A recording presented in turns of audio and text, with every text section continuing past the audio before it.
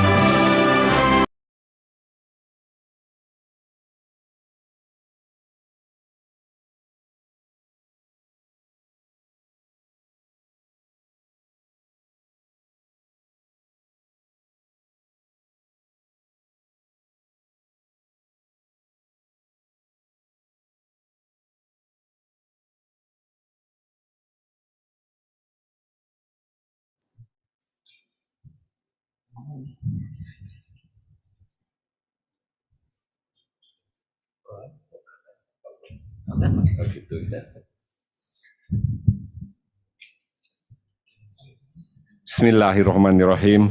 Assalamualaikum warahmatullahi wabarakatuh. Very good morning to you all, ladies and gentlemen. Bismillahirrahmanirrahim. Assalamualaikum warahmatullahi wabarakatuh. Well, the Honorable Rector of Universitas Pendidikan Indonesia, to you all on this occasion, ladies and gentlemen, my Vice Rector, Assalamualaikum warahmatullahi wabarakatuh. Profesor Dr. Bunyamin, the Honorable Rector of Universitas Pendidikan Indonesia, to you all the School of Postgraduate Studies, my Vice Rector Pendidikan Indonesia, Assalamualaikum warahmatullahi wabarakatuh. Profesor Dr. Bunyamin, the Honorable Rector of Universitas Pendidikan Indonesia, to you all the School of Postgraduate Studies, my Vice Rector Assalamualaikum warahmatullahi wabarakatuh. Profesor Dr. Bunyamin, the Honorable Professor of Universitas Pendidikan Indonesia, to the School of Postgraduate Studies, my Vice Rector Assalamualaikum warahmatullahi wabarakatuh. Senior Zopa from International Olympic Committee, Associate Professor School of Postgraduate Studies, PhD from the University of Sydney, Senior Zopa from International Olympic PhD from the University of Associate Professor United Kingdom, and ladies and gentlemen, and participation first and foremost, on behalf of the organizing committee of the SIG International Conference for the Sport for Development and Peace 2023, allow me to extend the warmest and welcome to you all attending either offline online or virtually through Zoom meetings. I'd like to sincerely express my gratitude once more. Welcome to you for significantly contributing to the success of this event. Secondly, I would like to report to you all that this year conference representatives come from various universities, namely Universitas Pendidikan Indonesia of this event. Josephine Secondly, I would like State College in the Philippines that this year the University of Thailand, Malaysia, Singapore, and Turkey. Universitas Negeri Jakarta, Josephine my friend Professor Kurnia and the Philippines, this year Professor Ariati, Thailand, Malaysia, Universitas Singapore, and Turki. Perjuangan Karawang, Universitas Negeri Padang, Universitas Tunas Pembangunan Surakarta, Universitas Abul Yatama, Universitas Galuh, and Institut Teknologi Bandung.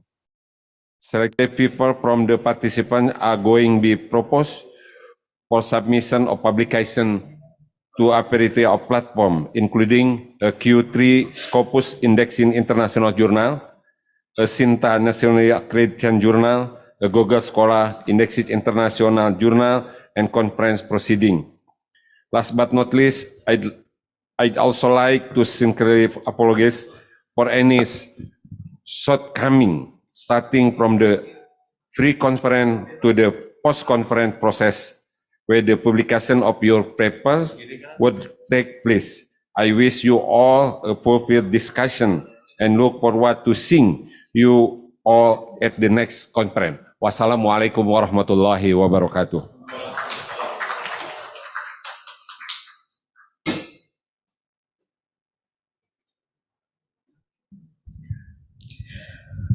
Thank you very much, Professor Amung, the organizing committee of the conference, as well as the head of study program, sports education for master's and doctor degree for the report.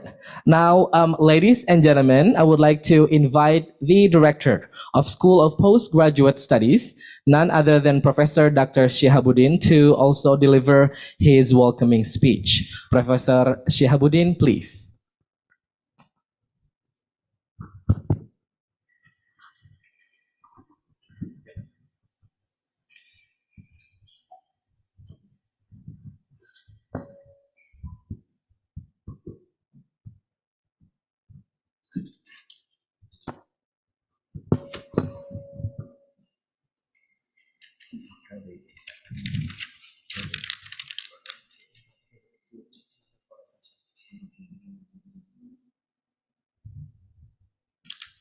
Assalamualaikum warahmatullahi wabarakatuh. Alhamdulillahi rabbil alamin, wassalatu wassalamu ala asyrafil anbiya wal mursalin wa ala alihi wa sahbihi ajmain wa ba'du. Respected Conference Committee, Vice Rector for Research and International Cooperation, Prof. Bunyamin, Honorable Speaker, Dr. Angela Osuryani, Professor Dimyati, thank you, Pak Dim, Mrs. Senia Kurguzova, Dr. Waini Carlton, Dr. Sofik Naha, and great participants. It is, of course, honor to welcome all of you today for the one day, the 6th International Conference of Sport for Development and Peace, which for a new normal and its efficiency, it's held blended through in-person participation and video meeting application. I welcome all the eminent speakers and guests of different countries, from different universities, from different walk of life, to exchange experience and work together on the very interesting topic of the global issue of sport development, further touch on promoting sustainable sport values toward nation building. Respected conference committee speaker and participant, I do believe that nation building is the process of unifying a country and solidifying its identity, where people in a country have to feel that they are all part of the same nation and that they are proud to be part of that nation. Sport is one way to help make people feel that way. Sport is actually an excellent way of doing this because it creates a unified goal and bring all the differing group in the nation under one banner. So, so far I understand the world is more connected than ever, and the global phenomenon of sport has the power to connect influential network of diverse partners and stakeholders with a shared commitment to lasting development. In this regard, the world of sport can provide powerful partner and stakeholder network committed to use the sport for sustainable development. Of course, we know Nelson Mandela.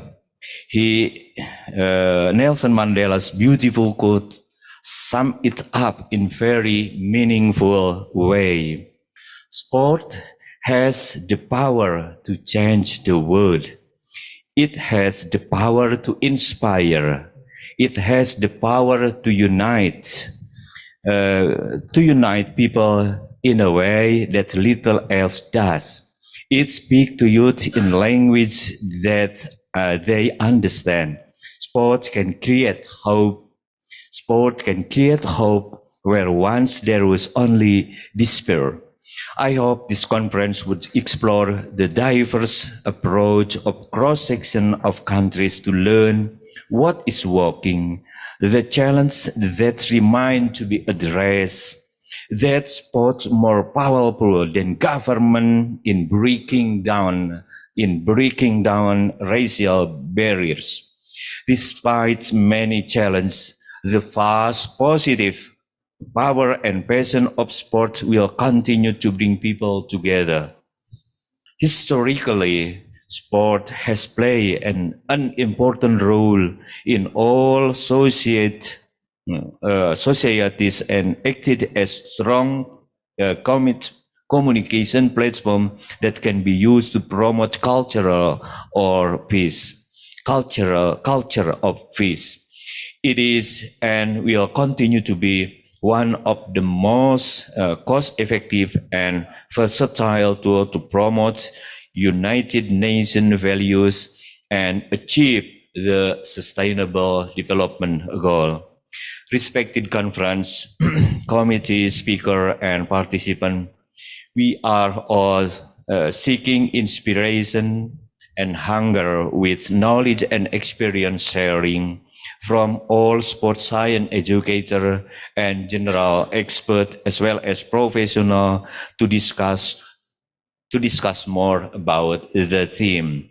Finally, I would like to express my deep respect, my sincere thanks to all committee from Sport Education Department under Prof. Amung, Honorable Speaker, especially postgraduate student and participant for your positive and involvement in the conference.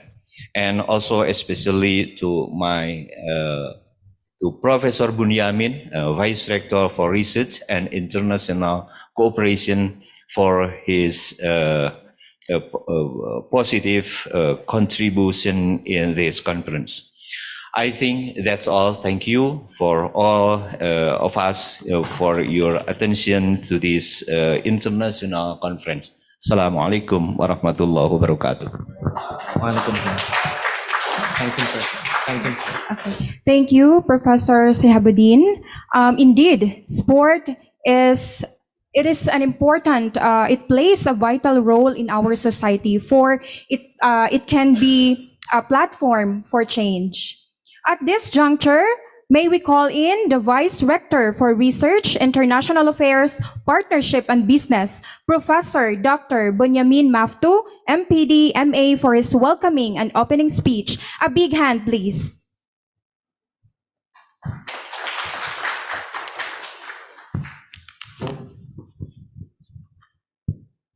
Very good morning. Assalamualaikum warahmatullahi wabarakatuh.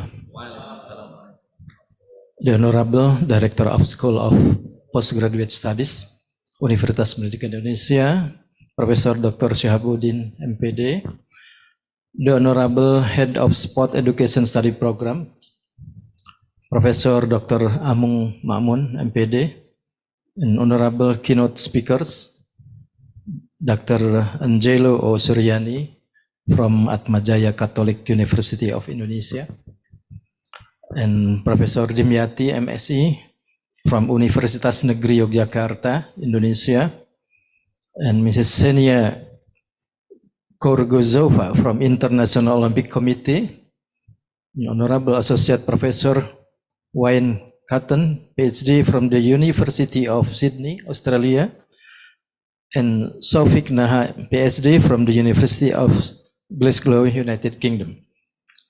Distinguished guests, presenter, and participant of the event, on behalf of Rektor Universitas Pendidikan Indonesia, who has a conflicting schedule in this time, it is my great honor and privilege to welcome you all to the 6th International Conference on Sport for Development and Peace 2023.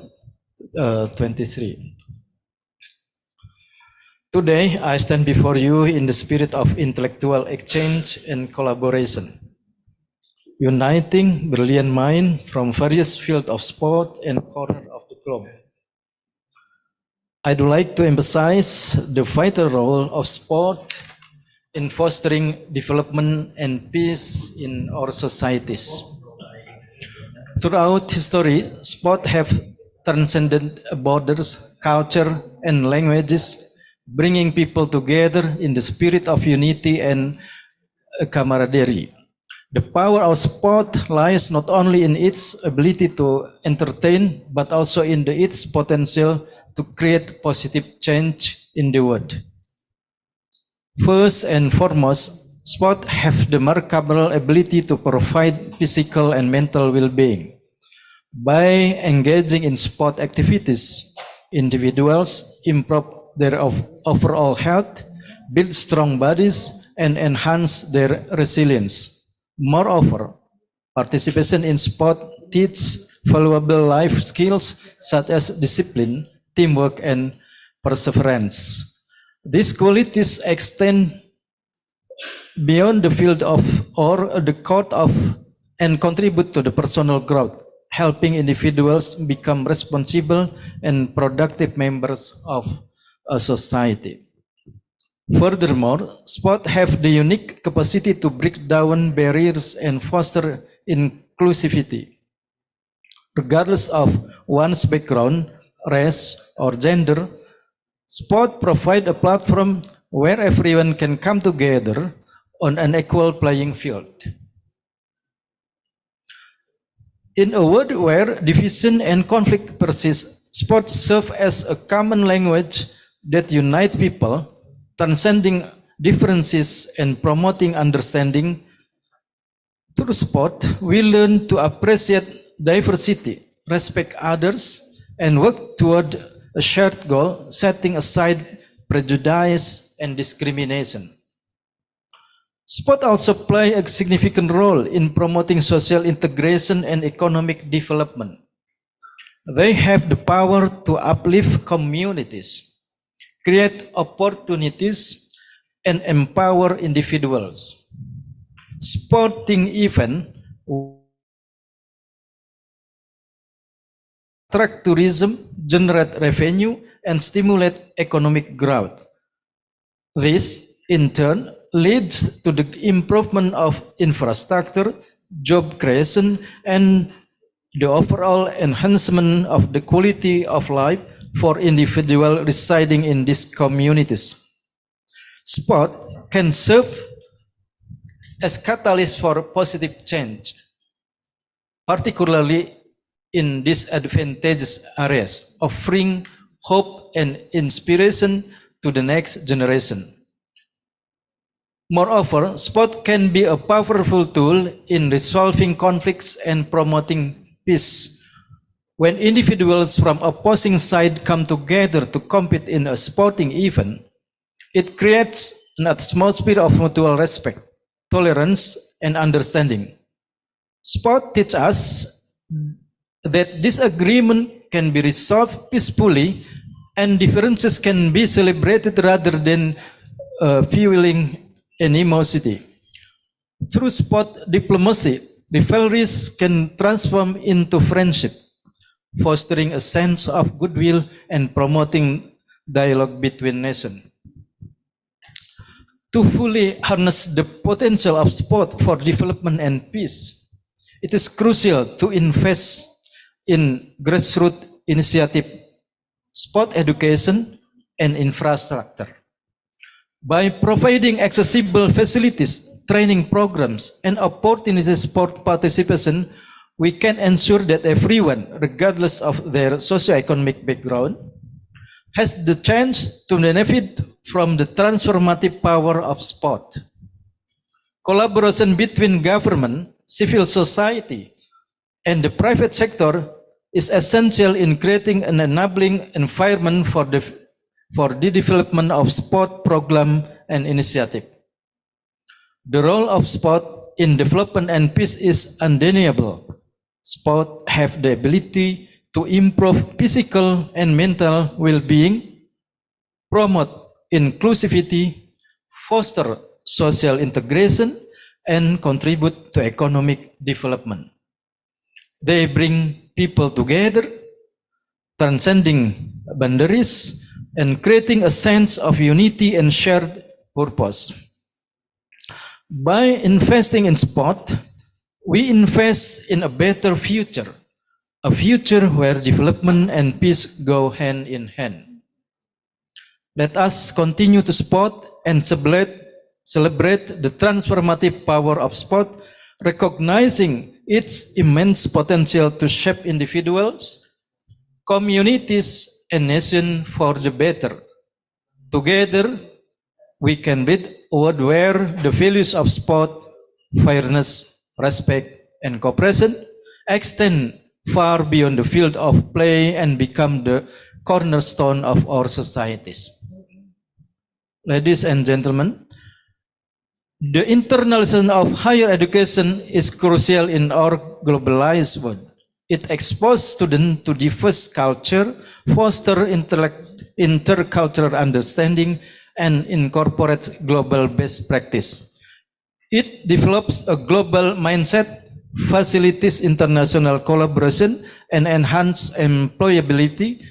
Internationalization prepares students to be global citizens and equip them to succeed in a diverse and interconnected world. To this relation, international conferences are crucial for university internalization as they facilitate knowledge exchange, foster collaboration, and enhance the reputation of institutions. This conference attracts scholars from around the world, promoting cross-cultural understanding and expanding the global reach of universities. They play a vital role in establishing universities as key contributors in the international academic community. In this special occasion, I would like to thank Sport Education Study Program under the leadership of Professor Dr. Amung Ma'mun, MPD, for sustainably conducting an international conference focusing on sport for development and peace, which is in line with the UN's SDGs. Such an effort is what brings Universitas Pendidikan Indonesia to its rise in World University Ranking as of 28 June 2023. UP has placed the 17th in Indonesia and number 101 1,200 to 1,400 on QS World University ranking. This is such a great achievement as UP has been merely on QS Asia University ranking and QS World University ranking by subject in education and training. Now, on behalf of the Rector of Universitas Pendidikan Indonesia, by reciting Bismillahirrahmanirrahim, I declare this 6th International Conference on Sport for Development and Peace officially open. May the commencement of this conference be a fruitful journey of exploration, collaboration, and inspiration. Thank you and wassalamualaikum warahmatullahi wabarakatuh. Thank you, Professor Dr. Maftu, for welcoming everyone in this momentous event and for formally opening our program. Indeed, sports is a vehicle to bring us together, to unite us regardless of our differences, and ultimately bring peace within. Before we are going to proceed to the next part of this program, may we invite all the dignitaries, including our participants, for another pictorial in front. Yes, so everybody is kindly invited to again come forward for another photo session. Before we have a listen to the first two plenary speeches, including the participants, please. Mumpung belum hinyai Bapak Ibu. Mumpung make up-nya belum luntur ya Prof Nina. So please kindly, everybody including the participants, let's have a more proper photo session. Yang moto siapa?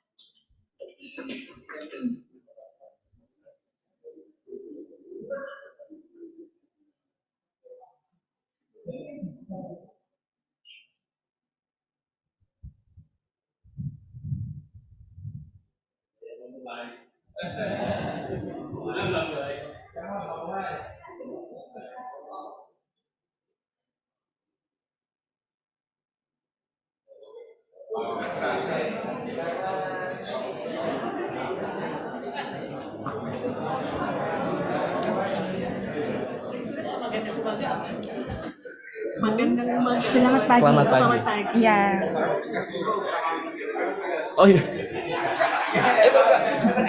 Jaya. Air dia.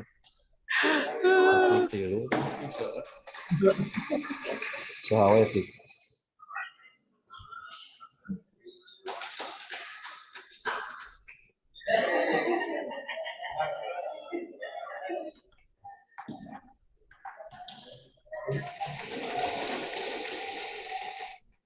Komarudin dosen Pak Komar, Pak Helmi.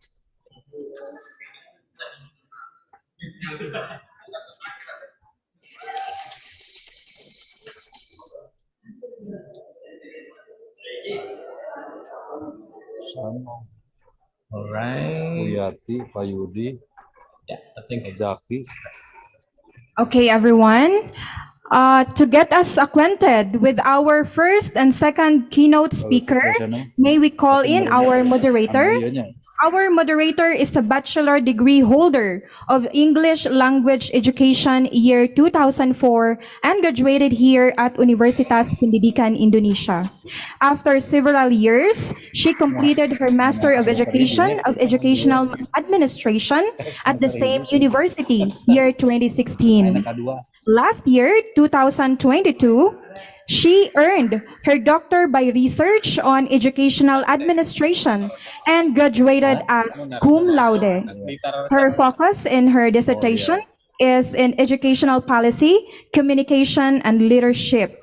She is also a recipient of Jabbar Future Leaders Scholarship Awardee 2019.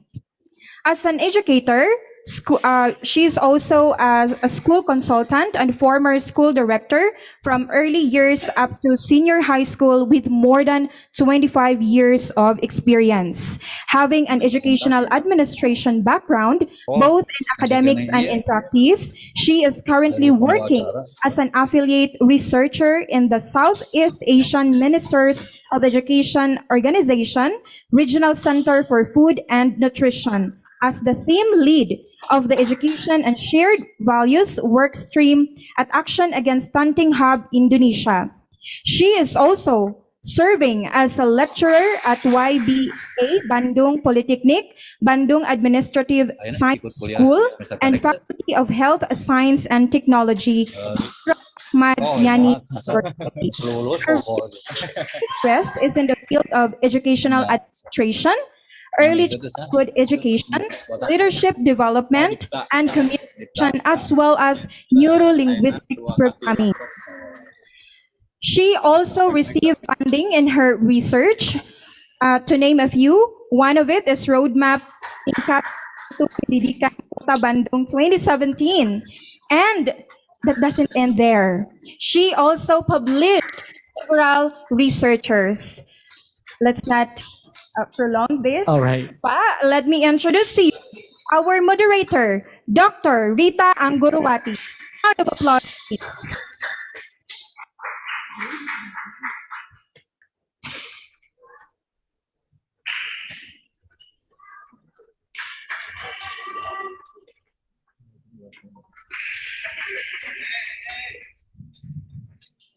Production, so really sorry to burden you to read my CV.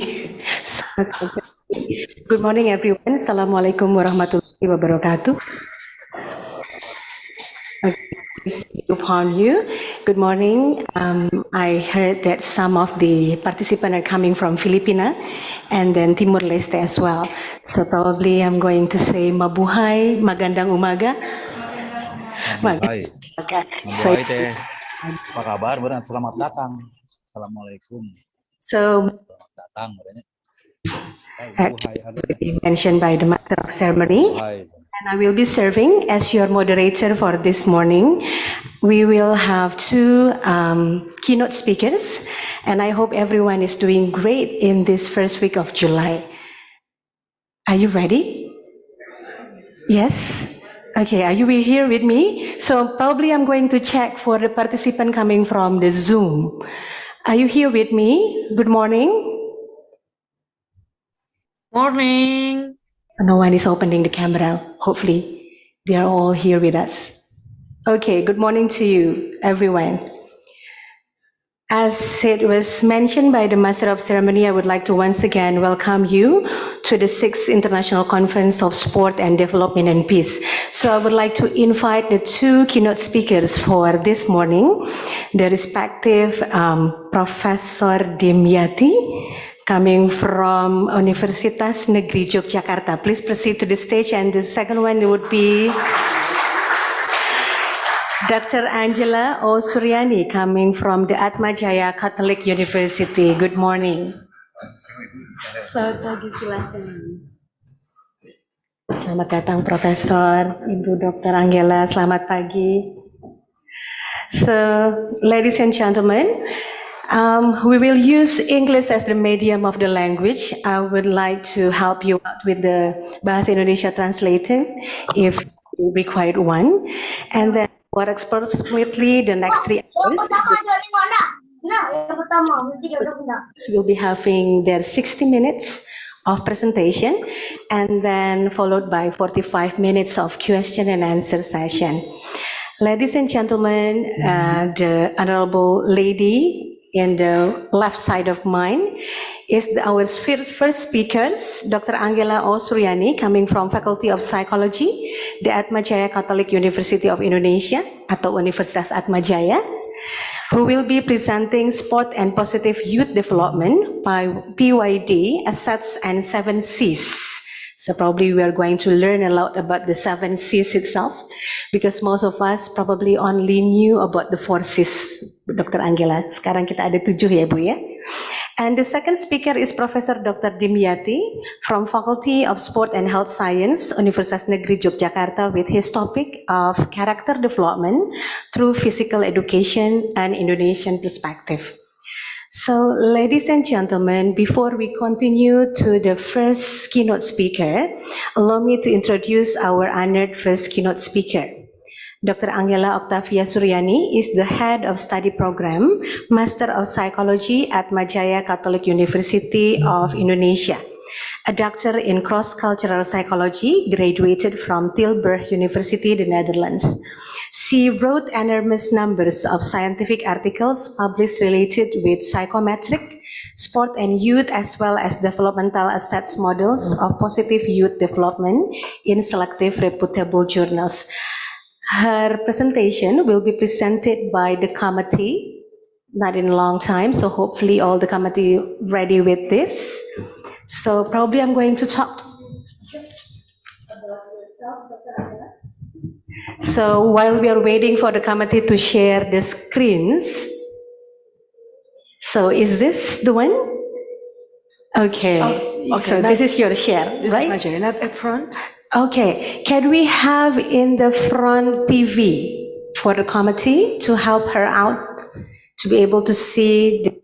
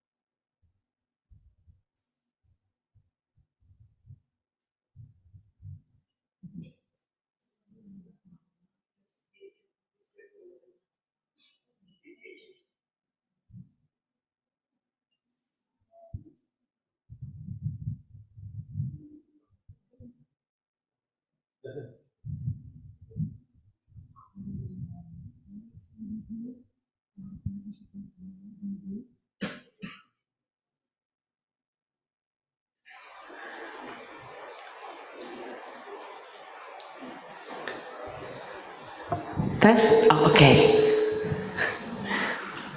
Good morning, everyone. I hope participants online on the Zooms can hear my voice.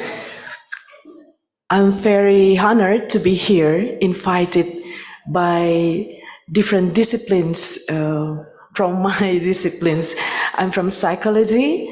I am studying PYD, Positive Youth Development, about 5 years, but actually I just joined these consortiums.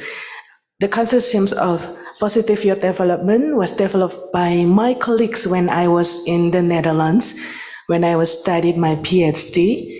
My roommate, my classmate, Radosveta, she was the one who built this, and then we collaborate with Nora Wium from Bergen University in Norway, and they built this about 20 years ago. So joined their research in the last 5 years.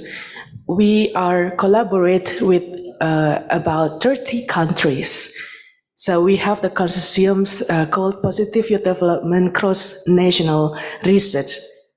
So here I will present one of our studies related to sports, because actually we have other activities with youth that can support positive youth development. Next, please. Okay, now why PYD? Why positive youth development? PYD studies could help youth to successful social and individual well-being, psychological and health benefit, and improve a range of development competencies among young people. Insight and evidence from PYD studies support scholars and practitioners to develop a mechanism to optimize youth health and well-being by increasing protective factors and targeting PYD promoting interventions. What we have done so far, we're studying about PYD across nations from youth age of 14 to 22, from teenagers, from, well, in psychology, we call about adolescents, early adolescents, middle adolescents, late adolescents, until emerging adults. Emerging adults are students in college, aged from 18 to 22 or 23. And most of our studies is all about cross-cultural, because actually my field and our teams in PYD based on cross-cultural with interest in developmental psychology. So we learn about methods, how to measure positive psychology, positive youth development equally across country, so we can do comparisons, and we try to build the equal understanding, comprehensions, so we can develop positive curriculum for youth to be better person with good personality and characters. Next, please.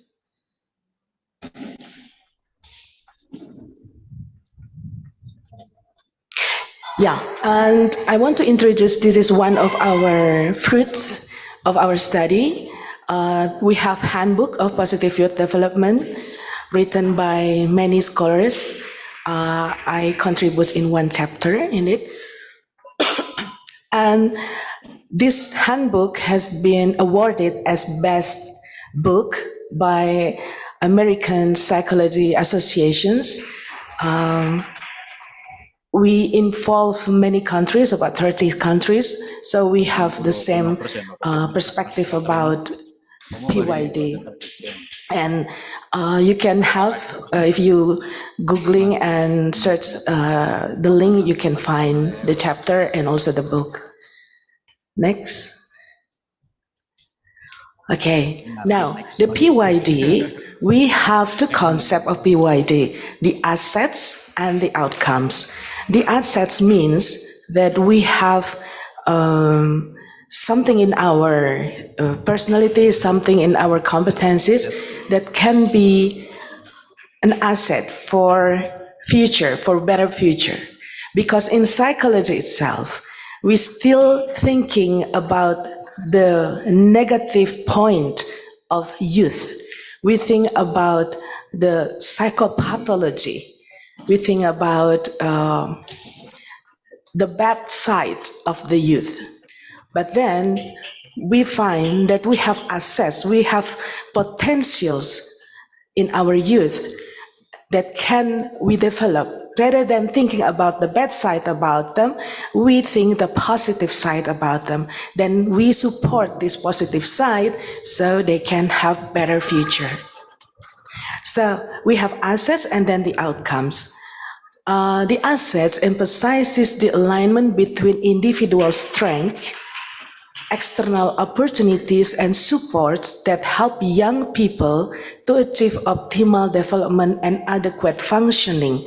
So we will discuss about the assets from the internal assets and the external assets. And then PYD as outcomes. This is the internal characteristic of youth that help them to grow into healthy personality adults. So we concern they can be a better adult than what we have been before. So the history, we have 4 C's, 5 C's, and now 7 C's. Next.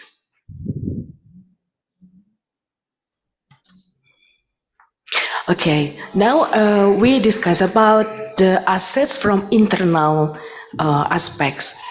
So we can call it as the personal strength. So we believe that youth, that our young people, they have assets, they have potentials that still inside, that we are the adults can support them so they can develop being a positive adult. So what are they?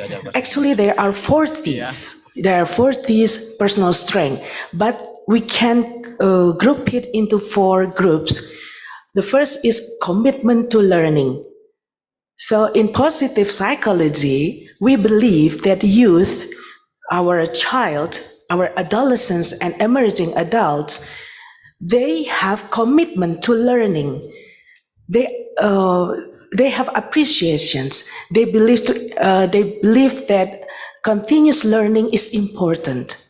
They believe in their own capabilities, including achievement motivations, school engagement, and school bonding.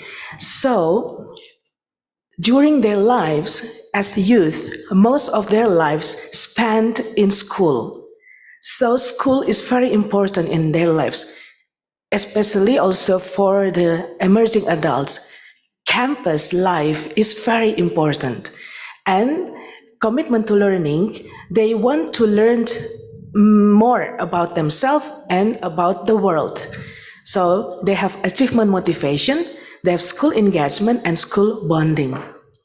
And the second asset is positive values.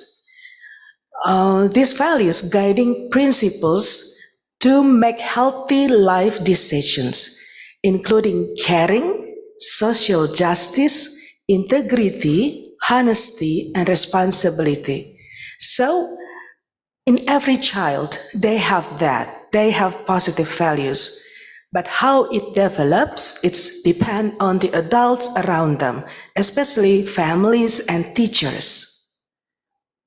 Next. And the third is social competencies. So we also believe that adolescents, they have skills for establishing effective interpersonal relationships. It starts when they are teenagers. They develop their interpersonal relationships. They have friends. They prefer friends than their parents. And they adapting to novel or challenging situations, including planning and decision-making, interpersonal or cultural competence, and peaceful conflict resolutions. So the social competences is not just about the interactions between one-on-one person, but also one with groups or one with community. And when they have conflicts in their friendship, they learn how to make resolutions of the conflicts. So when they have fighting each other, actually they know what they did, they understand they're wrong or right, but then adults around them should direct them how to make good conflict resolutions. There are respects and honor for one each other. And then the fourth is about positive identity.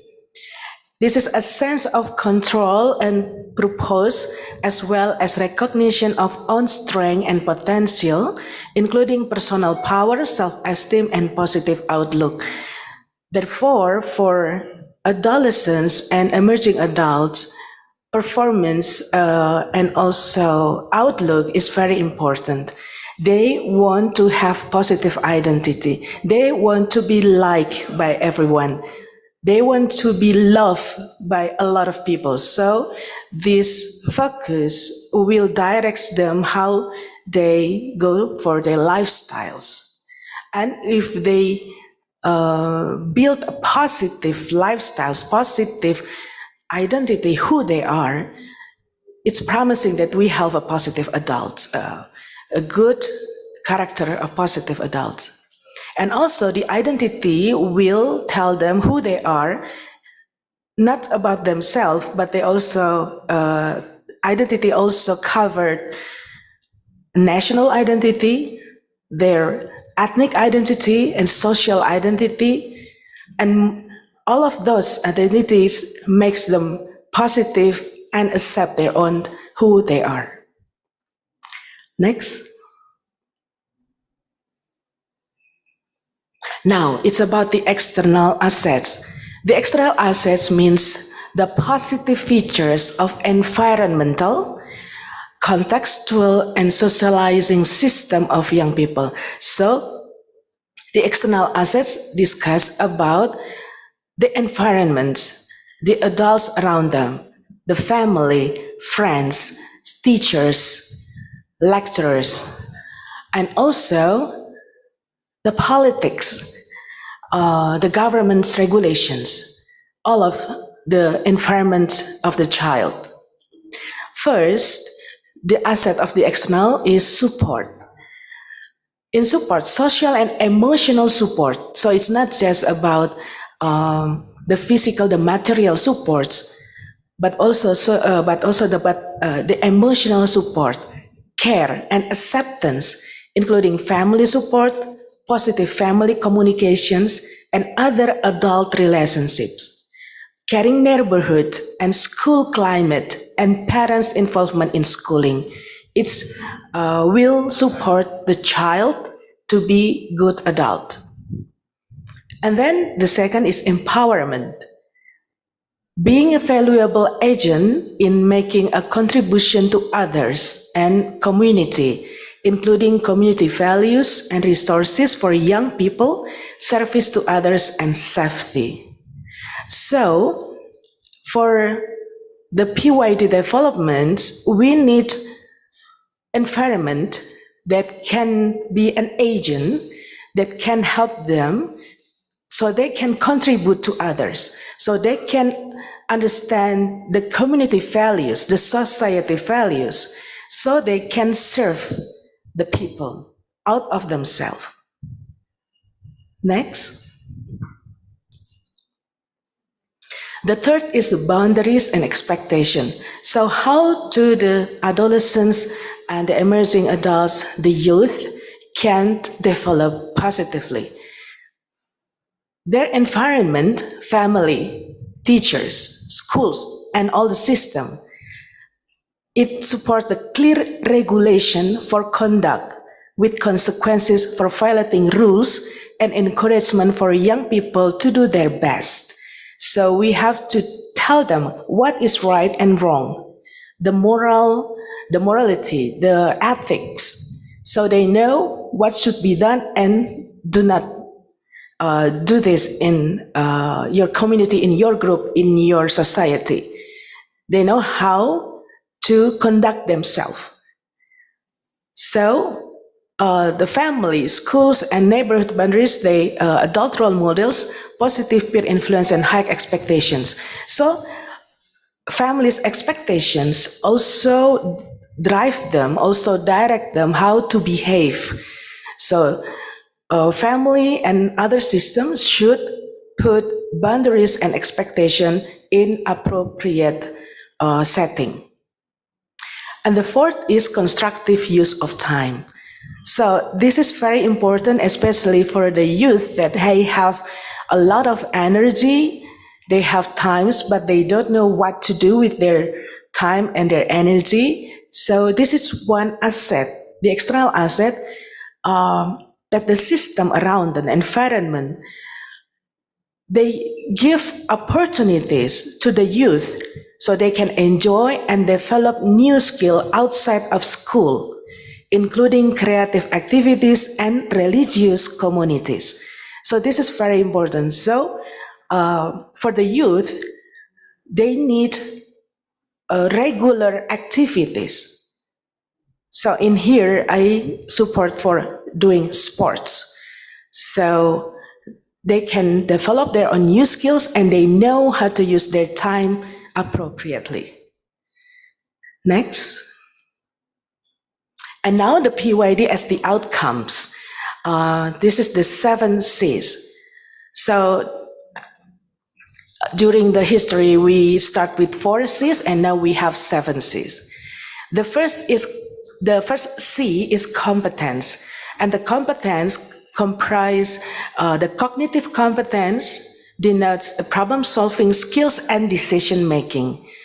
And then the social competence refers to the conflict resolution skills. And then academic competence reflects school grades, school attendance, and achievement. And then vocational competence indicates work habits and the ability to explore different career choices. So compared to Indonesia 20 years ago, our career choices now is very diverse. Being a YouTube content is also a work. So they have many choices and they know what to do for their lives when they are adults. Next. The second C is confidence. It means that individuals' view of own positive values and capacities. They confidence about their capacities. They believe that they can do more and they can achieve something. And then the third C is connection. Individuals' positive and healthy relationship with other people and organizations. So in this third C's, many activities such like being a member of organization, being a member of a club, it will help them to develop healthy relationship with other members. This is a pilot life that when they going into the society when they're adult, they understand how to connect with other people and how to avoid conflicts. If they are in a conflicts, they know how to solve the conflicts. And then the fourth C is character. It consists of morality, integrity, internal values, standard for right behaviors, and respect for social and cultural regulations. So disciplined, being on time when attend a class is very important. Meeting the deadlines is very important so they can respect the society. And then the fifth C is caring. This is the ability to sympathize and empathize with others. And the sixth, the new one, about 5 years ago, the sixth C is contributions. The need for young people to engage with their communities and the society. They need to contribute something.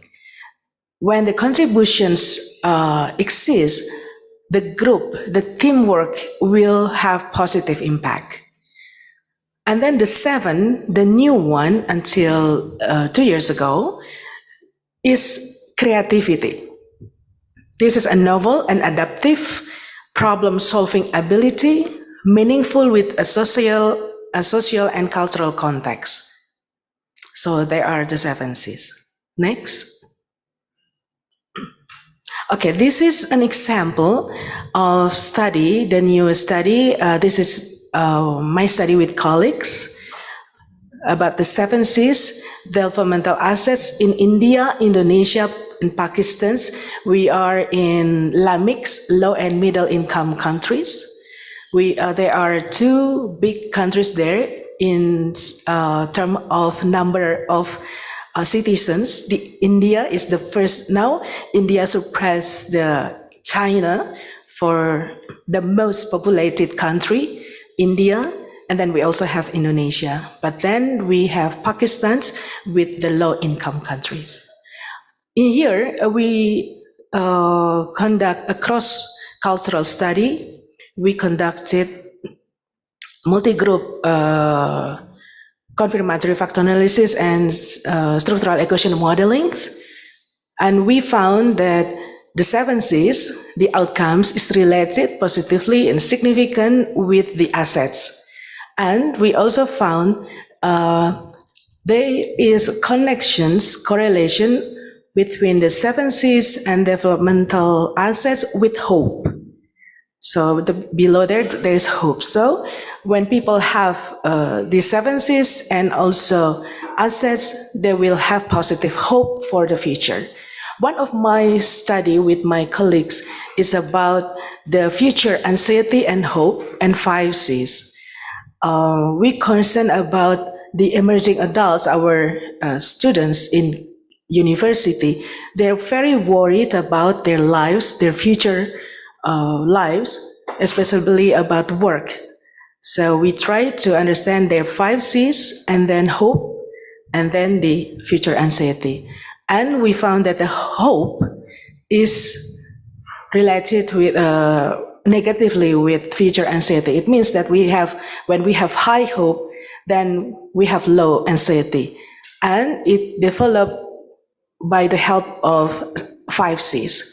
So hope can be positive in relations with the Cs, the 5Cs. And next, the hope can help to reduce the anxiety. Next. Okay, this is a sample of studies on sport and PYD. We present this study. This is my study with my students and other colleagues. We presented in the first conference on a positive youth development in cross-nation perspective last year in April. There are two studies here. We're working with student focus on badminton and with basketballs. And we also write the summary of this study in Bulletin Kapin there. You can click the link there, you can find the summary. Next, please. I will tell about the result of the study. Okay, this is the reason why we are doing the sports and youth study. Many research show that young people who exercise regularly are able to think positively, which reduce their chances to spending time in promiscuity and activities that have a negative impact on them. So regular exercise can help people to reduce these negative impacts. Elements in sports, such as the social dynamic of community members or the groups, the rules of the game and matches have a very positive impact. This element teach responsibility, pro-social behavior, and increase the ability to respect those around them. Next. Next slide, please. Okay, this is our rationale why the sports can develop 5Cs, because this is about 5Cs, not 7s. First, training, competitions, matches help young people to develop strategies and make decisions quickly and accurately in order to score and win games. And then character, young people will train not to give up easily. They play sportsmanship and even be able to accept a failure. And then for confidence, trainings and competitions may help young people to develop belief that they can achieve and win matches against difficult opponents. Next. And caring. Caring can develop when they have pair trainings and giving social support and strengthen teammates who are mentally down. And then they also can be, the sport can also build the connections. By participating in sport, young people will interact with many peoples, coaches, team members, and their opponents. They can tell each other stories and give advice, both matters related to the sport itself and their personal lives. This interaction can also continue after the practice or matches to hang out and spend time together. Next. Okay, this is the result of our study. This is the from the basketball and PYD. We compare the scores of the 5 Cs between the basketball participants, play basketball regularly, and with people do exercise, do sports, but not basketballs. So we have no significant difference between these participants because all of these participants are doing sports regularly. So there are 150 students from high school to the university student. They're doing basketball regularly and also doing non-basketball sports regularly. We don't find any differences about their 5 Cs. But then, next,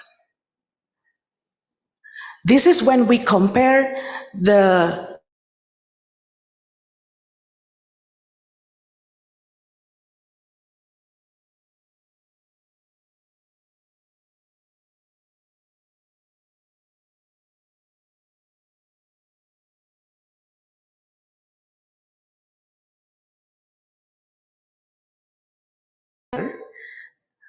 among the participants doing sports compared to participants not doing sports at all.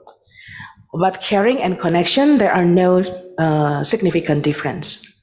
So it's meaningful that people doing sports are better in competence, confidence, and characters. Next, from the badminton. Yeah, from the badminton, we compare the routine badminton exercise with other sports and no routine activities at all.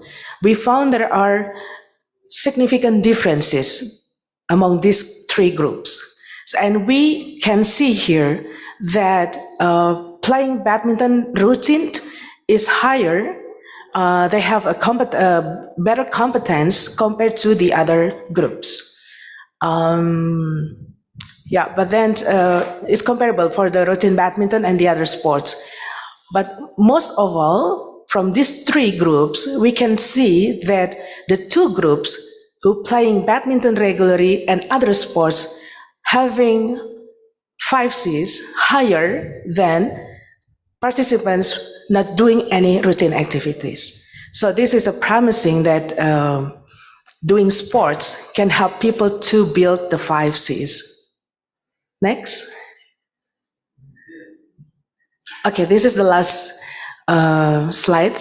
So I recommend here, we have a research collaboration between social and sports scientists, policymakers, and practitioners to understand PYD comprehensively.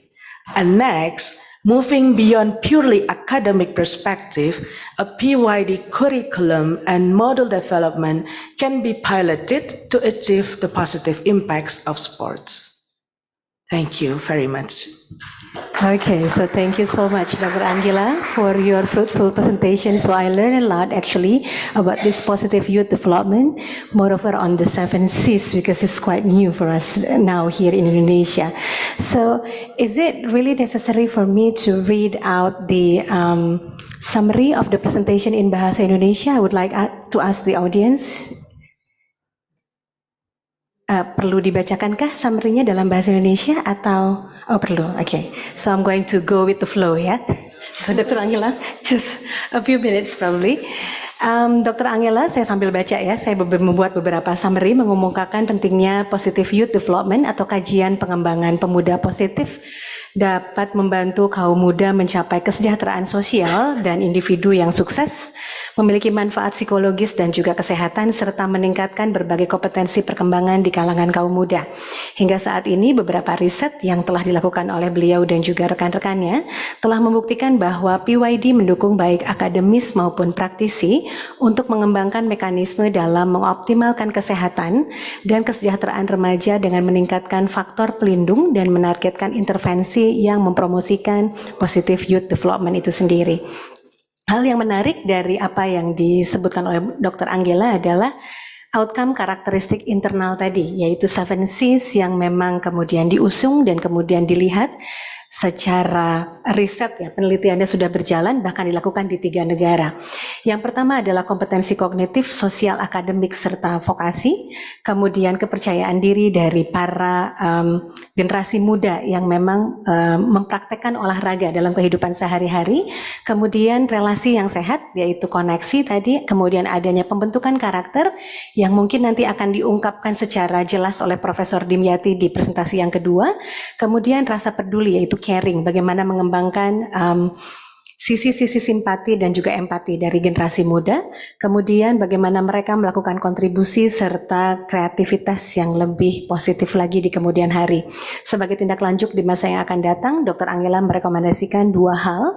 Yang pertama adalah adanya kolaborasi penelitian antara ilmuwan-ilmuwan sosial, jadi para peneliti di bidang sosial dan juga olahraga, kemudian para pembuat kebijakan, serta para praktisi untuk memahami konsep PYD itu sendiri secara komprehensif. Kemudian bagaimana adanya ide untuk menguji cobakan kurikulum PYD atau juga mungkin akan dikembangkan modul PYD untuk mencapai dampak positif yang memang terukur di kemudian hari. Begitu ya, betul ya Dr. Angela? Ya, benar. Alhamdulillah. Okay, so thank you so much for that. So please give her a very big round of applause for Dr. Angela.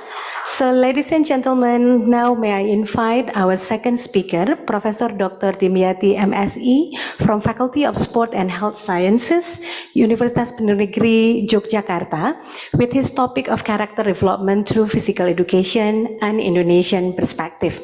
But first, please allow me to read his curriculum vitae. Professor Dr. Dimyati is a professor sports psychology in Faculty of Sport and Health Science, Universitas Negeri Yogyakarta. He earned his doctoral degree in sports science at Universitas Negeri Surabaya.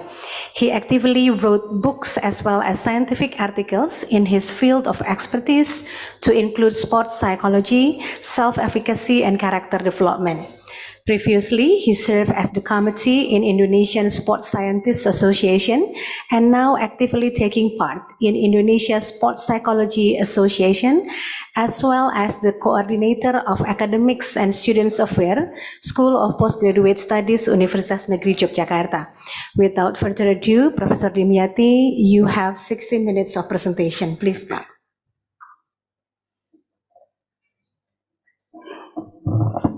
Assalamualaikum warahmatullahi wabarakatuh. Thank you for the time given to me, Mrs. Moderator. With all humility, I confess that I am truly proud and honored to be able.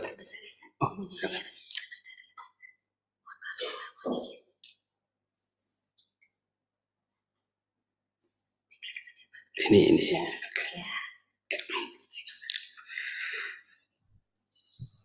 I'm repeat.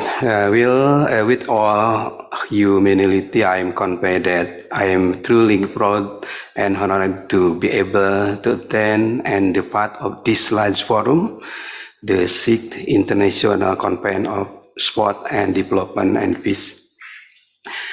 Actually, I feel a little nervous to be present as a keynote speaker in this forum, but I couldn't refuse because the one asking was my teacher, Prof. Amung.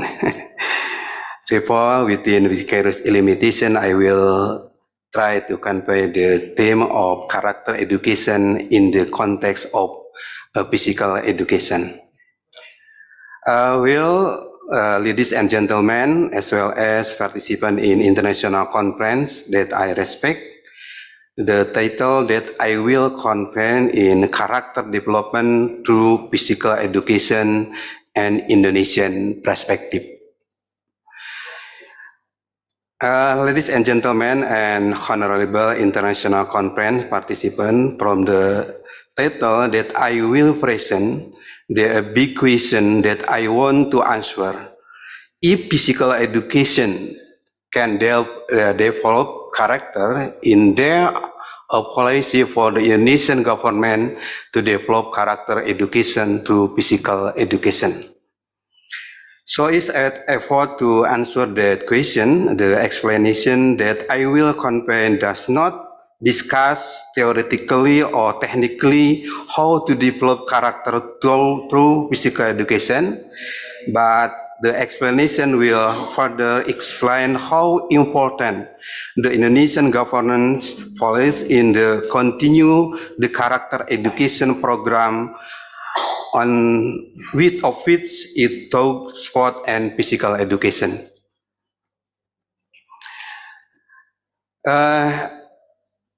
Therefore, to answer this question, I will try to outline the main point of the presentation as follow the first the important meaning of sport for national character development, brief history of sport policy for character development in Indonesia, character education challenges in Indonesia, character education and quality of Indonesia, development character through physical education. Hopefully in less than 20 minutes I can describe these 6 things clearly.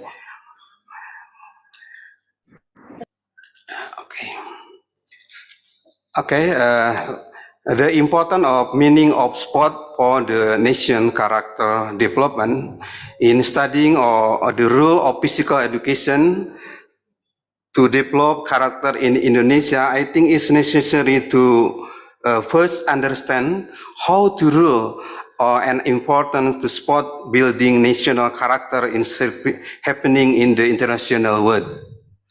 Condition at the global level, especially in several developed countries such as England, America, Germany, Canada, Japan, to South Korea, sport have become the mainstream in national building. The global issue of sport has been proclaimed by the United Nations in November 1978 regarding physical education and school sport. Physical education and school sport is vital for shaping quality of human life through sport. Sport is integrated with the value of life, which are installed from the early age to form character in building the nation in the future. The three statements from the basis at the level of a nation's sport policy in the paradigm of development through sport.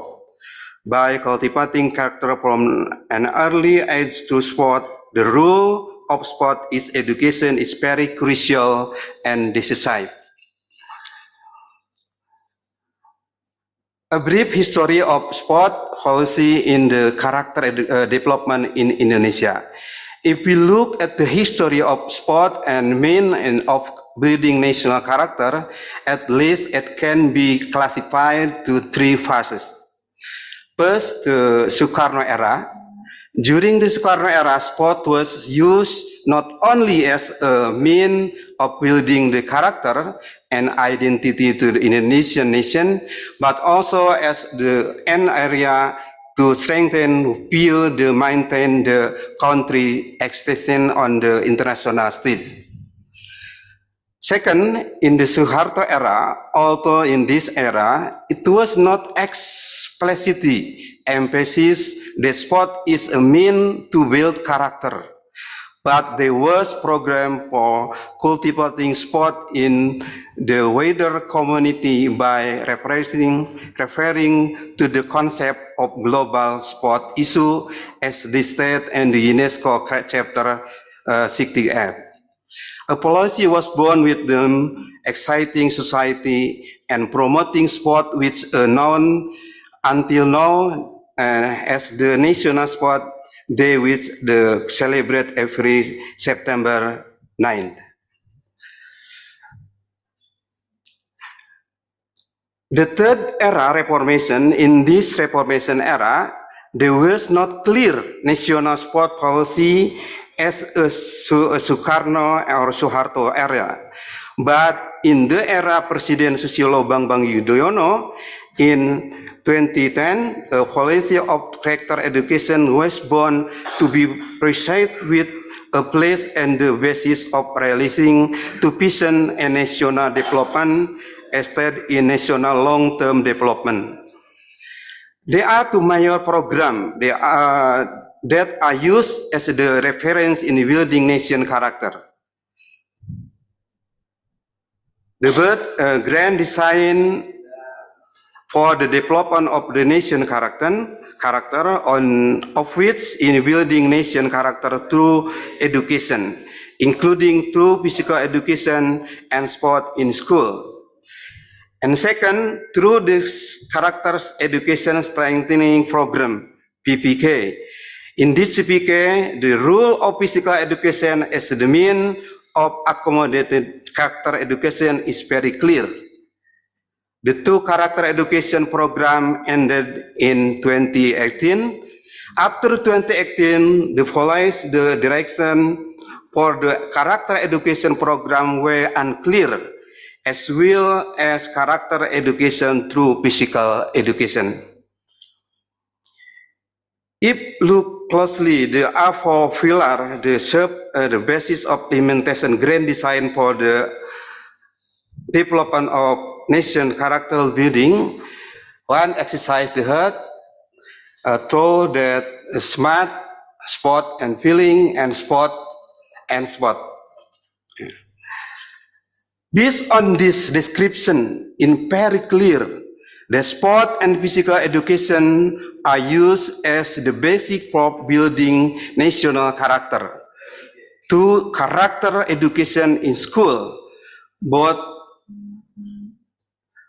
to intracurricular activities and sport extracurricular activities. It is a picture, the policy of the era Susilo Bambang Yudhoyono or era Reformation era. Likewise, in the character education strengthen program, PPK, chapter building through sport and physical education as a medium in an important part of character education at the elementary and middle school level. One of the implementation of the PPK program is in sport. Through sport activity, the character of student and be formed either directly or indirectly. To sport the character of student that can form include sportsmanship, honesty, friendship, respect, and responsibility. People participate in sport for a variety of children, health and fitness, stress management, socialization, relaxation, and other. On the other reason is a building the develop a character. It seems that a good program has to end 2018. Precisely after changing the minister in 2019, the character education program through sport and physical education has not clear direction because it has not clear legal basis. To has not been priority for the government until now.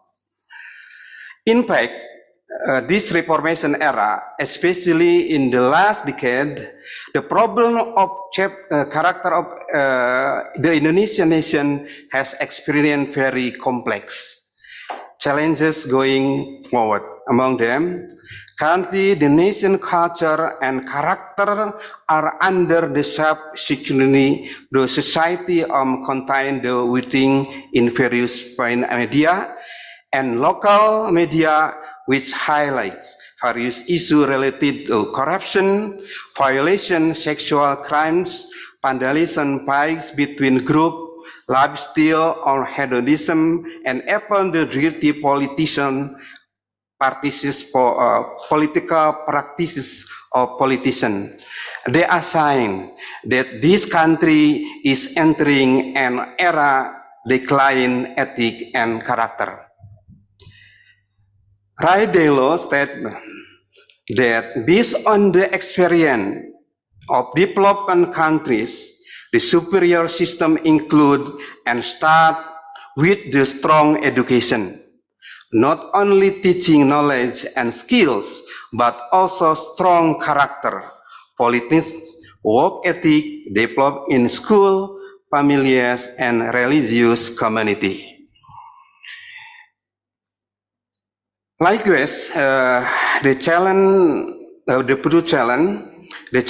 faced the educational institution are getting taller, especially in preparing the younger generation to be able to face various dynamic of change that move very quickly. Challenges at dynamic of change include the report by the head of the National Narcotic Agency state that in Indonesia only 15,000 teenagers die every year due to addiction and narcotic, psychotropic, and other additives. Bad character in teenagers must be seen as the serious problem because it's related to the future of nation. From more than the decade, former Minister of National Education Muhammad Nur stated that character building is very important to be implemented consistently in the national education system and Indonesia, of course. Character education and quality education. I think many studies report that the character development of students through education is closely related to the quality of education, meaning that good quality education can shape the character of students. One of the results of research revealed by William Henson, 1917, that the research study, a meta-analysis approach, which was carrying out extensive on 52 studies, the results show that character education is associated with high level of educational outcome. Character education was also related to higher level of expression of love, integrity, compassion, and self-discipline. Overall, character education had somewhat greater effect to children in high school rather than those who were in elementary school. Quality of education in Indonesia, so that the link the success of education in Indonesia to building character cannot be sparked from the study of the condition of the quality of education. Today, in general, at various levels and types of education, the quality of education in Indonesia is still far from expectations. Several indicators indicate that the quality of education in Indonesia is still lagging behind include. Based on 2019 Human Development Index ranking, Indonesia is ranked 1011 and that out of 1989 countries. Many efforts have been made improve to education but are more dominated by concern for management than for teaching. Assessment of the country education system suggests poor quality of education, poor learning outcome indicate facilitated and disciplinary problem. According to the PISA report, Indonesian student average reading performance score of 37.1 in 2018 marks a 21-point drop from their 2015 score and put Indonesian well below the OECD average of 407.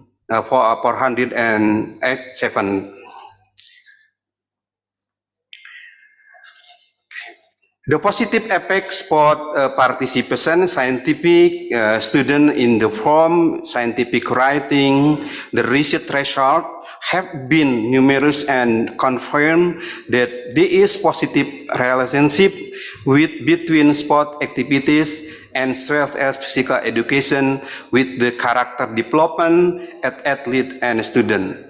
All of the can be observed from the result research in international journal.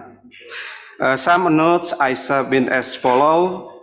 Positive character traits such as a personality and social responsibility are believed to be able to be taught and learned in sport and physical activity setting. Research has found that student athletes who participate in sport and extracurricular activities have better attendance at school, lower dropout rate, fewer disciplinary problems, and less drug use. Research has also found that these individuals have the side effect of their participation, such as positive peer realization, showing courage, respecting rules, being competitive, showing leadership, and cultivating citizenship. In sport physical activity in use, as education, so education not only provides knowledge, but also value. Through sport, the character of students that can form include sportsmanship, honesty, friendship, respect, and responsibility. Character development through physical education in Indonesia. The benefit and importance of sport as a means to build character has been proven by various research results. However, study on physical education can build character in the Indonesia context very limited, as described below this. The past sport building character in the world of sport or with the physical education framework need to be reconstructed because many writing about chapter in physical education only climb without empirical scientific evidence. In Indonesia, this only few study of character in physical education can find strong scientific evidence that physical education is able to build character in Indonesia. The formation of character through physical education is not optimal because the learning process is still considered not meaningful. In physical education, teachers still apply the old paradigm, which is synonymous with sport learning, which places more emphasis on sport skill, which priorities result rather than process. Some of the notes above are strong indicator that the implementation of physical education as a medium for character development in Indonesia is still faced with various problems and limitations. The limitation include that it's not clear policy as the basic for developing character through physical education. The low quality of teacher learning physical education is still considered less meaningful, etc. Although historical review on character building through sport in Indonesia have excited, it's not easy to find strong evidence that physical education can develop character in Indonesia. On the basis, this study can be concluded and recommendation as follows. In Indonesia, character education has a long history, and the open sport as medium for building national character has been carried out since the Sukarno regime era. In the reform era, to be precise, signed the administration of President Susilo Bambang Yudhoyono, national character education, which include physical education as a medium, has a solid legal basis as started in the 2005 and 2025 National Long-Term Development Plan. However, signed 2019, the direction and policies for character education have no clear foundation to serve as the basis for building the national character. In line with the ambiguity of the character education policy, effort to building character in Indonesia through physical education are also not implemented optimally. This is evidenced by one of the very few studies on physical education being able to build character. And recommendation, the Indonesian nation is currently faced with various challenges and problems, such as the quality of education, corruption, a lot of debt, widening economic disparities, polarization and fragmentation, the behavior of dirty politicians, sign that the nation is entering an era of decline and ethic and character. Under this condition, the needs to be strong foundation as the basis for policy to build national character through character education. Character education at all levels of education through the integration of various subjects, including physical education, which has been shown to be able to build character, must again be a priority to be implemented in school.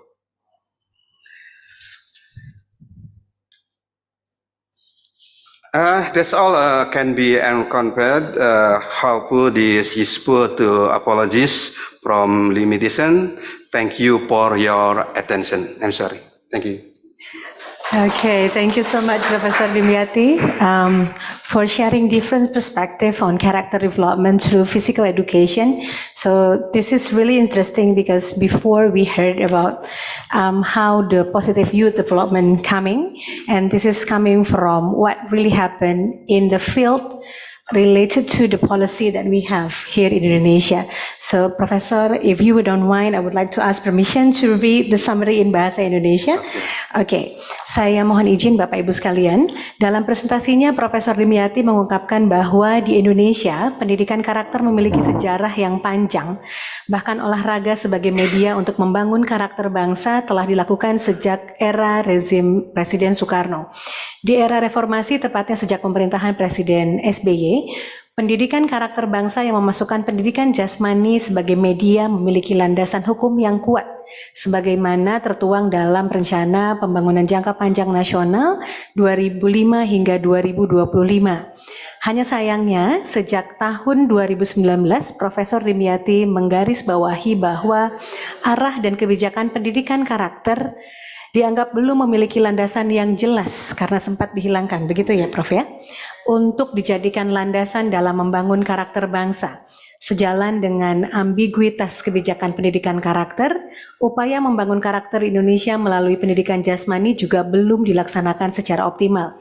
Hal ini dibuktikan dengan sedikitnya penelitian tentang pendidikan jasmani yang mampu membangun karakter. Mungkin ini bisa mendorong rekan-rekan mahasiswa S2 maupun S3 untuk menelaah lebih lanjut mengenai hal ini. Lebih lanjut, beliau merekomendasikan dua hal berkenaan dengan hal tersebut. Yang pertama, karena bangsa Indonesia saat ini dihadapkan dengan berbagai tantangan dan permasalahan seperti kualitas pendidikan, korupsi, banyaknya hutang, kesenjangan ekonomi yang semakin lebar, polarisasi serta fragmentasi perilaku politisi yang kotor, tanda-tanda bangsa sedang memasuki era keterpurukan dalam etika berkarakter. Sudah menjadi landasan yang kuat, begitu ya Prof ya sebetulnya. Dalam kondisi tersebut perlu adanya landasan yang kuat sebagai dasar kebijakan untuk membangun karakter bangsa melalui pendidikan karakter. Yang kedua, pendidikan karakter pada semua jenjang pendidikan melalui integrasi berbagai mata pelajaran termasuk pendidikan olahraga dan jasmani yang terbukti mampu membangun karakter harus kembali menjadi prioritas untuk dilaksanakan di sekolah. Betul begitu ya, Prof. Oke, terima kasih banyak. Ladies and gentlemen, now we come to the end of the session of the presentation. Now we may come to the question and answer session. For the first time, we have one question coming from the Zoom participant. This is actually dedicated to Dr. Angela. The question coming from Mr. Aang Rohyana. Mr. Aang, are you still here with us? Would you like to convey by yourself, or probably I should read your question? Pak Aang? Yeah, in the Zoom? Okay. Okay, so I will read it for you. So Dr. Angela, he wants to ask, judging from the result of the research that was presented earlier, it can be seen that the concept of the 7 C's model can be modified according to the research objectives. Correct me if I'm wrong, he said. So I have a research plan to integrate the 7 C's model in physical education. Can the model or concept of the 7 C's program be used as a program made in the concept of physical education learning? Pak Aang. Okay. Thank you, Pak Aang, for the questions. I think the concept of 7 C's is general and it can be implemented in physical educations, also in arts educations. Okay. Because other colleagues and I studied about the implementation for 7 C's in arts, and also we elaborate in research for people with disabilities. Okay. How they can they have achievement in their schools, and we want to understand their C's, the 7 C's, so we can implement it, the 7 C's in physical educations. Okay, so Pak Aang, hopefully this can answer your question. So if you have any further queries, so probably do not hesitate to contact Dr. Angela herself. Okay, so probably you can email her and then ask for some insight for this. Okay, I'm not sure if it can help, but we are in psychology, we learn how to shape behaviors. Okay. So we build games or models how to build a certain behavior of the young peoples. So probably for such games like for being caring, we can settle a game when the person, they have friends and they have opponents. So when people, this is about the empathy, we build about the empathy and caring. So there's the games. When one of their friends in their teams has been being deceived by their opponents, this is a game for money, for exchange money and being wealth and poor people. So we have some buttons, and every button has values of money. And then we exchange, but in the envelopes, and no one can see which buttons can be given from the others. So we play, there's a representative or their groups to exchange the buttons, and then when they're being manipulated by the others, how they support their friends and how they prevent. So we learned about the interaction between groups, revenge, caring, empathy in that games. Okay, interesting. And So, is this open for public, so everybody can use the games, or they need to ask permission to you before they use it? Of course, they can use it. Okay. But I think we need to have briefings. And, yes, sure. Yeah, so we have to study the models together. Okay, Yeah. so this is probably an announcement for Paang. If you feeling interested in developing your research using the 7Cs, so probably you can contact Dr. Angela and then discuss further about this, whether or not probably you can continue your research using the 7Cs itself. Okay, thank you for the answer, Dr. Angela. So let's invite coming from the audience. Okay, so I can see one of the audience is raising hand. So probably the committee could help me to distribute the mic. Thank you. Please wait for a moment, Ibu.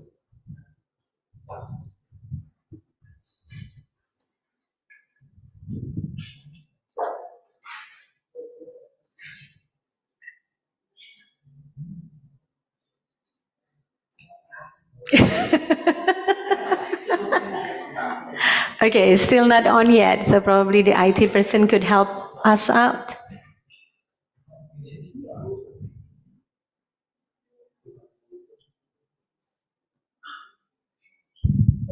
Yeah, that mic is on, but then it's, yeah, please. Sorry for this, Ibu. Check.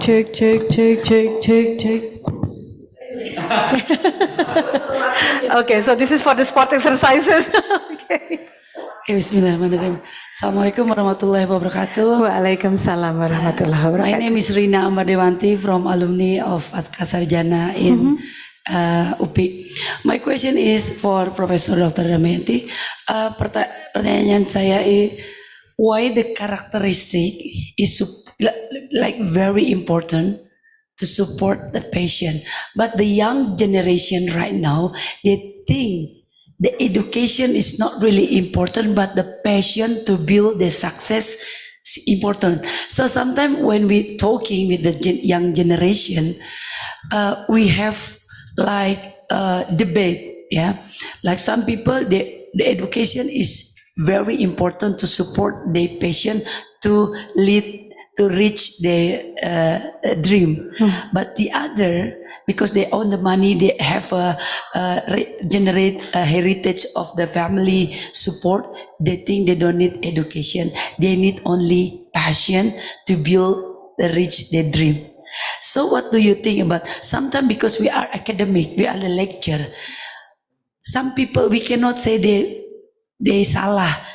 They right, but maybe if you have experience to more knowledge for me, probably you can advise me, because young generation right now very criticize to defend what they have experience.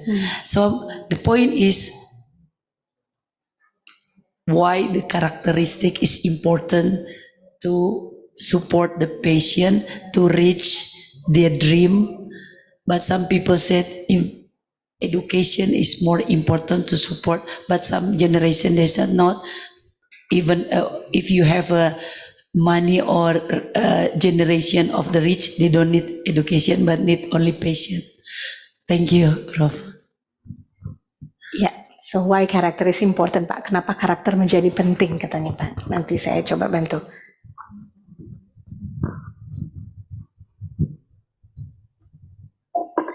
Thank you for the question. I think the idea, the sport and physical education provide effective means for the promoting character has been around for the long time. At least in the ancient Greek, yeah. The problem in Indonesia, I think, quality of teacher is not good. Don't say that. Yeah, not good. And facilities to improve physical education lesson in school, I think is very poor in many factors. How the character not built and a student in Indonesia. But the problem main problem is I think quality of Indonesian is not good. I think so. That's mean the teacher is not good, if student not good. I think teacher and it's not good because teacher is apa memiliki itu ya memiliki apa ya have strategi apa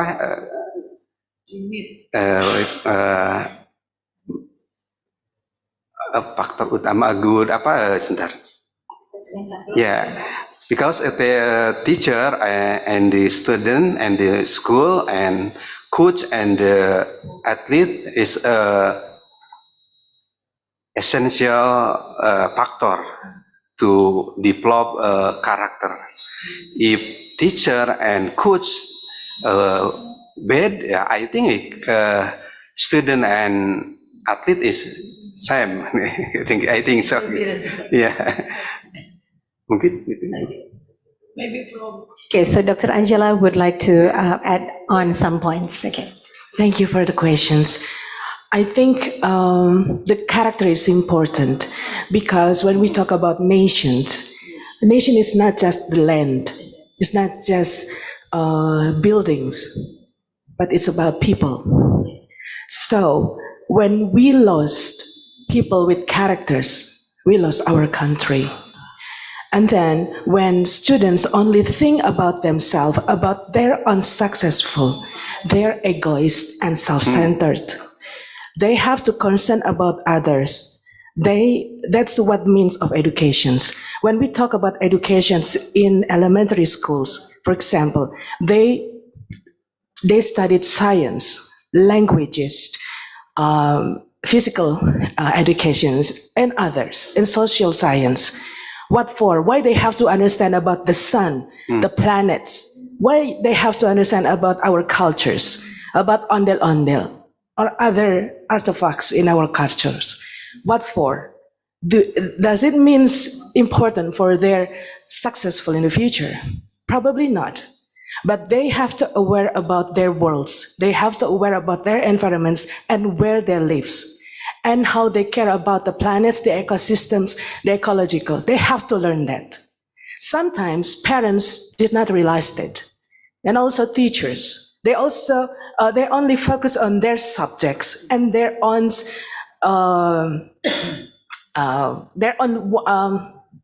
dreams.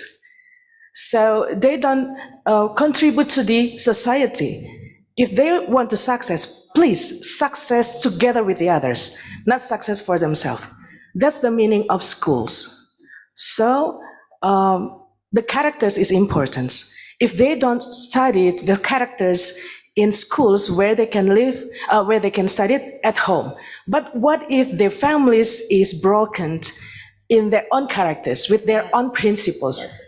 So in psychology, we have a theory, it's Bronfenbrenner theory, that a child, we have layers of influences. The first layers is family. The second layers, when they're out of their house, they go to schools. They spend a lot of their time in schools. They learn about the world, about their surroundings in schools. So they have values and characters education in schools and also in home with their parents. That's why parents and teachers should be together. They should have the same visions. Where my child will go from here? To build that collaborations, there are also rules, regulations by the governments to give context. Where will we go? Indonesia will be different than in the Netherlands because they have different situation. They have different social situation. They have different geometrics, geographicals. So the challenges for each country is different. So character building is important because we don't want to lose our nations. Thank you very much, ma'am. Because now for the new era, like family, they want to own their family, like homeschooling, for example, right? Homeschooling kan nggak bisa sampai university, tapi dia bilang, you can read and you account, you can sampai SMA. After that, you following itulah yang tadi saya pertanyakan bahwa thank you very much you explain about the characteristic. It's not only the family but the environment, school and everything is very good advisor for you. Thank you. Saya menambahkan dikit. Please, Pak Dimyati, if you would like to add on something. Thank you. I think two areas seem important: character education program and teaching, coaching behavior, and especially in physical education.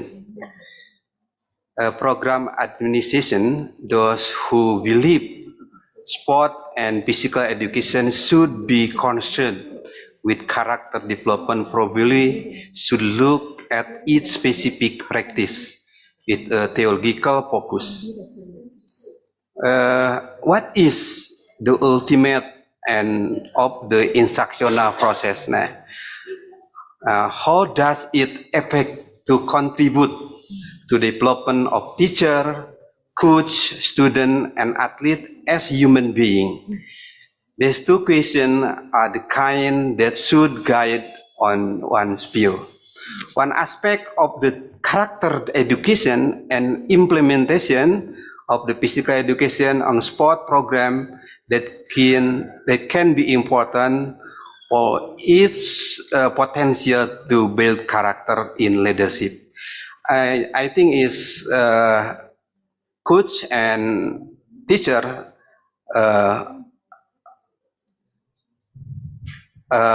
personal and they have to specific practice with the theological focus to improve character education through physical education, I think. Yeah, thank you, Professor. So, Dr. Angela, would you like to add up something about the comment on the homeschooling thing? Because I have one experience. Two of my three sons, they went to homeschooling, Ibu. Probably you know about the Sekolah Murid Merdeka. So they have the packet C. Actually, the government already set the rules that all the homeschooling students, they answer the school and then they could continue their study to university. But then regarding to your question on the passion itself, Ibu, passion requires resiliency. They really need to face with the fall. Exactly. That's the difference. So learning the character itself, it means that they are learning how to face the failure. So if you ask us how the character education could help the young generation, it's actually asking them, train them to. This is coming from the presentation coming from Dr. Angela. The character, we train the young people not to give up easily, play sportsmanship, and even be able to accept the failure, and then knowing what to do after the failure. So actually, in our family, we believe that there is no failure, only feedback. So this is not failing. If you saw this as a failure, it means that you need to stop. But then if you can accept the fail, you made mistake, what have you learned from the mistake? So probably that is my response. Okay, so Dr. Angela, would you like to add up something coming from the psychology side? Well, just little. I want to add little. Dare to fail. Dare to fail. We encourage students in our faculty dare to fail, and when you fail, you know how to get up.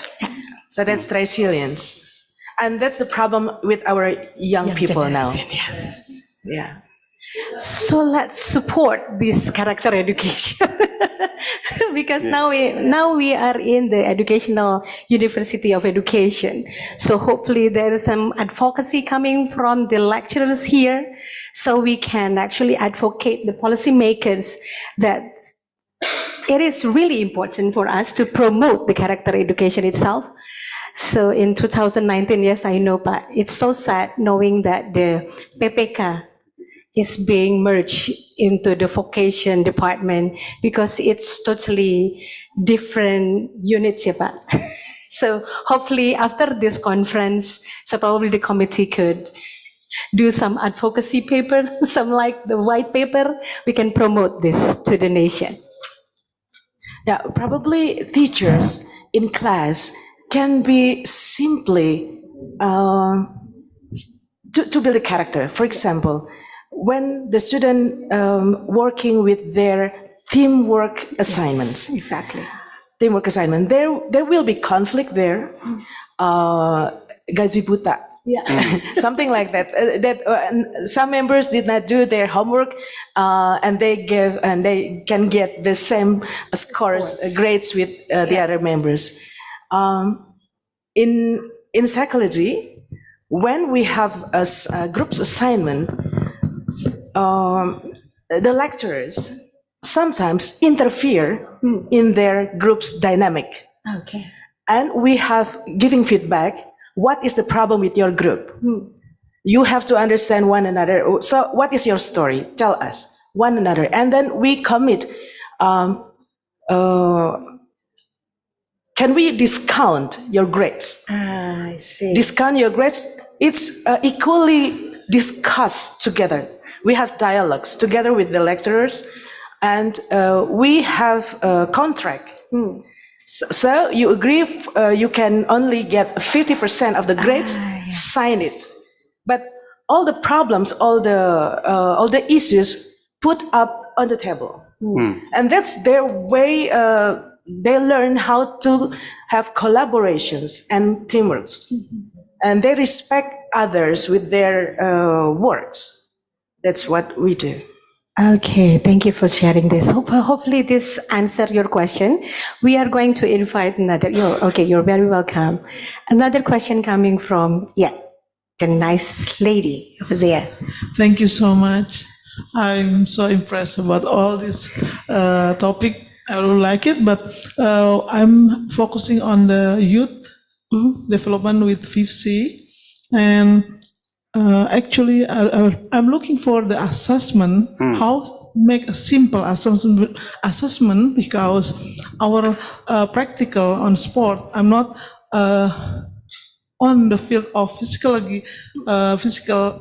education or physiology, but I'm doing practical on the mental training. So when I'm focusing, because I really looking for learning more about the assessment, how to make it simple, and then which part we can maybe apply it.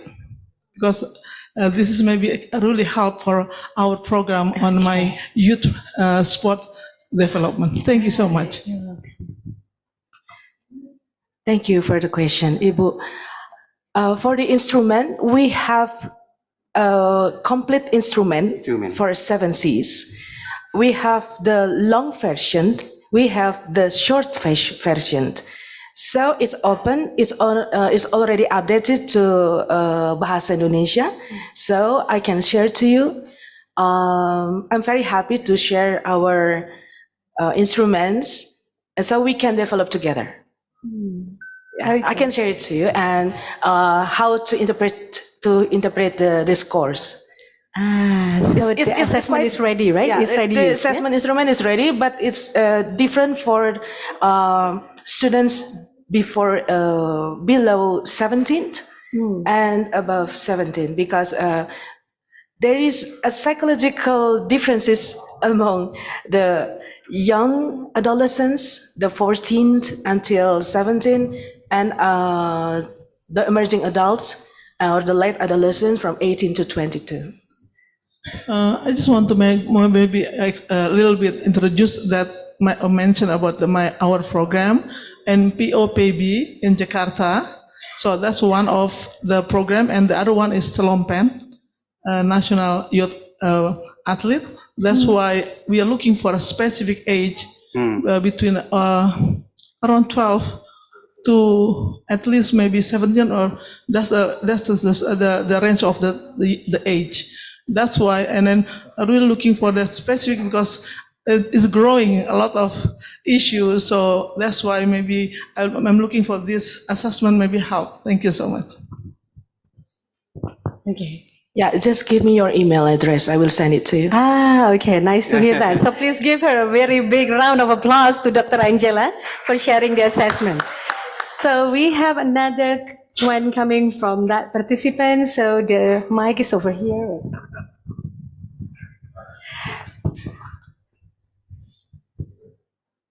Please kindly mention your name and your institution.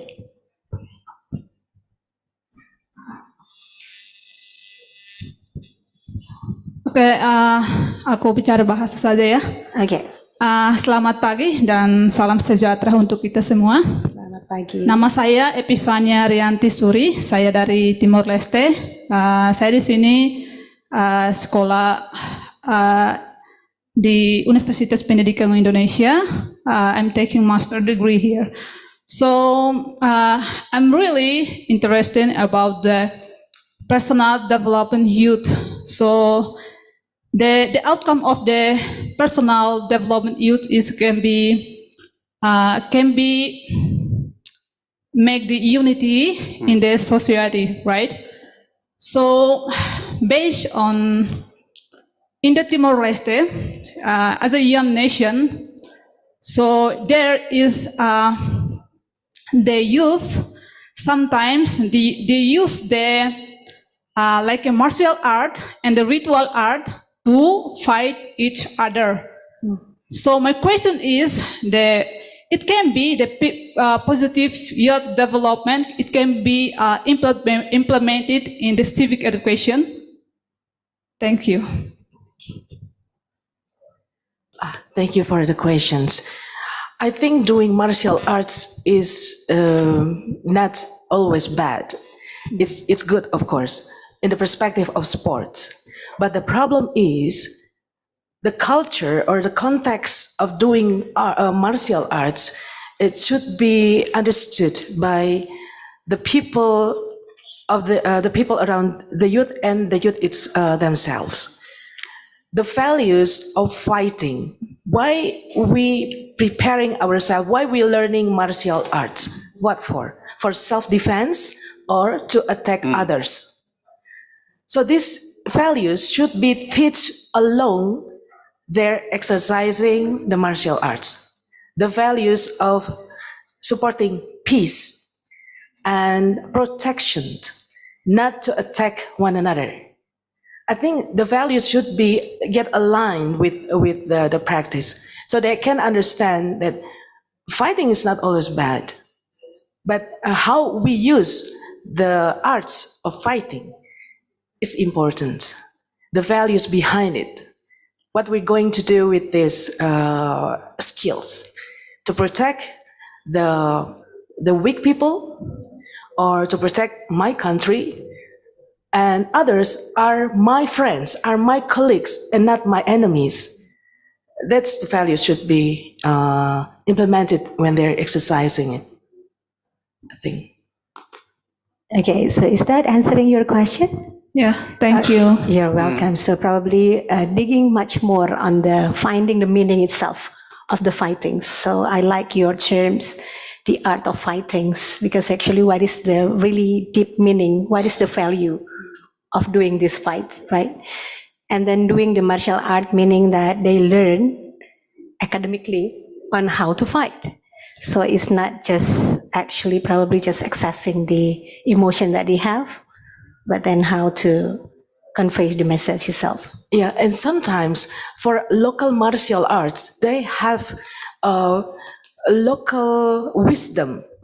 So doing certain gesture, doing certain movement, it means to respect the values of the countries, the values of the culture. So by doing martial arts, they also learning about preserve their own values of culture. So this is an honor for them to doing those exercises, and not just to put themselves as jagoan. What is it? Superhero is that or the villain? So we are going to absorb them out, villain and the Yeah. superhero. Yeah, so they need to learn the meaning of the art itself, the martial itself, the values of the local wisdom behind this movement, these gestures. They can understand and reflecting. Probably the lack of doing martial arts is reflective. Sometimes people just doing exercise, doing some movement or jurus, something like that. But they don't understand the meaning of it. Yeah. They should reflect, why am I doing this? Why do I have to move this way? What does it mean? Yeah. Based on That's your education. explanation, yeah. So I'm missing my Kung Fu Panda series. So probably after this, I'm going to rewatch again, just to learn about the values and the meaning of the movement itself. Okay, is there any more question coming from the audience in the room or probably in the Zoom? I don't see any in the Zoom. Okay. Yes, Pak Dr. Agus, please, Pak. Okay, thank you for the time. Actually, I'm forced myself to speak because all the time I just stay clumsiness and drowsy. Okay, I would like to underline the issue of the duration of the program. How long is the PYD should undergone to have effective result? Because I really missed that part of your presentation. You just tell us about the asset and then you just tell us about the outcome. But how to improve the 7 Cs or 5 Cs or 4 Cs were not mentioned at all. For me, it could be because when I was sleeping, maybe it just gone without being realized by me. Why I try to mention this, because first, I strongly believe that character could be educated, could be improved by education. Education means a lifelong process. But in sport, I could say that, let's say, if I or my children participate in one club, sport club, badminton ka or martial art ka, it will be limited in period of time, let's say 1 semester or 2 semesters. My questions is whether these 2 semesters or let's say just a little bit more limited, will it also affect to the 7 Cs or not? In Candeland or in what I'm familiar with is always connect this PYD program is with life skill education.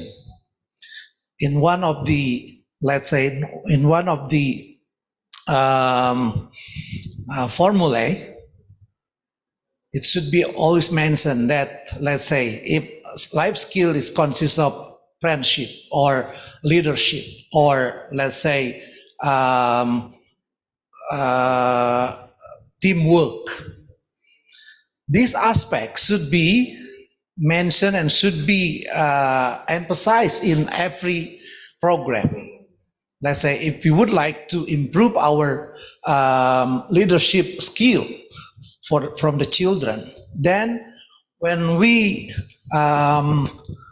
implement this program, I as a trainer will really emphasize this leadership skill with many steps of training, and I will always mention and always remind the children the need of being as the leader and as the leader person.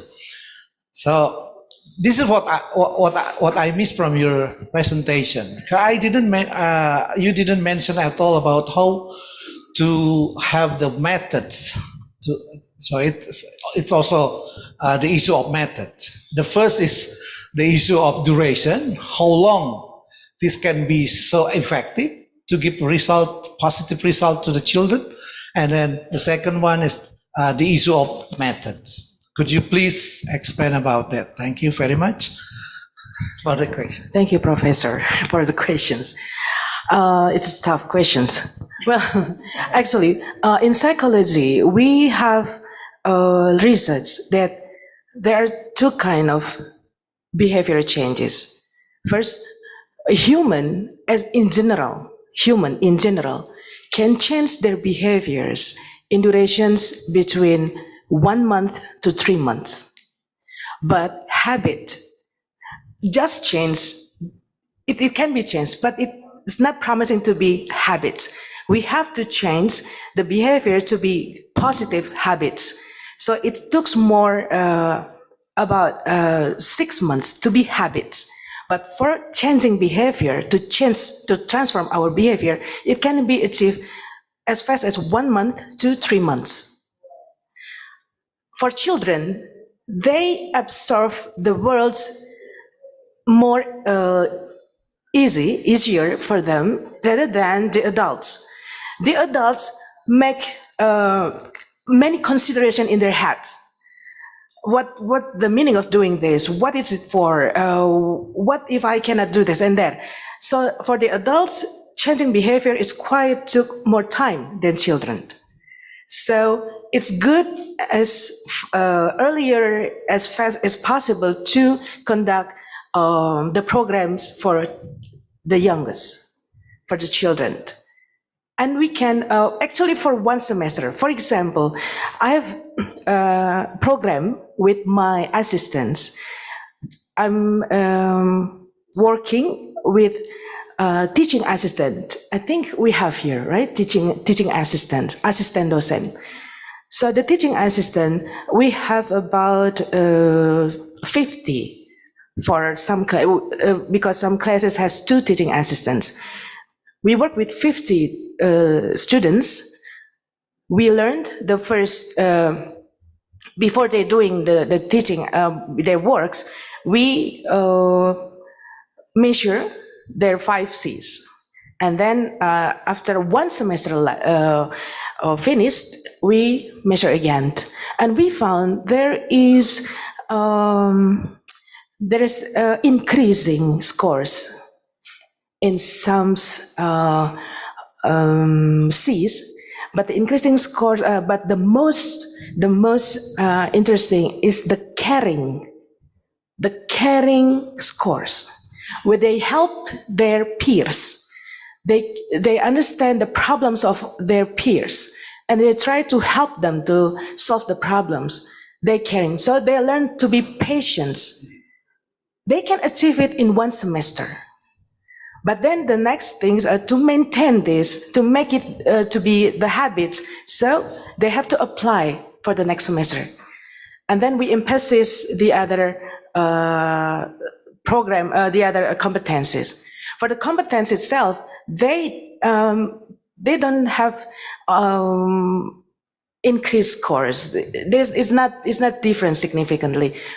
At the pre-test and the post-test, no increasing, because they just learn about their the subject before they teach, before they give feedback for their peers. They have to read it again.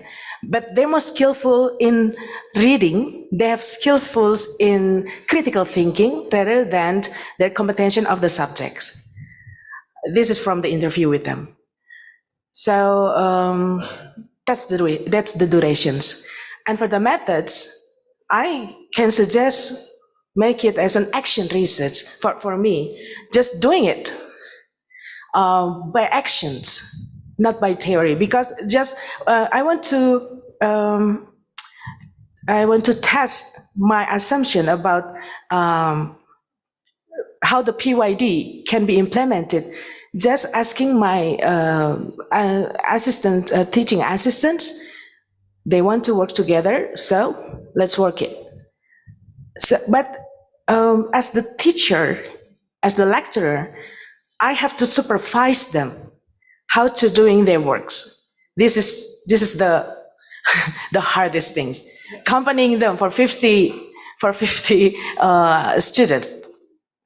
But I have to be care for them. And what is your problem? What is, well, most of them have difficulties when they find the dynamics, the group dynamics. When they find the group dynamics, I don't know what to do with them. They fight one each other.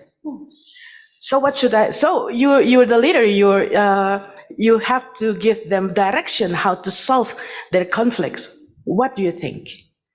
Then we teach them how to solve the problems, and they can learn more. For one cases, they success. They're eager to learn more. They want to solve another cases. That's for 1 semesters. Okay, so hopefully that could answer your question, Pak. Or okay. Yeah, thank you for the explanation. I think it's really makes sense to us about the duration and the methods. And then now I have the other following questions from your answer. My question is like this.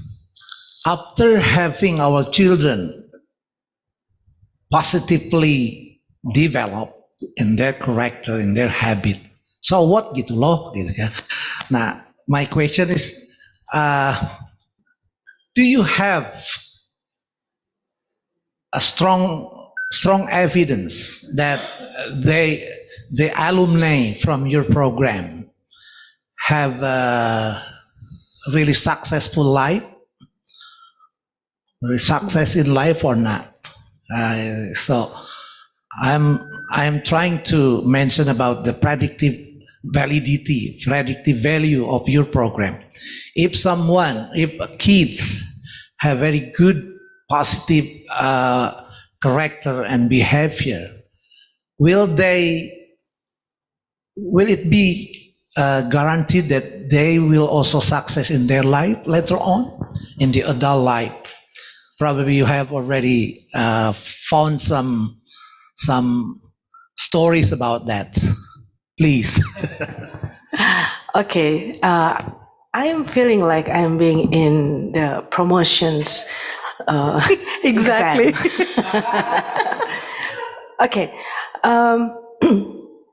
for the evidence, I cannot guarantee that this is methodological sounds for evidence, but what I understand is the students that was once teaching assistants in my programs, when they work, the users, their employer give comments.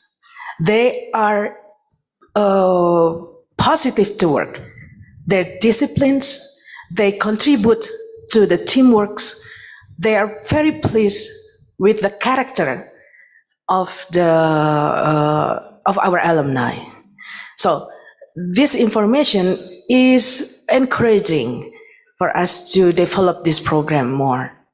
So it's not about their success that they have so much money, they have a higher salary. No, it's about their commitment to work, their character to work. The employer likes them. And the employer can compare the alumni from this university and this university. They like our alumni because they want to hard work. They are ready for hustles situations. Well, that's what we want.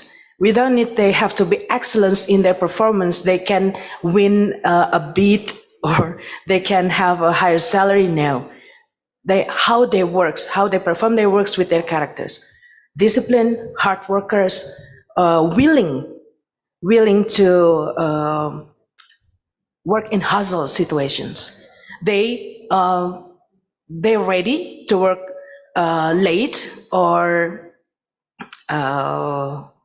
what is it? Lembur? Okay, work overtime. Overtime, yeah. They're ready to do that. Oh, well, you didn't want to say that successful, but it sounds like successful to me, right? So, yes, please, Pak.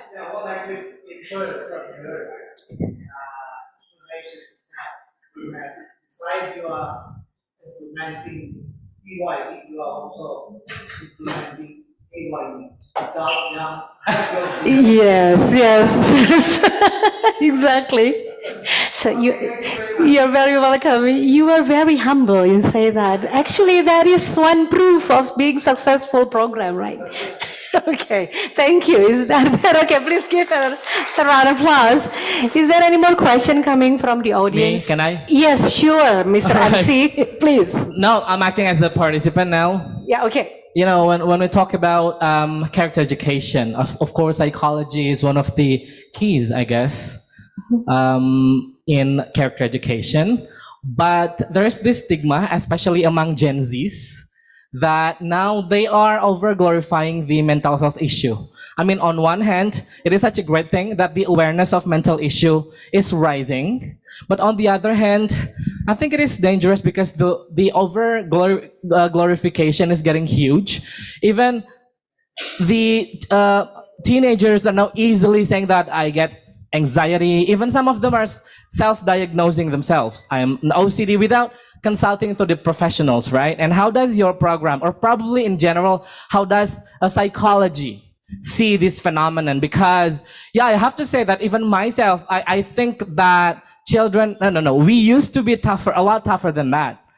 Our students nowadays are exposed to so much vulnerability so that they can be, you know, the characters that you just said, the discipline, the hard work, and so on and so forth, are fading away, let's say that. And how does your program, or probably psychology, see this? Does it just like a repeated phenomenon in terms of the psychological science and whatnot? Yeah, how do you say this? Education in general. Okay, thank you for the questions. You promised me that you will ask questions. Yes. So this is your questions. Yeah, I fulfill my promise. Okay, this is not a common phenomenon for the previous 10 years ago or even 20 years ago. We have generations culture. So my study is about, my field is cross-cultural psychology, and what we mean with culture is also generation culture. So Gen Z is a generation with facility, that life facilities is already advanced. They believe that in our air here, there's always internet connections. They never think that I have to bring, we don't have problem with printing or everything. They believe that the internet connection is always there. But we're not when we come from the previous generations. We have to prepare for everything's the worst, but they're not. And also they believe that it is true that the Gen Z, they believe that they're vulnerable characters, personality. Well, because they learn a lot about mental health online unsupervised. So they read it because their access to the internet is very easy and openly. So they just digest the information for themselves without questioning, without critically questioning them, or discuss with someone experts in this field. That's why in psychology, especially in our alumni has a website to educate them for the educations. So we open platforms and also counseling, online counseling, when they have stigmatized themselves, that they have such psychopathological disease. So we have to educate them. Online, of course, because offline, nobody will come. They don't want to show themselves.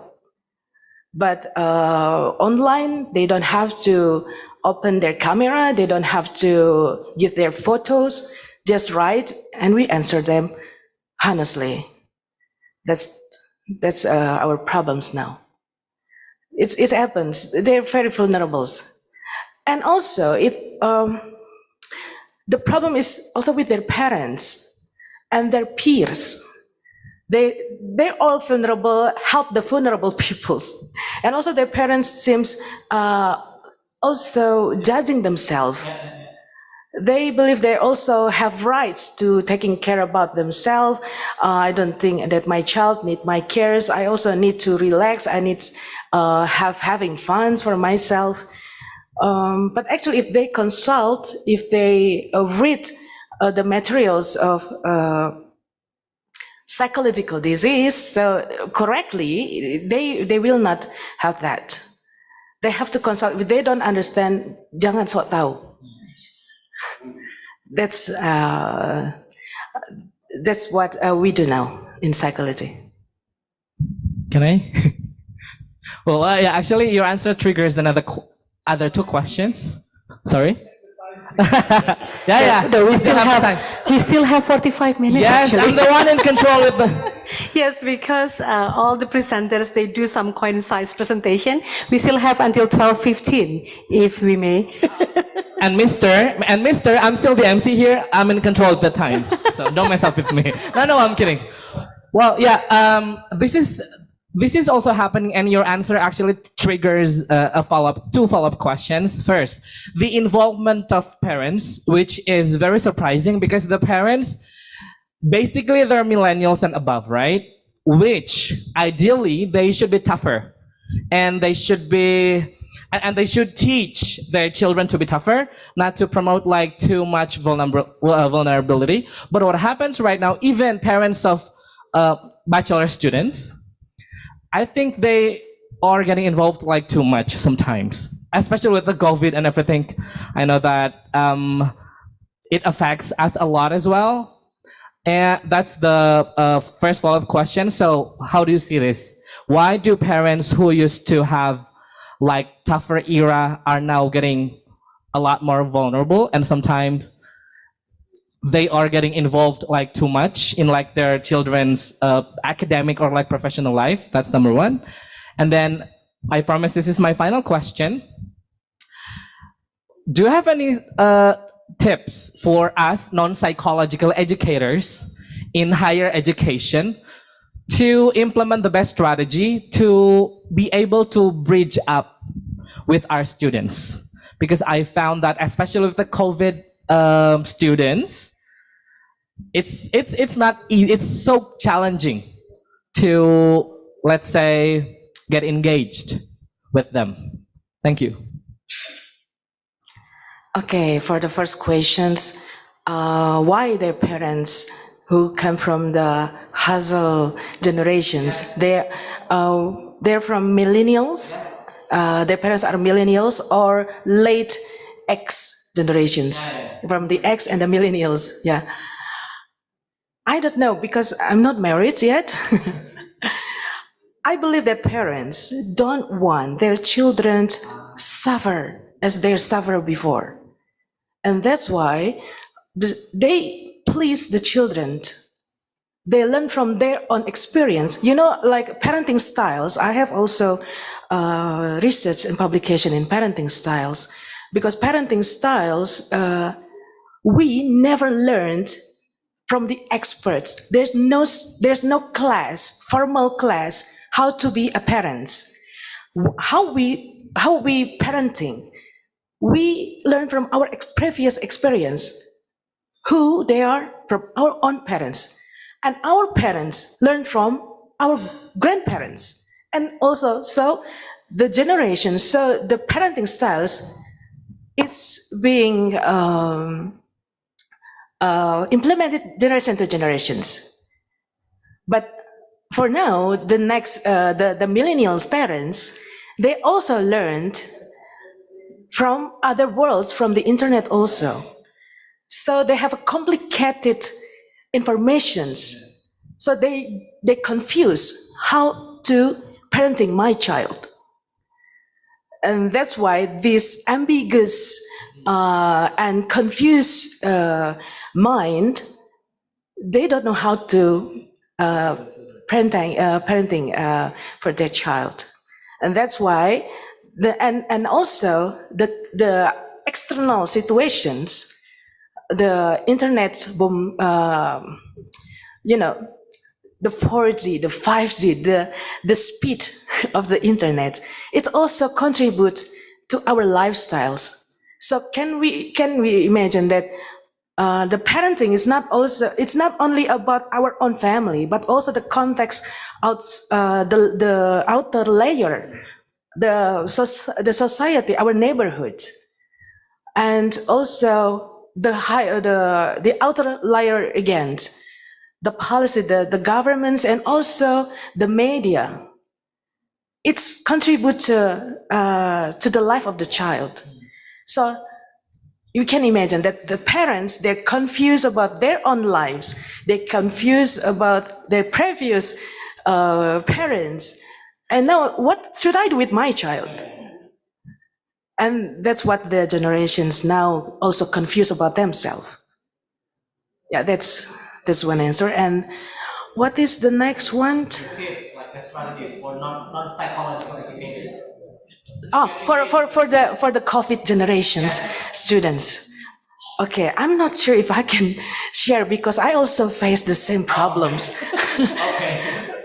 Yeah, very vulnerable. They lost their friends. They lost interaction with others. They don't express their emotions clearly. So so when are you sad? Are you mad? Are you? Yeah, because they cannot express their emotions clearly. That's how we don't know how to respond to that. What are their feelings now? We don't know because they don't express themselves. That's I don't know. We catch up with that. Yeah, we lost our generation by COVID. We have in the same boat. Yeah. Thank you. Thank you so much. Okay, thank you for that. Welcome to the new normal. This is our new normal now, okay? Now, we still have one more question coming from the Zoom. This is coming from Mr. Aang Solahuddin Anwar, coming from Universitas Buana Perjuangan Karawang. Pak Aang, would you like to convey your own question or should I translate your question into English? I saw your name in the Zoom. Oh, okay. So the question is for you again. So how to build an advanced civilization for people with minimal literacy, and how should teachers or education implementers achieve national education goals through the independent curriculum Merdeka, that is currently implemented in schools? Do you have any thoughts? Okay. I don't know the whole answers, but I try from my experience with sure. People with limited literations. I think we have to set goals for them. First, set goals. How far we will go with them.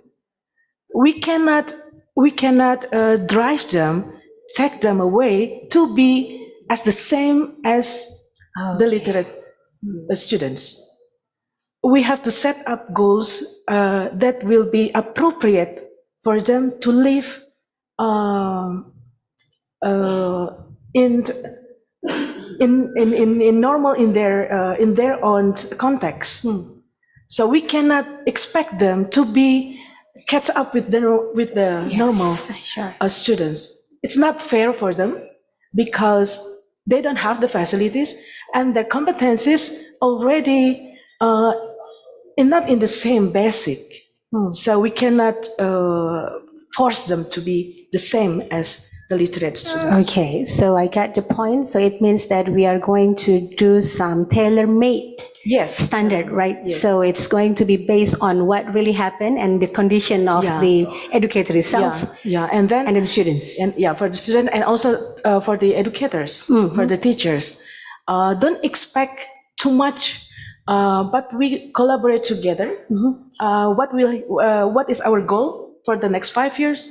And then we getting up again for the next 5 years for setting the goals.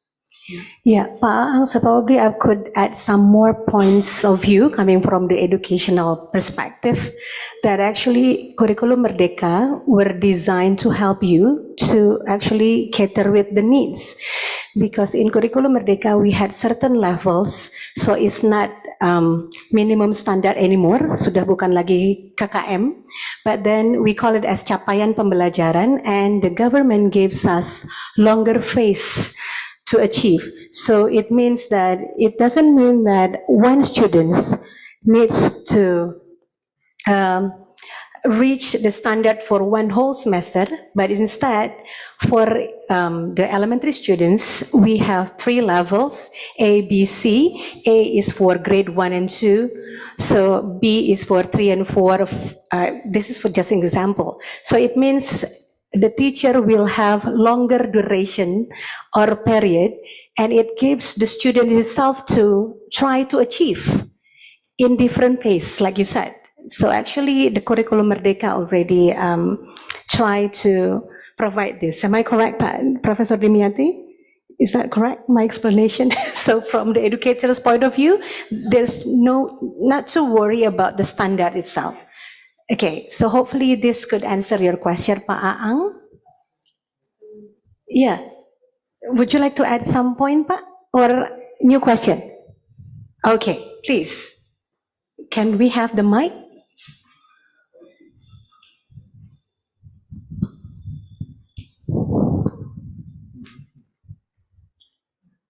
Terima kasih, mohon izin. Assalamualaikum warahmatullahi wabarakatuh. Waalaikumsalam. Saya menghormati bangsa saya, jadi saya bahasa Indonesia saja. Okay, I heard you, Pak. Bisa yang lagi off cam di sana tuh bisa mendengar atau sebaliknya. Izin semuanya bahwa ada pertanyaan, tapi yang pertama-tama adalah saya sangat setuju dengan apa yang dipaparkan Prof. Dim ya. Beliau harus memberikan support kepada kita semua. Begini, dengan pengalaman saya mengajar 40 tahun di UNJ, dulu IKIP, itu 6 tahun asisten, 34 tahun ngajar, nggak terasa ini. Nah yang paling penting adalah bahwa Pak Dim mohon nanti pencerahan untuk mendampingi para calon guru pendidikan jasmani, bahwa pendidikan karakter butuh atau perlu role model begitu ya, mulai dari dosennya kah, pimpinan fakultas, bahkan mungkin sampai pemimpin negara kita. Nah yang ingin saya tanyakan adalah bagaimana pendapat Prof. Dim, solusi konkret terutama terkait role model tersebut. Jadi biar sampai kepada mobil khusus guru-guru penjas kita di seluruh Indonesia ini. Kebetulan saya suka sekali tentang masalah psychological well-being, jadi seneng gitu ya. Kemudian untuk Ibu Dr. Angela, saya berharap sekali bahwa ilmu psikologi itu betul-betul masuk ke dunia kami, ya, ke dunia olahraga.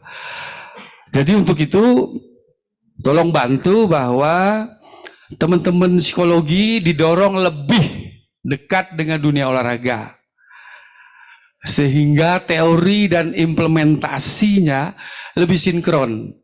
Nah, jadi jangan terlalu banyak teori, tapi bagaimana implementasi di dunia kami, di dunia olahraga. Mudah-mudahan harapannya ya nggak jauh-jauh sehingga kita juara umum lagi, bagaimana begitu. Demikian kurang lebihnya, mohon maaf. Wabillahi taufiq wal hidayah. Assalamualaikum warahmatullahi wabarakatuh. Waalaikumsalam warahmatullahi wabarakatuh. Prof. Dim, silakan. Thank you for your question.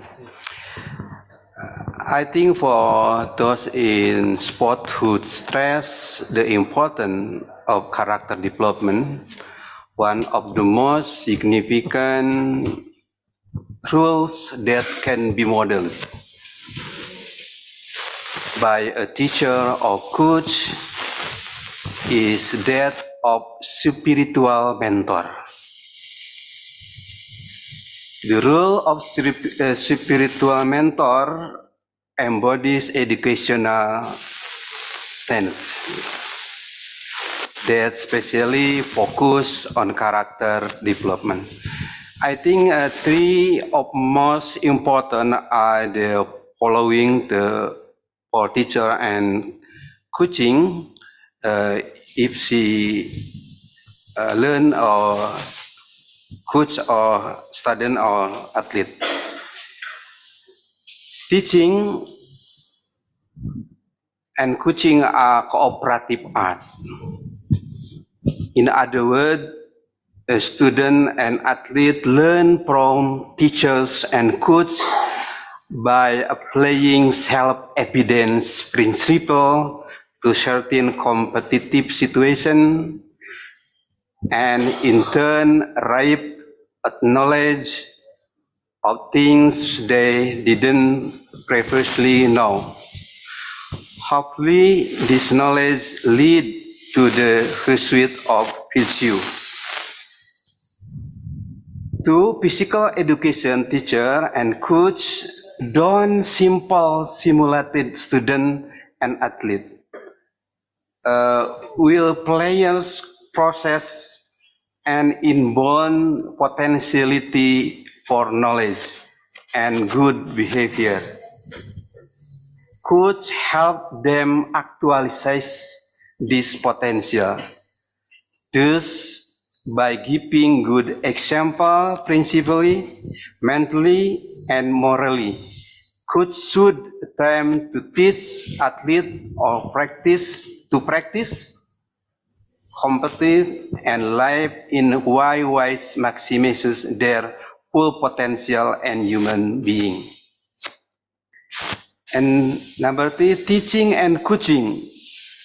The character in truth, just as certain principles of practice and competition produce victory, they should also create good conduct.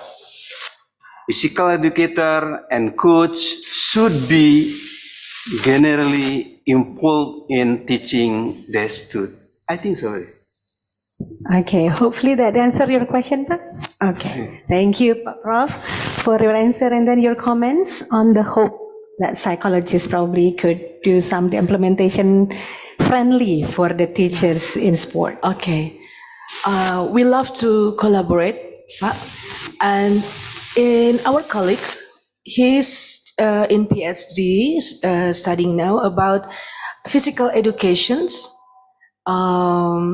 in perspective of psychology in Hungary, and he will finish this year. I hope he can help you to more have practicals educations for your agenda. Yeah, that's for collaborations in educations. But for research or programs, probably I can help with your programs, with your models.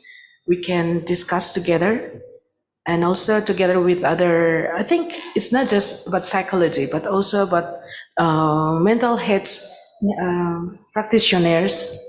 Yeah, the counselors and any other professions. Okay, glad to hear that. Alhamdulillah, glad to hear that. So, ladies and gentlemen, are there any more questions, or we need? Okay, so I saw the sign coming from the committee. So, ladies and gentlemen, we come to the end of the session. Once again, I would like to extend my gratitude and appreciation to all the speakers and all the participants for your concise and fruitful presentation and warmly discussion in this question and answer session. Thank you so much. Now it's time for me to pass over the session to our lovely MCs over there. So thank you so much. Assalamualaikum warahmatullahi wabarakatuh. Waalaikumsalam warahmatullahi. Ladies and gentlemen, once again, a big round of applause for both our esteemed speakers, Professor Dimyati and Ibu Angela, and also Ibu Rita, for gracefully chairing the discussion session. Before we close this morning session, I would like to invite both the speakers to receive a token of appreciation, which will be presented by our head of organizing committee, Bapak Profesor Amung Makmun. So I would like to invite both the speakers and also Prof. Amung to present for the presentation of token of appreciation from ICSDP 2023 to both the speakers.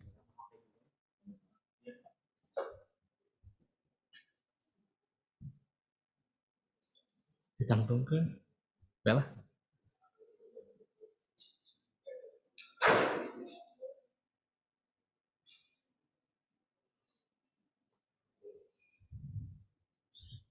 Chat. Okay. And also remind them that we're going to have a performance of Kajati soon. Oh, okay. Okay, it's your part. Okay. With the prayer room. Okay. Assalamualaikum.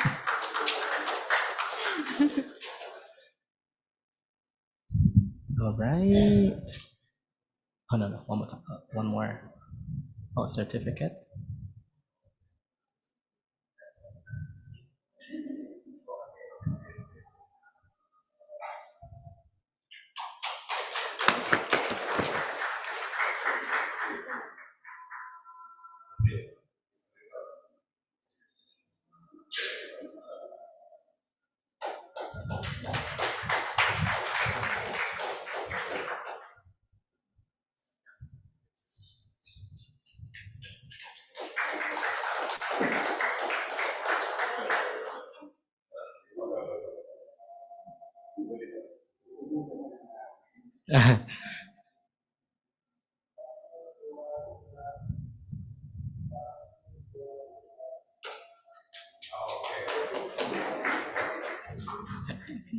All right, ladies and gentlemen, we have come to the end of our morning session. You may now take your lunch outside from this auditorium. And of course, for our online participants also, you can now take your lunch. For the moment in time, you can take your rest, relax, and prepare for the afternoon session. But please be reminded that program will resume at exactly 1 p.m. Might as well return to the venue before the allotted time. And for all the Muslim participants, we have 2 prayer rooms in this building on 2nd and 6th floors. And we also have a bigger prayer room. It's called Al Furqan next to this building. And please stay tuned at 1 p.m. because we are going to watch a beautiful performance of Kacapi Suling. I believe Pak Agus is going to sing, right? Are you going to sing? All right. Well, thank you so much, everybody. See you at 1. Bye. Assalamualaikum warahmatullahi wabarakatuh. Yay. Lain lagi yang share.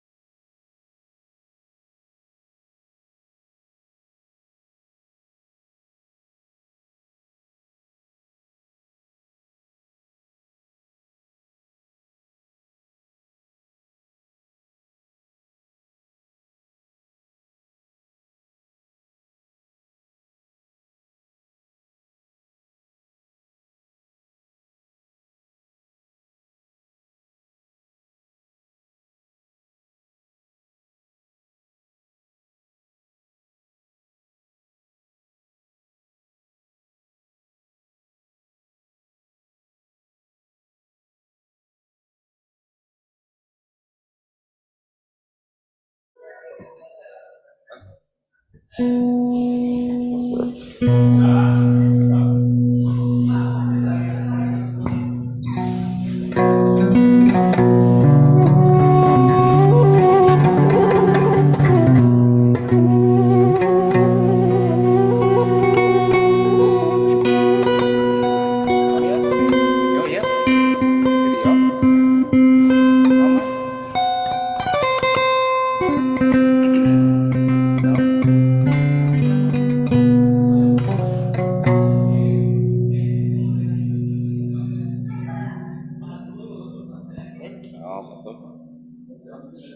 iya tuh nanti. Yes, yes.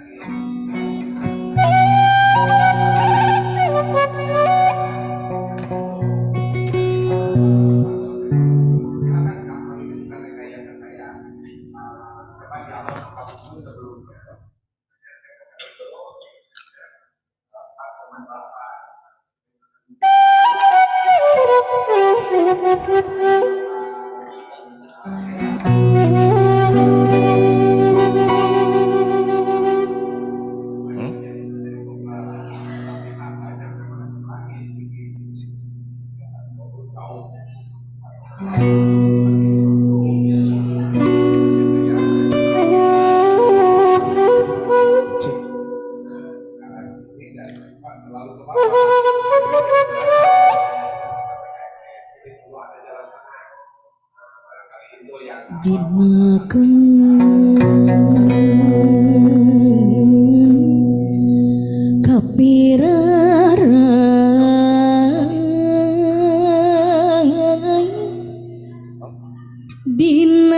ati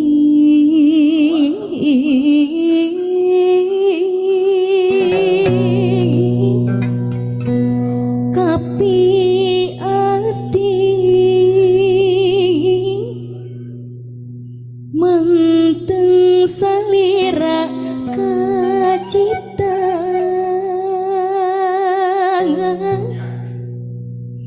daya daya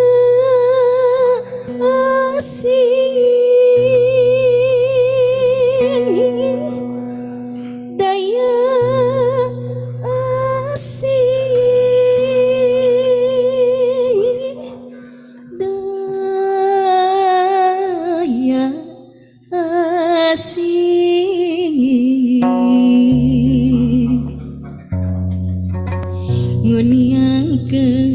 nguniangkeun lelembutan haliu ngentringan kalbu dina anggang kaos asih teh manteng dina serat karos lecok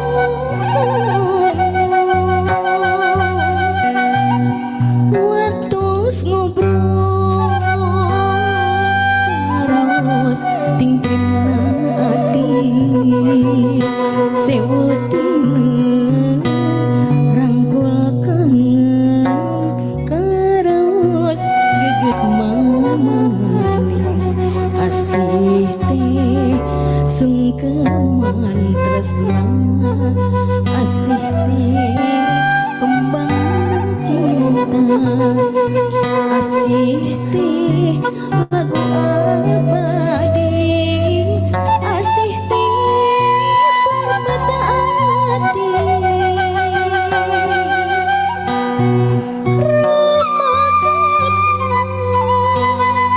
hiji janji nipit ati wah jagat daria ngawelah cinta lancik dina sanubari maneh dina lembutan manjang asih manjang kangen manjang kangen tatang batin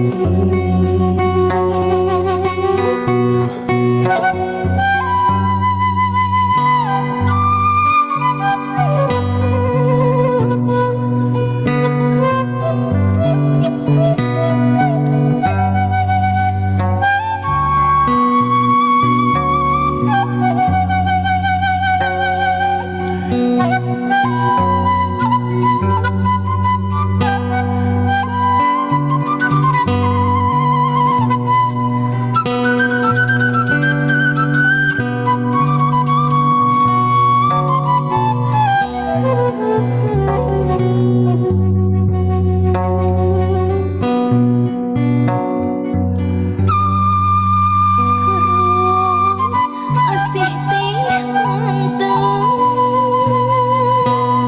dina serat karos lecok sono waktu ngobrol karos tingtrimna ati sewutin rangkul kangen karos geget manis asih teh sungkeman tresna asih teh kembang cinta asih ti lagu abadi asih ti berbata hati Rama ketna hiji janji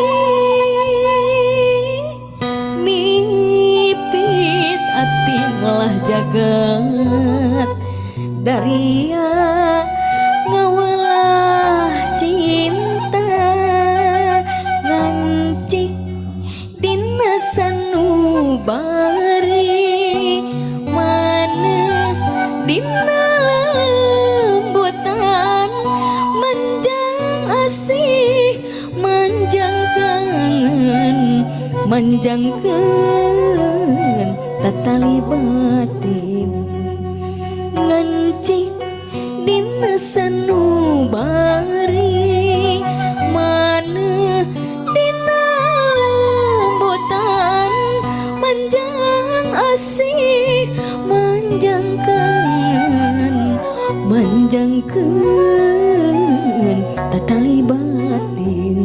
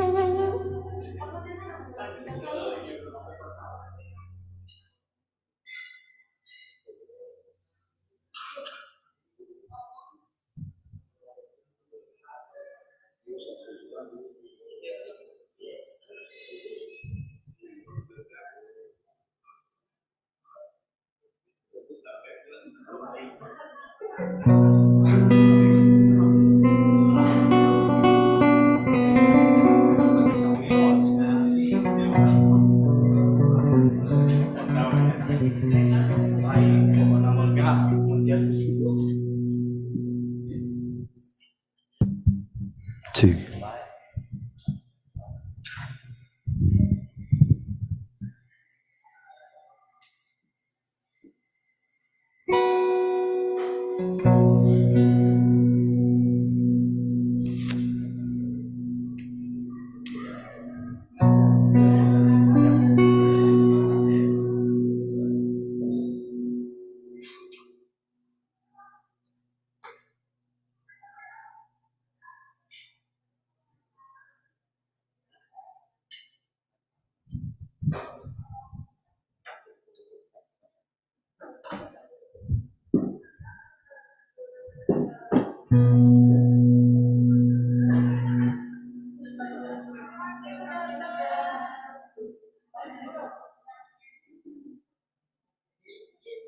Depan, Pak.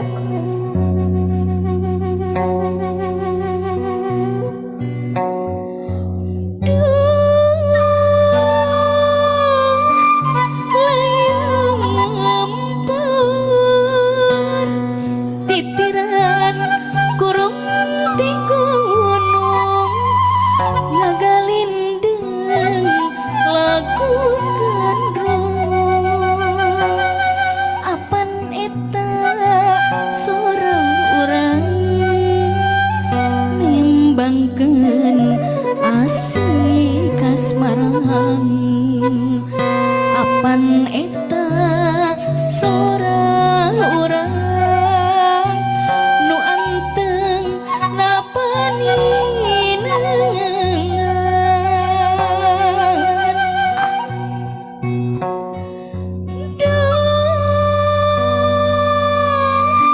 hiliwir angin ngoyakeun kembang arusi ngageterkeun lelembutan apan eta batin urang nu eling silih langlangan apan eta batin urang nu sono silih longokan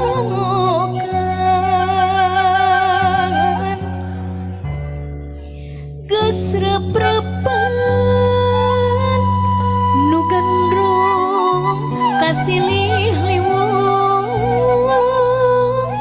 aya renghap rarandakeun ngarewas halan pisan nu miang taya laratang basa peting simpe jempling baluang ngenten hariring hujan ngecerak sapepeting caina cimata kuring duh cimata kuring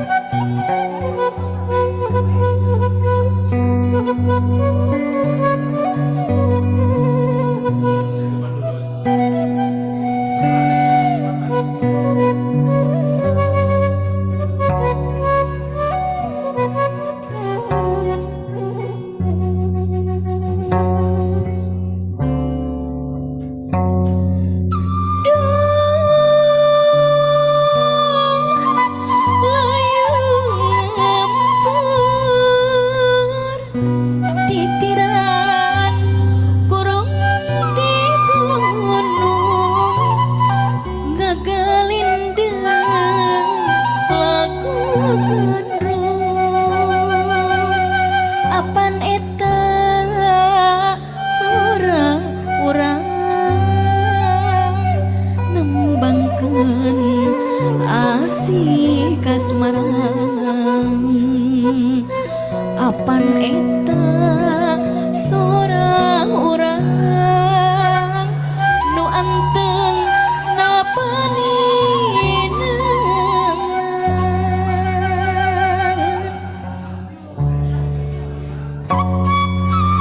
duh hiliwir angin ngoyakeun kembang arusi ngageterkeun lelembutan apan eta batin urang nu eling silih langlangan apan eta batin urang nu sono silih longokan basa langit geus rep-repan nu gendrung kasilih liwung aya renghap rarandakeun ngarewas halan pisan nu miang taya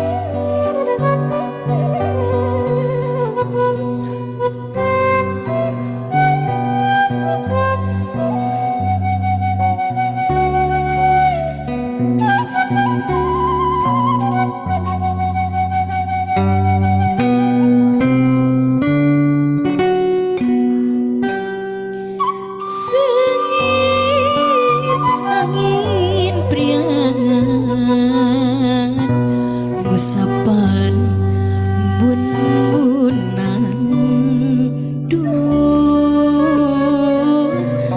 bun-bunan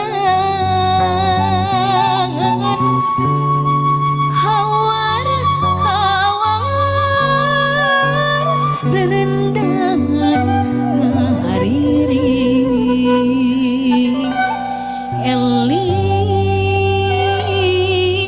eling mangka eling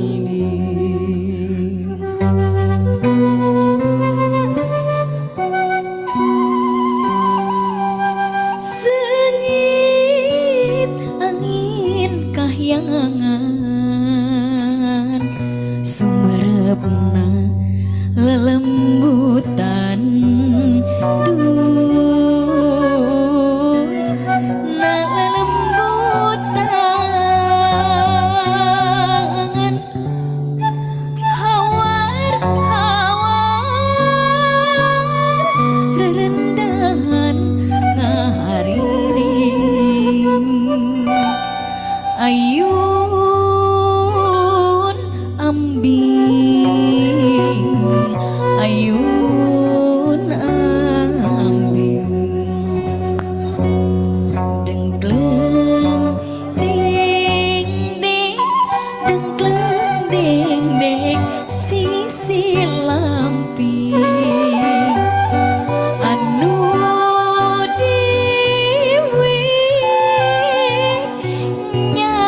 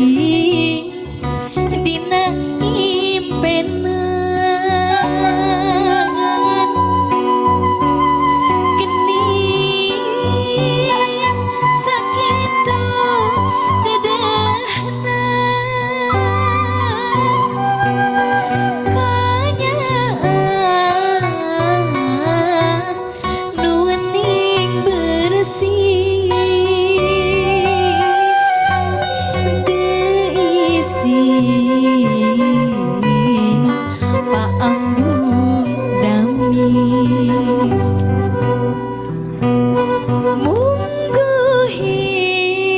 mungguhing dina impenan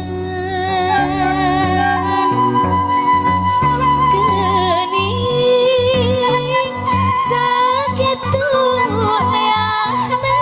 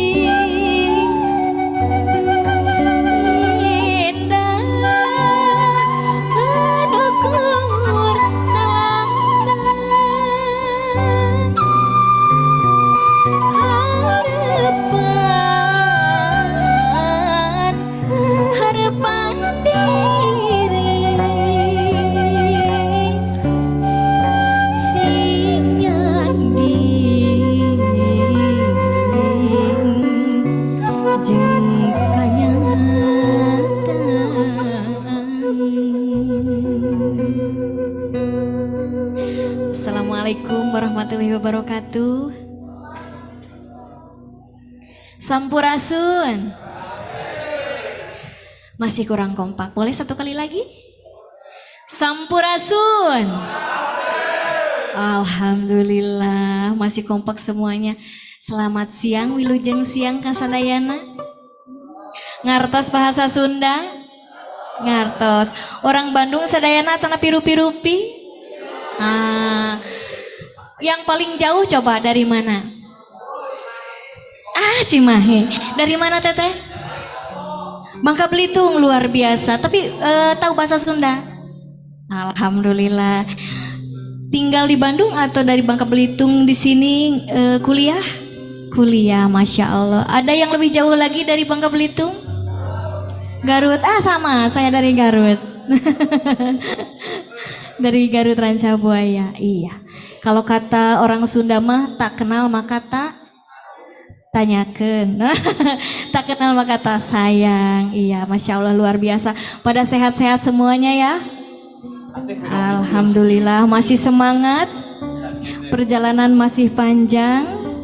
Iya. Di sini kami haturkan beberapa buah lagu dalam nuansa lagu-lagu kacapi suling atau lagu-lagu Sunda ya. Barangkali ada yang mau ikut nyanyi di sini mengisi waktu istirahatnya boleh. Ada yang bisa lagu Sunda boleh di sini atau ada yang mau request juga boleh. Sambil istirahat sambil makan-makan ya. Bang Bung Hideng.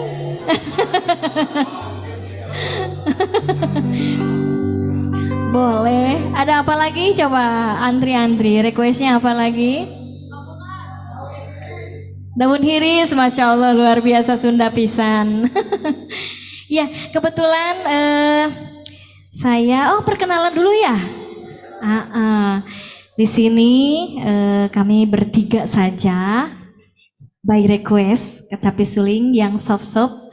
Tapi di sini juga ada lagu-lagu request yang memang sebagian lagu-lagu yang lagi viral. Ada yang lagi ingat mantan gak? Ada requestnya siapa ya coba di sini? Ada inget mantan, ada mawar bodas dan banyak-banyak lagi lah di sini ya boleh. Tapi mungkin karena di sini nggak kami by request tidak membawa alat ritmis seperti perkusi ataupun kendang. Sebagian lagu bisa dibawakan dalam nuansa kecapi suling mungkin seperti pop lah gitu ya. Ingat kamantan boleh tiasa dicanakan. Iya. Ada yang mau nemenin? Perkenalan, saya Yulia Puspatresna dan ini teman saya pada instrumen kecapi namanya Iman. Iman apa teh? Oh, Iman Ucil. Jadi lebih dikenal kalau di panggung itu Iman Ucil ya. Kebetulan ini kami di sini tuh satu angkatan 2005 waktu di SMKI ya. Dan ini satu lagi yang hitam-hitam manis, hitam manis seperti kecap bango gitu. Ada Rijali Sidik, iya pada instrumen suling ya. Udah ada request lagunya? Boleh? Daun hiris, mau daun hiris? Mau duet atau duel?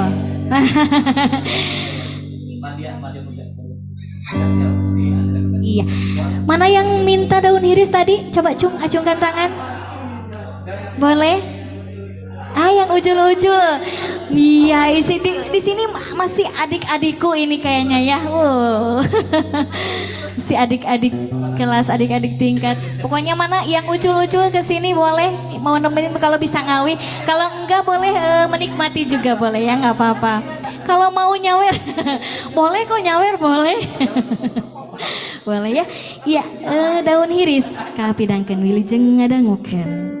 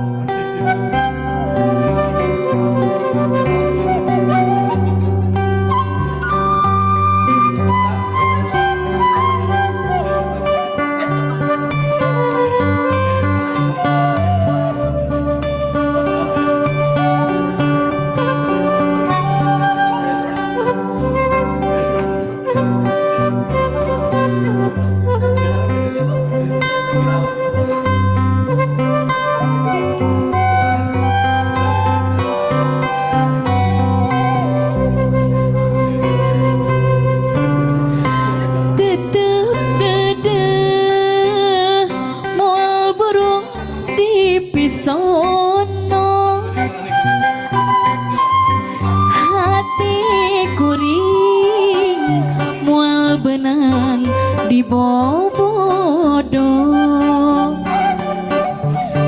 daun iris saksina nu ngemplo hejo, duh panutan diantosan ti bareto, daun iris kembangna umyang karoni, kaindahan ayana di sisi empang, panutan imut basa kuring anteng nyawang, duh waktu mitineng hati jadi honcewang, ngabibita daun hiris sisi gawir, aduh ampun takdir tebenang dipungkir, berang peting abdi teu boleh ikhtiar, geningan sulaya panutan tamelan, mana daun hiris?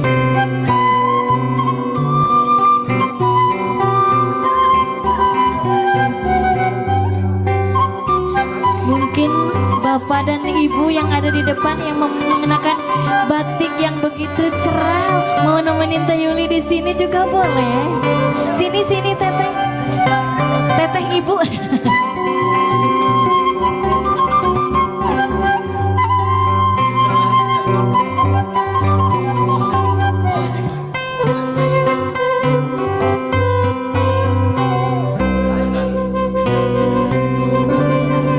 Tetep dedeh moal burung di pisono, hati kuring moal benang di bobodo, daun hiris saksina nu ngemplo hejo, panutan diantosan ti bareto, daun iris kembangna umyang karoning, kaindahan ayana di sisi empang, panutan imut basa kuring anteng nyawang, duh waktu mitineng hati jadi honcewang, ngabibita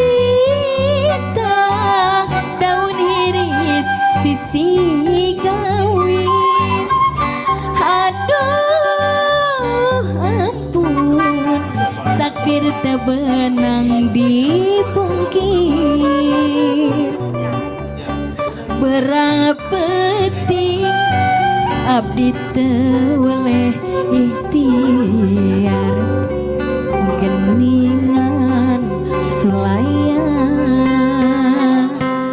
panutan tamelan.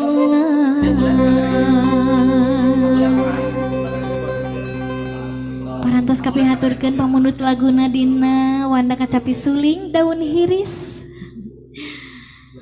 Runtah cenah teh. Runtah. Sawer. Ada nyawer ya runtah.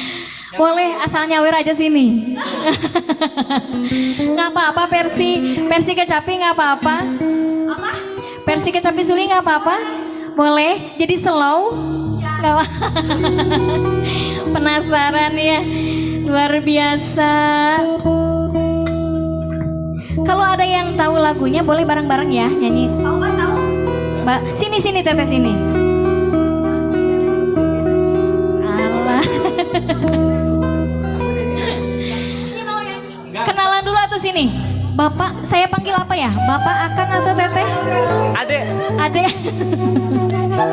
Akang sama Teteh aja ya. Biar karena masih pada muda. Iya. Ya, boleh sini? Mau duet? Di sini aja, mau? Oh gitu, iya.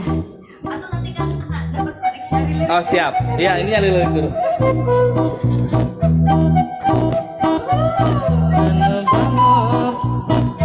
Mau siapa dulu nih?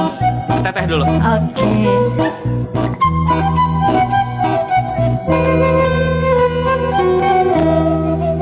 Azik. Panonna alus irung. Tepuk tangannya mana? Alus ditempoti harap digigir meni mulus. Ngan hanjak pisan kalakuan si setan. Setan. Ganti jalur kesirina unggal minggu. Boleh ke depan. Siap. Nah aku naon nu gelis loba nu bangor.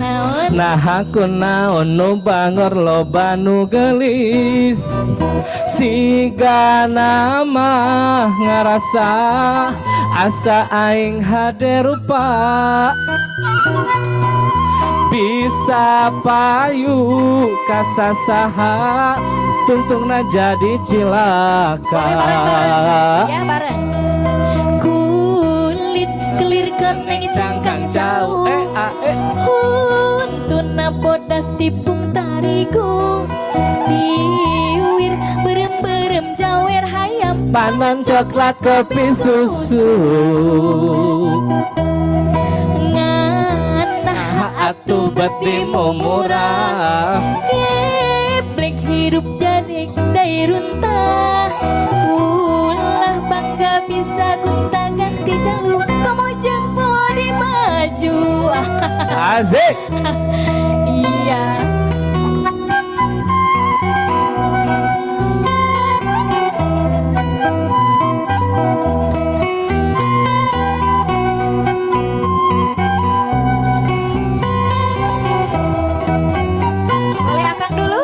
Asik. Panona alus, irung alus, bewer alus, ditempoti harap digigir meni mulus. Ngan hanjakal pisan kalakuan siga setan. Gonta ganti jalur tesirik na unggal minggu. Aku naon nu gelis loba nu bangor. Aku naon nu bangor loba nu gelis.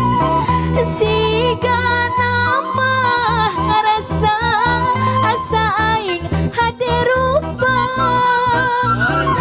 Bisa payu kasasaha tungtuna jadi cilaka. Kelir koneng cangkang jauh. Kuntuna bodas tipung tariku. Biwir berem jawer hayam. Panon coklat kopi susu. Nganah atuh betimu murah. Geblek hirup naik jadi runtah. Ulah bangga bisa gonta ganti jalur. Kau monjeng pohon di baju. Kulit kelir koneng cangkang jauh. Huntuna bodas tipung tarigu. Biwir berem jawer hayam. Panon coklat kopi susu.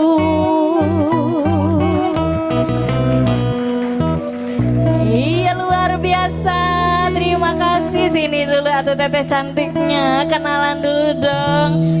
Luar biasa. Jajak Allah irun kasiron, hatur nuhun. Nyanyi dulu dong teteh.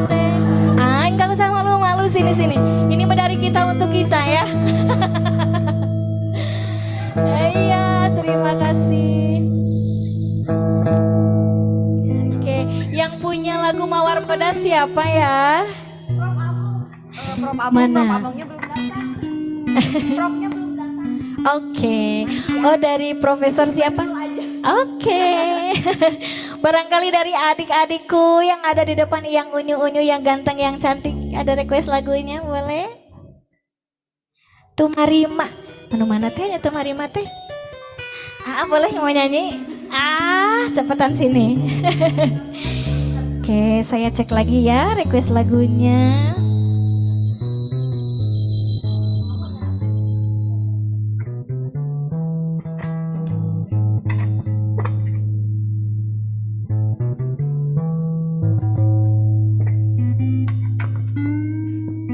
Oh, ini banyak sekali nih.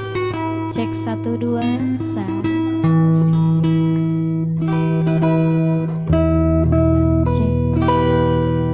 Mic vokalnya boleh kembali ke awal. Satu sa.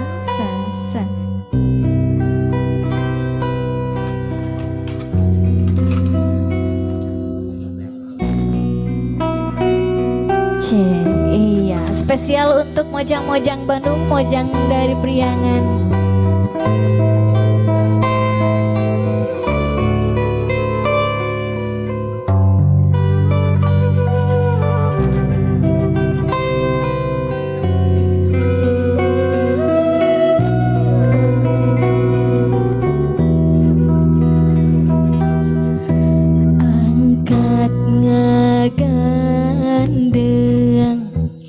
Bangun taya karingrang nganggo sinjang di lamban Mojang Priangan. Sini cantik, sini.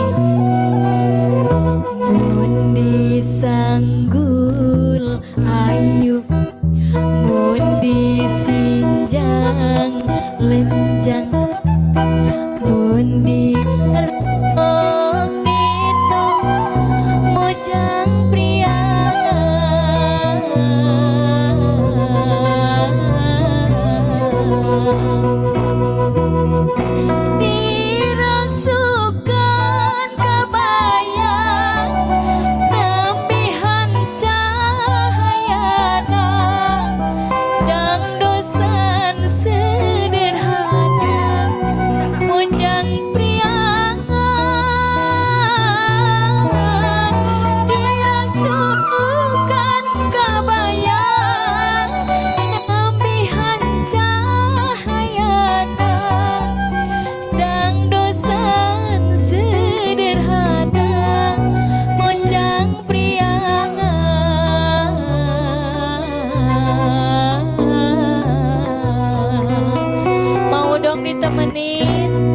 teteh cantik yang ada di belakang, ke sini dong dia.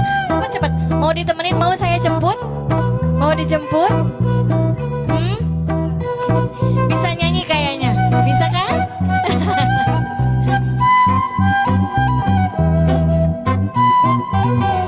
Angkat tengah gandeng, boleh sama-sama. Taya karingrang nganggo sinjang di lamban Mojang Priangan.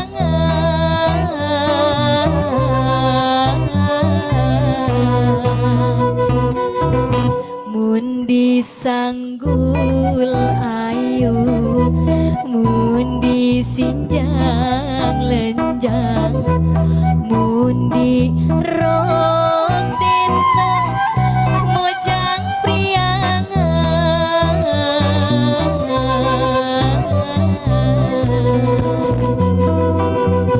Dirangsukan kabayang nembihan cahayana dan kesan sederhana Mojang Priangan.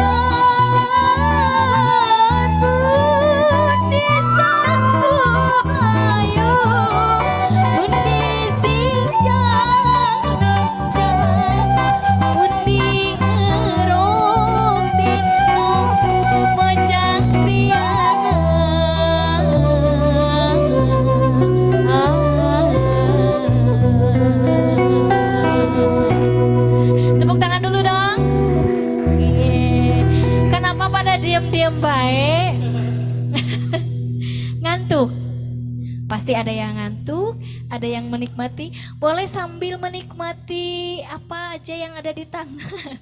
Ada minumnya, ada snacknya, boleh ya. Sambil menikmati lagu-lagunya. Barangkali Akang Teteh yang ada di depan mau request lagi. Iya.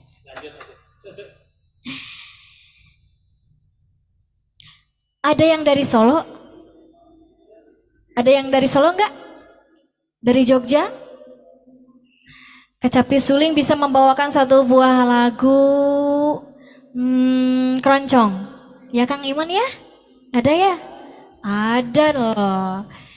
Kita bisa diselip-selip karena di sini persembahannya khusus menggunakan tangga nada pentatonis. Ada yang tahu? Ada yang tahu tangga nada pentatonis yaitu Sunda. Nah, kalau Daminati Lada pernah dengar? Daminati Lada pasti pernah ya. Waktu SD SMP sekolah diajarin karawitan. Jadi ada lagu-lagu yang bertangga nadakan diatonis yang bisa diadopsi ke pentatonis. Ada yang masuk seperti salah satu lagu keroncong yaitu Bengawan Solo.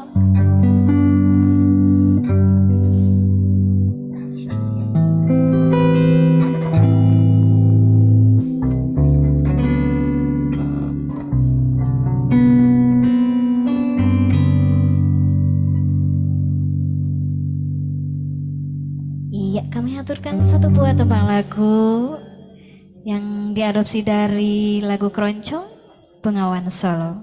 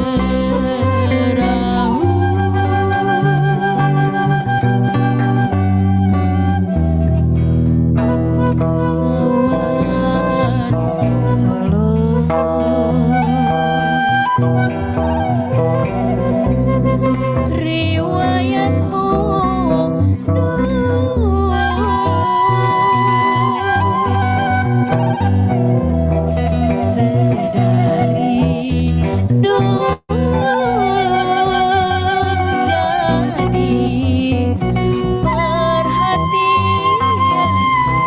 insani. Pindah ke Sunda, musim kemarau.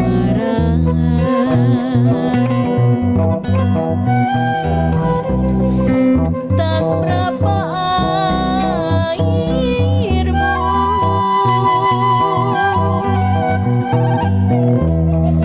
di musim hujan, air meluap sampai jauh.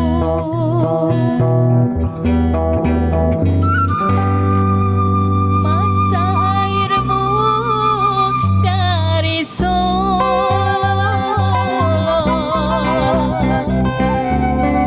terkurung gunung seribu.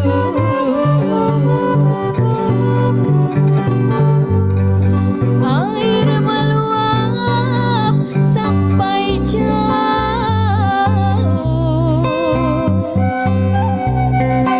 akhirnya ke laut.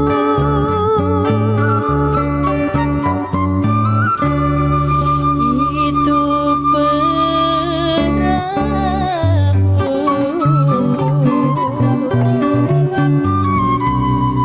riwayat pun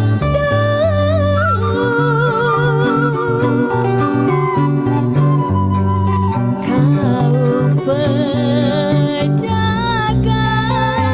selalu naik itu perahu.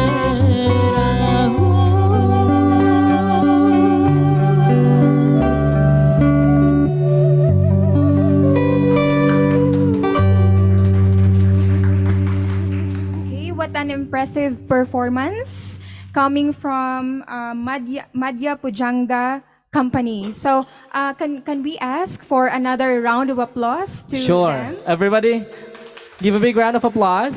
Do you understand what they sang? Actually, I didn't understand anything, but there is one song Okay.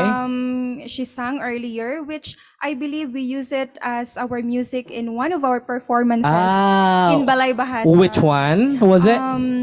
Mojang Priangan. Mojang Priangan. All right. So, very, very familiar. It was a very nice song coming from them. Okay, and as a foreigner, how do all the songs sound to your ears? Very traditional, actually, and in general, it's very relaxing. So I feel like I am with nature. Yeah, it's really refreshing. It's nice and very calming. Thank you. Thank you. Yes. Once again, give it up for Kecapi Suling. Okay, so to start with, in this afternoon session, we will be having 3 more keynote speakers. So let me call in our moderator. But first, let me introduce first. Who do you know who? I don't know. Do I know that person?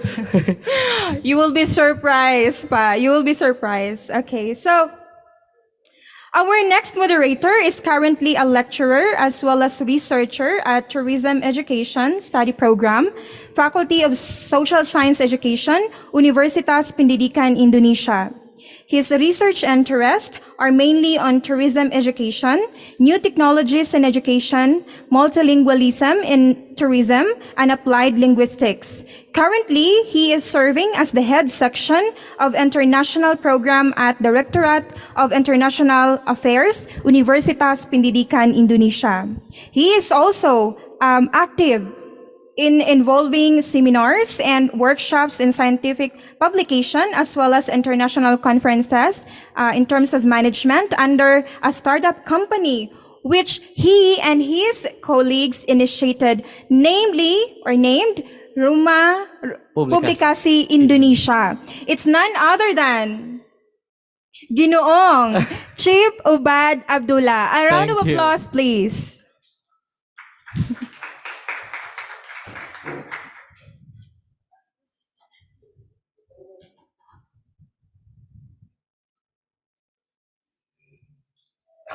Check. Well, thank you so much, Raisa, for such a great introduction. And hi, everyone, especially Miss Senia Korgozova. Good afternoon. Can you hear my voice? Yes, I can hear you perfectly. Hi. Yeah. Let me check one more time because I couldn't hear your voice. Miss Korgozova, Yes. can you hear my? I can hear you perfectly. Can you hear me? All right, now I can hear you too. Thank you so much for joining us. How are you, by the way? Is it early in the morning there? Not too early. I'm actually doing very good. Thank you for having me. And I actually came a little bit early to enjoy the musical performance. It was great. Thank you. Thank you so much. Really appreciate that. The honor is actually mine. And before I invite you to give a talk, especially with regard to the value of the Olympics program, allow me to, even though you need no introduction, but I believe that I'm going to introduce you anyway. So ladies and gentlemen, our next speaker is Miss Senia Korgozova. Please teach me how to pronounce your name correctly. You're doing a fantastic job. Thank you so much. She is an education and literacy advocate, an experienced knowledge manager, a certified community manager, and also a change and digital engagement manager. Graduating from McGill Research Services, Faculty of Arts, she has been actively involved in International Olympic Committee for more than 10 years. Wow, that was such a Yes, dedication. I actually celebrated my 10-year anniversary this weekend. Congratulations! How did you celebrate it, by the way? A little dinner, celebratory dinner, cake. Yeah. Well, yeah, so you will be given 60 minutes for your talk, and then after that, we're going to have a Q&A session for another 30 minutes. So without further ado, ladies and gentlemen, please join me in giving the warmest welcome to Miss Senia Korgozova. Thank you. Thank you so much for having me. Just bear with me while I'm trying to share the screen and make sure that everything's working.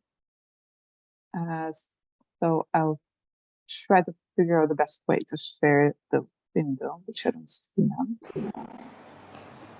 Sorry, apologies. Is still loading? No, it's It's YouTube. not YouTube. It's normally supposed to be the presentation. Please bear with me. Somehow it doesn't appear on one of the things that I'm supposed to share. A bit of technology. Oh, there it is. Should be okay now. Can you see my screen now?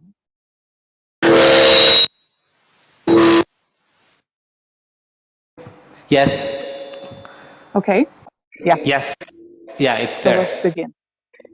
Okay.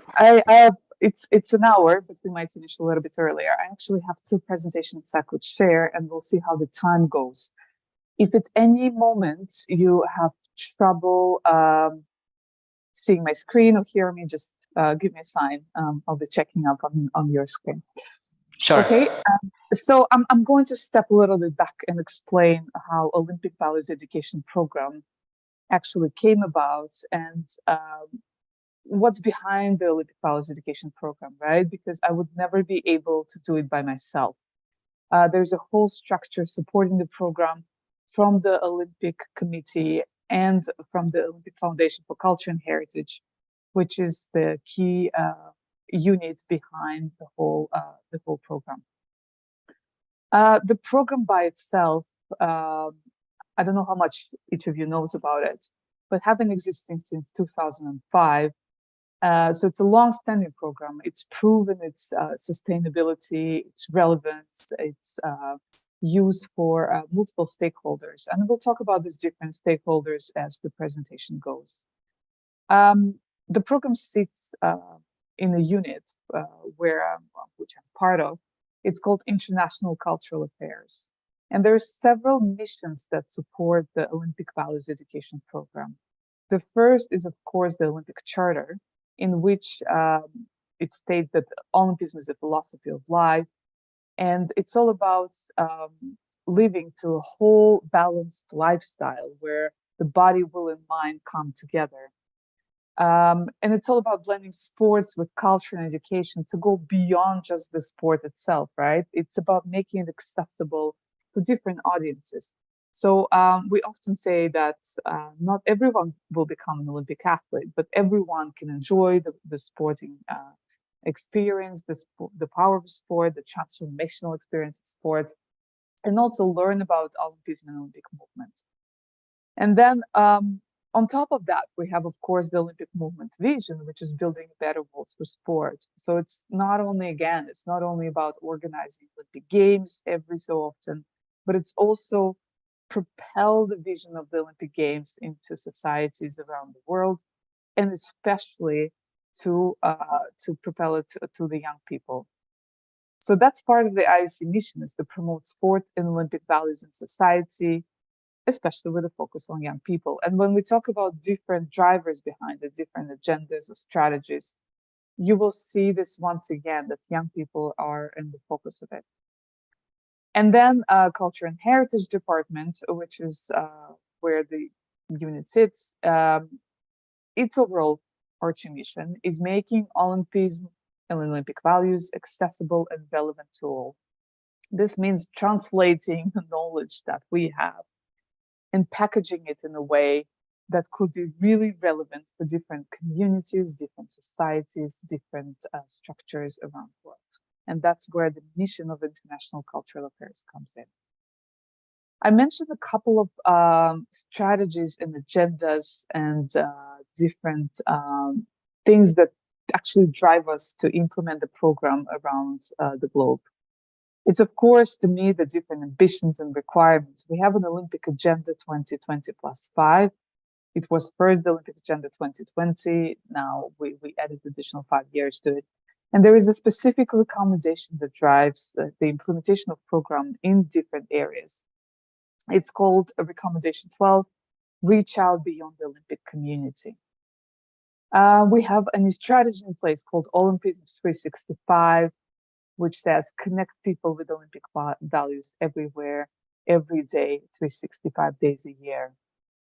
On top of it, we have Olympic education strategy, where Olympic values education is at the center of, excuse me, I have to go back, is at the center of everything we do. And then we, of course, work with different IOC departments, and we try to connect everything that I've sort of outlined just before with Olympic values and Olympic values education. To give you an example, there are a lot of synergies at the moment with IOC Sustainability Unit. So there are a lot of countries that take the Olympic values and use them to promote sustainable development in their countries. That's especially relevant for countries that really depend on their environments, be it island nations. In Indonesia could be an example, where really the whole livelihood depends on the ocean and on the environment around you. So sporting values, where we talk about friendship, respect, and excellence, can really be used to promote the sustainability in these regions. When we talk about respect in sport, and not only respect of the rules of your opponents, it's also respect of the environment in which you train, in which you live. Same goes for friendships, and same goes for excellence. When we talk to young people about excellence in sports, it doesn't stop when they leave the gym. It doesn't stop when they leave the training ground. It continues in everyday life. So when they go and they go out on the street, they're not going to throw trash on. They're not going to disrespect the environment in which they find themselves. So this is what we're trying to aim for. This blending between Olympic values and different and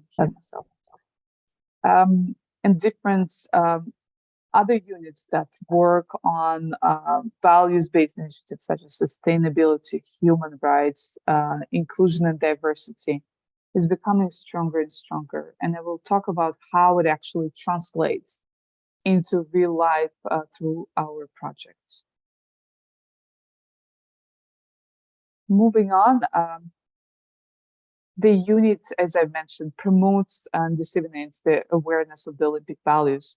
There are different initiatives that exist, and I also will touch upon them and how they connect to Olympic values education program.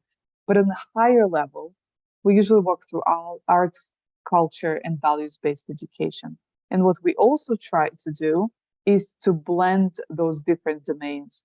So for example, we're doing more and more projects that are based on arts integration, where values-based education is integrated into arts projects such as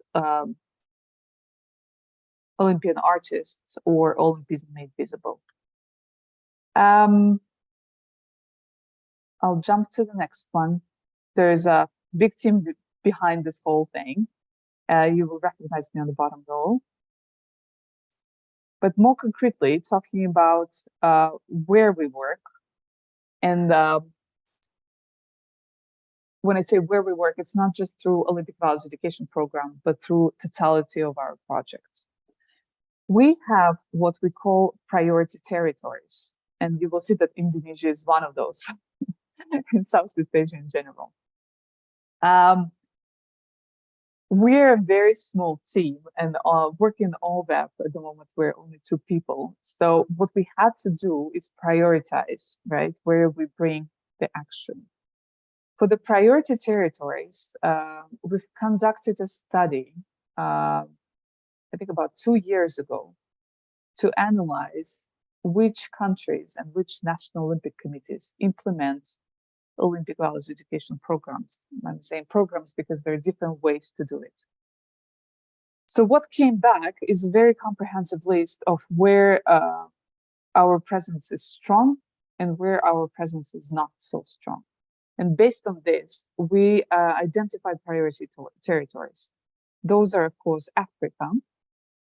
And you see here on the map, there is Senegal in particular, which we designated as a priority territory. There is a good reason for this, and the reason is because there's Youth Olympic Games coming to Africa in 2026. And this is the first time that Youth Olympic Games will be taking place in Africa at all. And for Senegal, it's a huge, huge deal, of course, because I mean, they have the whole weight of the responsibility on them to implement the Olympic Games, Youth Olympic Games, for the first time on the continent ever. Coming to Africa, of course, we have to prioritize and concentrate on Senegal, but we want to take this opportunity to go into a broader region and concentrate on Western Africa in general. This is why you have a big green circle around it. The second region where we realized there was a lack of our help for many years is Southeast Asia, which is why you see this big green circle once again in the region, and Indonesia is part of it. And then we have India, which is, of course, quite easily becomes a partner for us, and I will talk about it a little bit later. Then in other green colors, you will see countries such as United States, France, Italy, and Australia, and these are the next host countries for the Olympic Games, which is why they're always the priority territories for us. This map shows us all the countries with which we have close contact because we have national and Olympic culture and education champions identified. So if your country does not appear in this list, please let me know, and we can create links and identify National Olympic Committee Culture and Education Champion for your country. These are all the countries where we have Olympic museums, and this is important for education in general because many of the Olympic museums conduct a lot of educational programs and activities. This is another country list where we have Olympism Made Visible program. This is a program where we actually go on the ground and capture Olympic values education initiatives. I'm saying Olympic values education initiatives at large, but it's usually social development through sport initiatives that are captured. And if you would like to learn more about Olympics Made Visible programs, please Google it. You will find all the information on Olympics.com website describing each of the editions of the Olympics Made Visible programs with the full files of digital photos.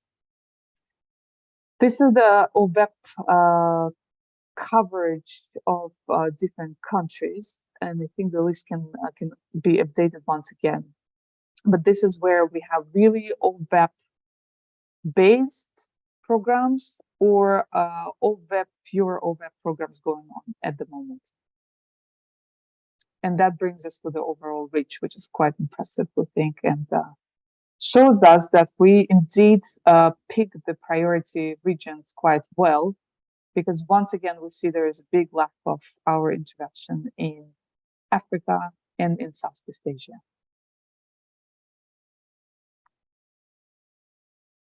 So moving into how we address these gaps of interventions, or how we can bring the additional support to different programs, and how we can actually work on the ground.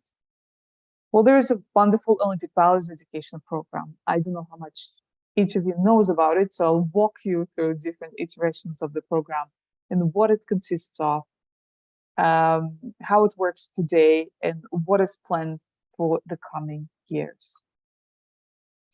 So when we talk about the Olympic values education program, we usually talk about, you have the official definition on the website, you have it in different toolkits.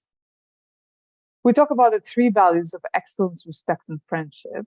And we say that, when you adopt these 3 values, it means you will strive for these values in all fields of your life. This is the message that we usually send to young people.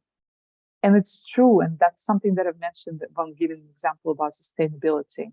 When we look at athletes, the Olympic athletes, or any athletes, in fact, who's trying to take his place on the podium, there are the 3 values that usually come to mind. It's an excellence that you always work hard to achieve and to go to the next level, never giving up, never abandoning your dream, training hard, working hard, be it in the gym, be it in the playground, be it in the classroom. Respect, because respect is essential for Olympic movement, respect for the game, respect for the rules, respect for your opponent, and friendship. And for the friendship, we always say that your opponent, your adversary, is not your enemy. It's the opportunity for you to keep on training, to keep on trying, to striving for excellence. So your opponent is not actually your enemy.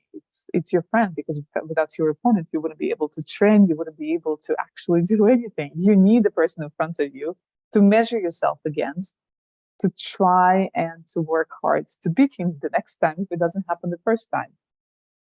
So the OVEP program is based on these cornerstones. It's using the universality of sport to support the delivery of curriculum inside, which means if you're able to explain to young people what these 3 values actually mean, you will be able to make difference, a lasting difference in their lives, right? So the definition is not as important here as what's actually behind the program, what it all means, and how it all translates in practice, which is why the title of the presentation of the Olympic Values Education Program in Theory and Practice. On one hand, there is a big block of theoretical knowledge about the program, right?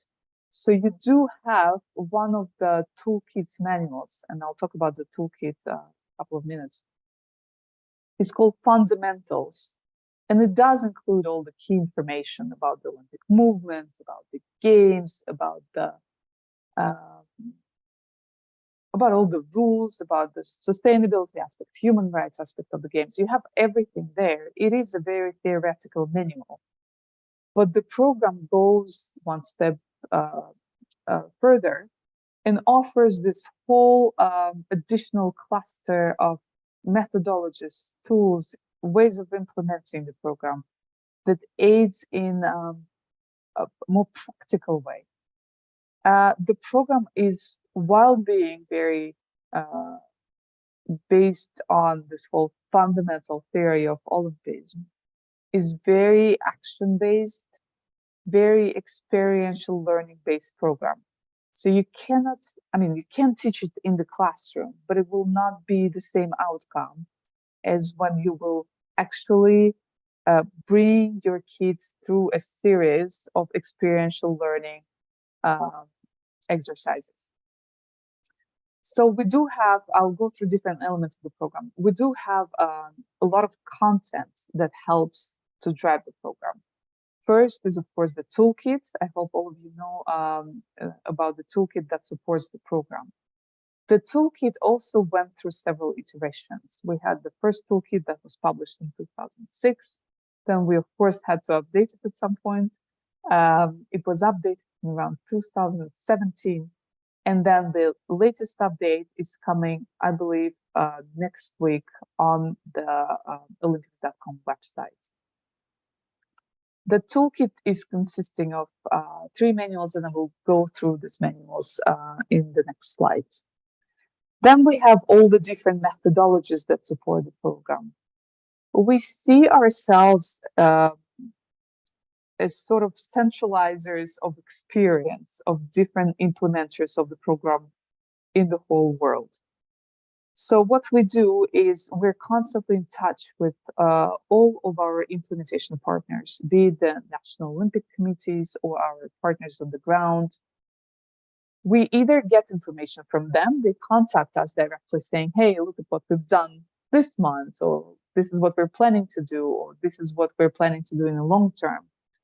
Or we proactively go and ask them for help and say, well, could you tell us if something's been happening in your country? Can you tell us about the recent implementations? So for different countries, it's hard to really keep in touch on what's going on in different corners of the world. So we fulfill this mission. We actually gather different experiences of different implementers, and we sort of store them in trackers and in things that are not very exciting, such as Excel and PowerPoints, but this allows us to track this vast pool of knowledge that different implementers give us. And based on that, we can build new methodologies. So sometimes implementers may contact us and say, hey, this is working well for our country, but we talk to a country next to us and it's not working from them because the system is completely different. So the methodology needs to be adjusted. Or someone did something excellent and said, hey, it worked so well and we'd like to share it with others. So that's what we do. We try and create a pool of these different methodologies, and we share with different implementers, whether it's the new ones or the existing ones. Then there are implementations that I will talk to you about in the coming slides, because while we're concentrating on these different priority territories such as India or Africa, we actually go on the ground and we work with the local implementers. And that enriches our experience in turn, because then we get to learn from them and we gather the lessons learned, or we work with transfer of knowledge from one implementer to another. The program is delivered through content, which is a very passive approach, right? You can share the content and anyone can take and try to adapt it to their reality.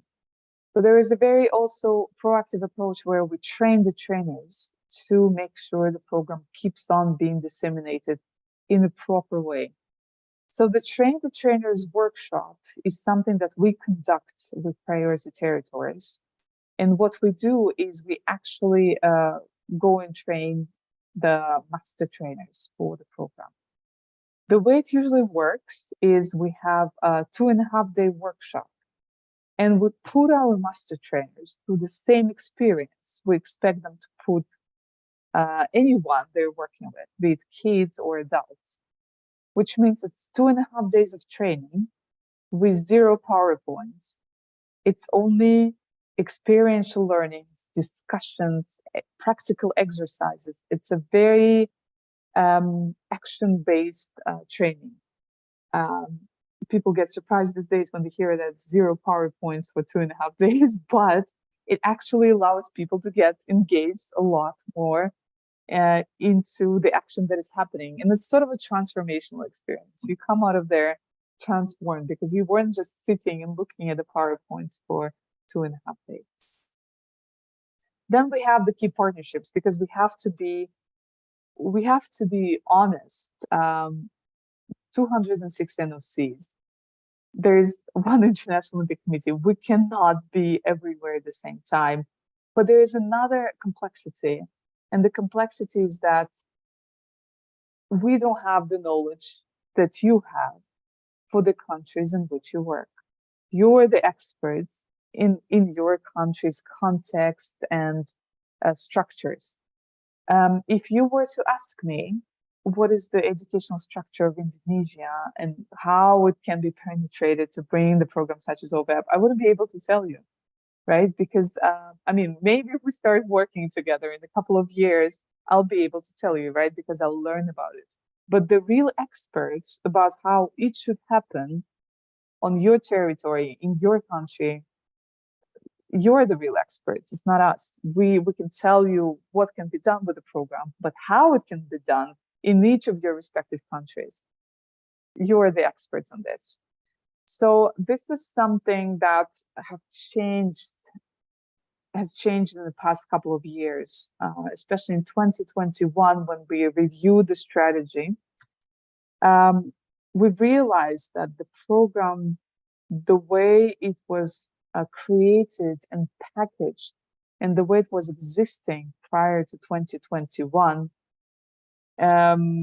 was very Eurocentric, right? We had this package and we were expecting everyone to take it and just do it. And that was completely wrong. Took us long enough to realize it, I have to say.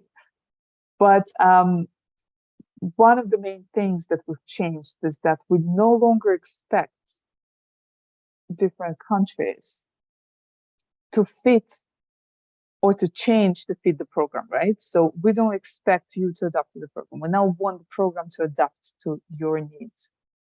So this has been an important change, and it's really important to mention that through the partnerships we managed to achieve this goal. So what usually happens is when we have a new partnership coming up, and when I say partnership, it's not just a partnership with a private organization, it can be a partnership with the NOC or United Nations office. We'll look at how the program can benefit the person who is working with us, right? Or the territory that it wishes to enter into a partnership.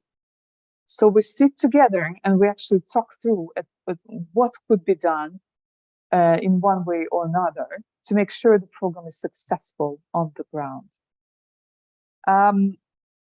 So we need these partnerships to succeed because, once again, we're not the custodians of the knowledge that is required to implement it properly. So the program since 2021 became more agile, more flexible, and more adaptable. And we actually want you to adapt it to your needs and not the other way around. We don't want you to change so it could fit. Another important context in all of this was, of course, COVID-19. And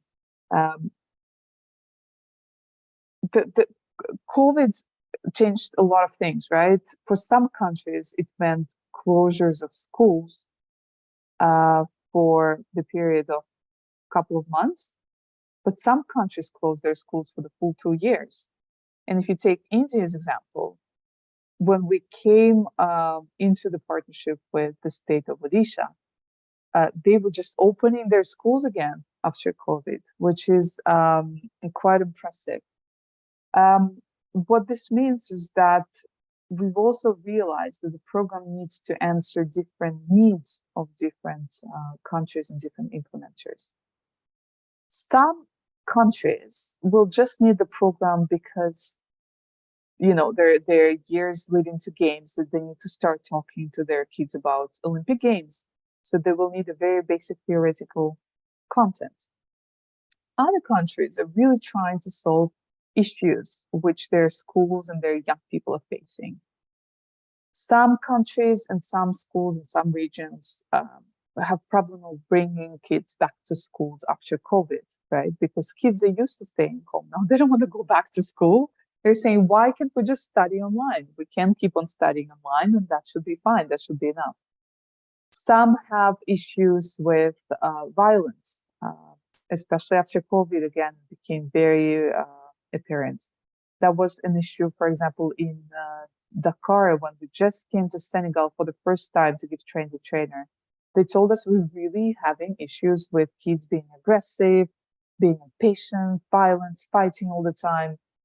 And this is something that clearly can be addressed through values-based education. Some regions want to make sure that their kids are more active, more physically active, right? Because in some regions, all parents say, languages, math, and I don't know, engineering is important, but everything else is not, right? And sports is not important. So, but sports is the basis of everything, right? The physical activity is crucial for mental development. So some countries want to address this, and this is clearly also feasible through OVEP.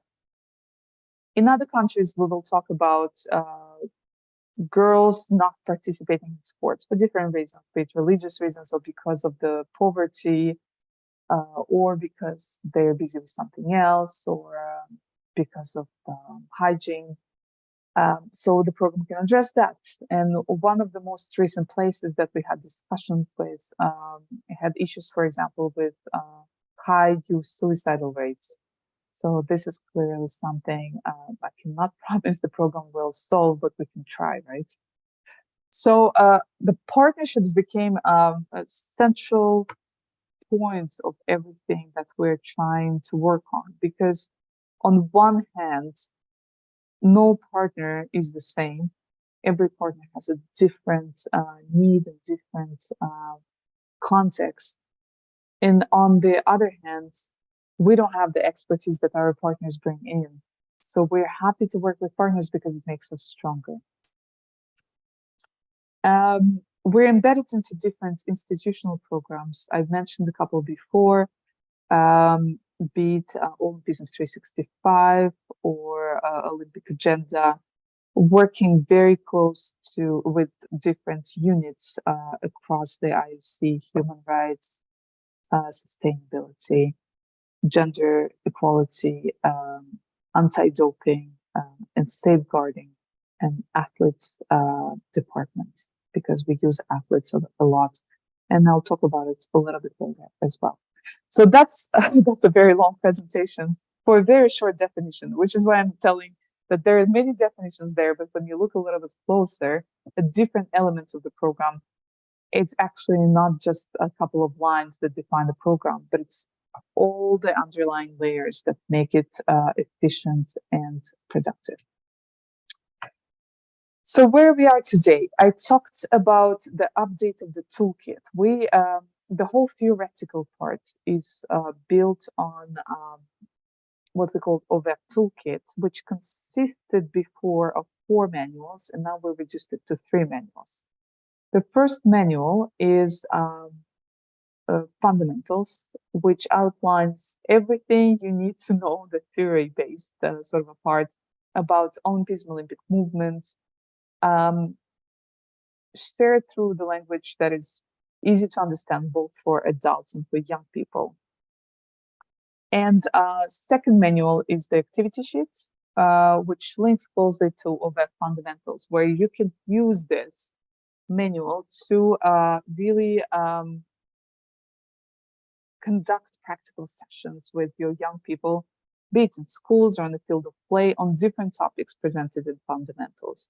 So you have things that are very basic, such as what is the Olympic motto, what is the Olympic sports program, why there are medals, why there are certain things. And you can also talk about things that are a little bit more complex, such as courage at the Olympic Games or difficult periods. We've updated the toolkit recently, so you see different illustrations here that we're using. They're very much sports-based, but you can see the clearly value of friendship here. excellence, perseverance. And that brings me to our first big partnership, the partnership with India.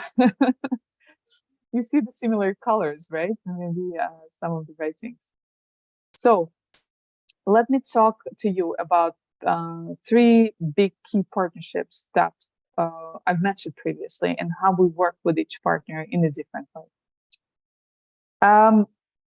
What I explained to you before was a little bit of theoretical part with the toolkit concluding it. And here we're coming into the practice part where we really work with different partners on the ground. Our first big partnership is with the government of Odisha. You must know the state in the east of India. India is a partnership that we were all hoping for, and it sort of happened by itself. I guess all the stars aligned perfectly. We found the perfect partner in Abhinav Bindra. Abhinav Bindra is the first Olympic gold medalist. He was the first person from India ever to win an Olympic gold medal. So he's sort of a big celebrity in India, and not only in Olympics, but even beyond. He has his foundation, and Abhinav realized at some point that it's time to give back and try to promote Olympism and society in India. So we've partnered with him and with his foundation and the government of Odisha to deliver the program for the first time in India ever. Odisha was an easy choice because they're a very sporting state. They're very much focused on sports development. They have impressive sporting infrastructure. And they have several training centers for athletes, and they often host international competitions. So they wanted to bring the Olympic biology education program to their schools. And we started softly. We started with a small pilot in several hundred schools. When I'm saying small, there's nothing small in India. So once you start rolling it out in a couple of dozens of schools, you're quickly reaching impressive numbers with children. So the approach we're taking with India is, once again, we co-scope the approach with them, is to work through local teachers. So we've conducted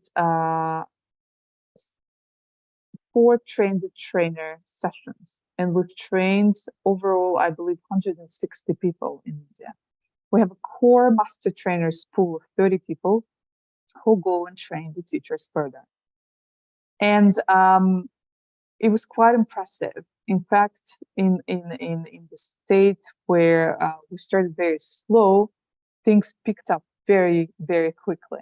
I think on the slide that will come as a summary of different data, you will see the impressive numbers. So I will walk you through this. We don't insist on having the program delivered by physical education teachers only. The program can be integrated in different subjects. And this is the case that we try to pursue in Odisha.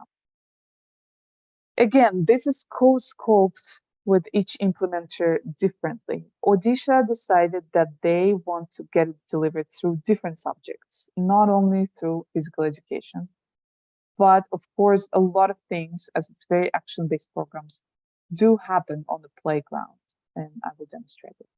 But at the same time, you have it delivered through arts classes, civic education classes, and social sciences classes. Nice summary of kids enjoying it. The picture you see here is a year later after the first picture. So we came back in April this year to Odisha to see the results of how the program is rolling out. You will recognize me on the left, but the most important people are in the center. Of course, we have the Abhinav Bindra himself. And to the right is the director of the Olympic Foundation for Culture and Heritage, who came to sort of witness the success of the program. And we had about 2 days of full-on activities, schools presenting their progress, kids presenting their work 1 year later. And this is something that you see here. And actually, as the result of this visit, it was decided to scale up the pilot and add additional 250 schools to the implementation of the program. That being said, again, the numbers are quite impressive. We just launched the campaign because a week ago we had an Olympic Day. The June 23rd is a big Olympic Day where we scaled up the social part of the campaign. And in Odisha itself, we managed to reach 7.5 million children. Which brings us to Dakar. Dakar was a little bit of a different model. We started the partnership with Dakar at about the same time when we started the partnership with India. Dakar is a little bit of a different case. Of course, Africa, for us, a priority territory, but Dakar was a very easy choice because there will be the first Youth Olympic Games in Dakar in 2026. The whole objective of Dakar is to deliver the games for young people, created by young people, and delivered by young people. So they want their young people engaged not only for the competition, but also in delivery and preparation for the games. So what they've done is one of their priorities was to bring the Olympic Values Education program to every school in the country before the games. Their numbers are not as big as in India. They're a smaller country in a little bit of a different context. They have about 1.5 million kids of the right age for the program. But what's impressive is their 89% of kids go to school in Senegal. So it's pretty much every kid goes to school in Senegal. And they're really dedicated to deliver it to every classroom until 2026. So we started with them again last year at pretty much the same time as in India. What you see here is part of the train the trainer, but this is already delivered by master trainers to teachers. And they've been doing activations nonstop since then. They do several events a year to engage young people and to actually try and deliver different workshops, trainings, build capacity, and bring it to different schools. And what they do is actually quite impressive. They don't content themselves to stay in the region of Dakar, which would be easy, right? Because they're situated quite centrally.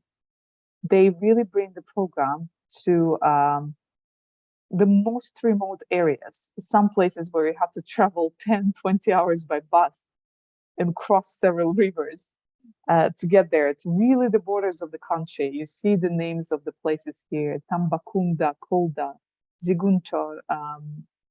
It's quite impressive.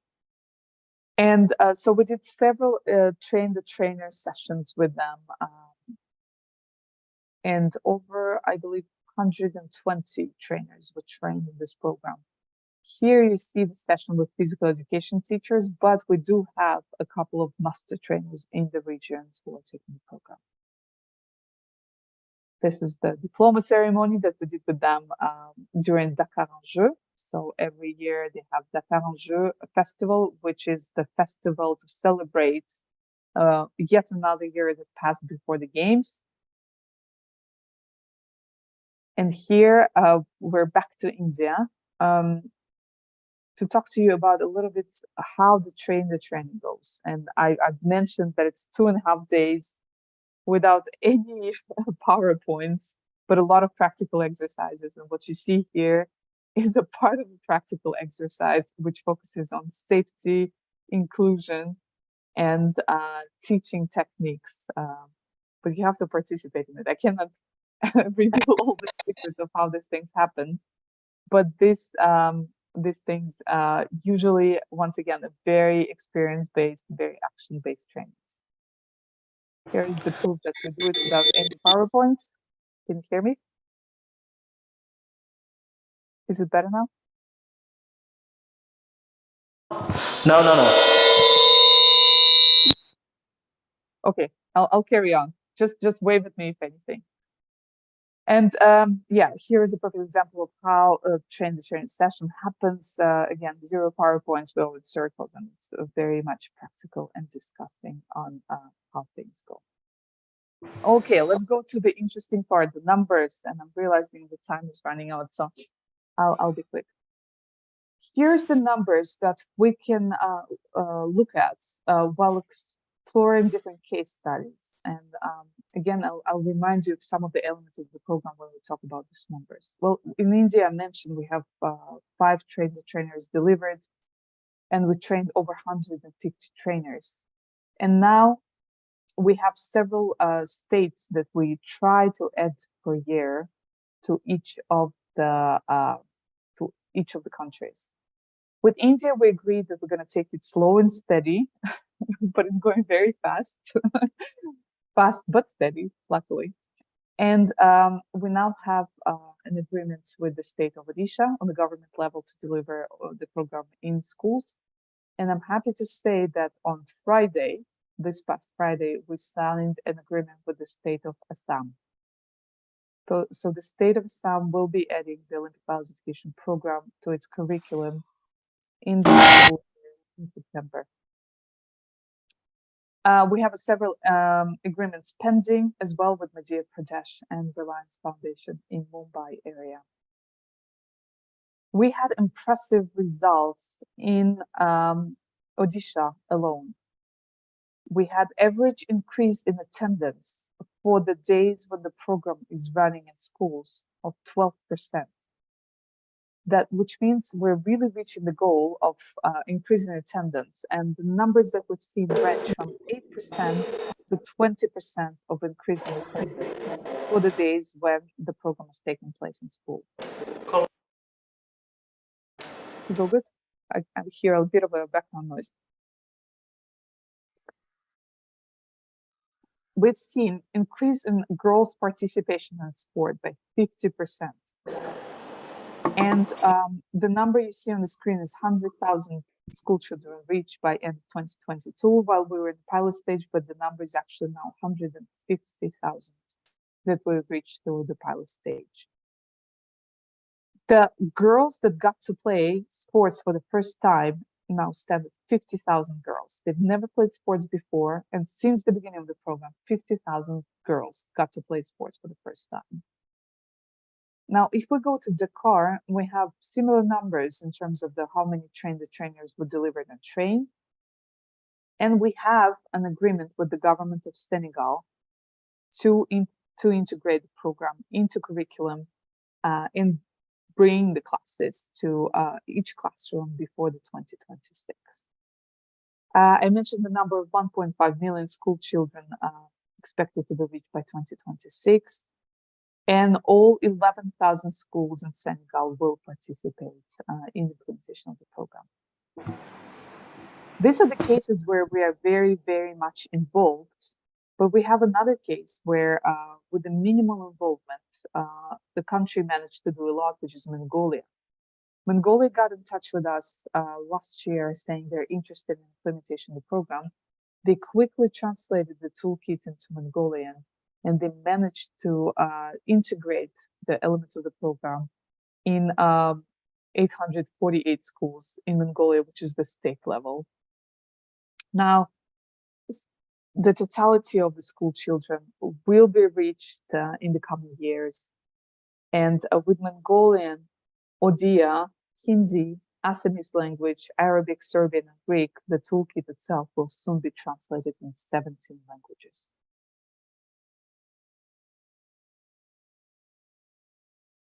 So what happens next?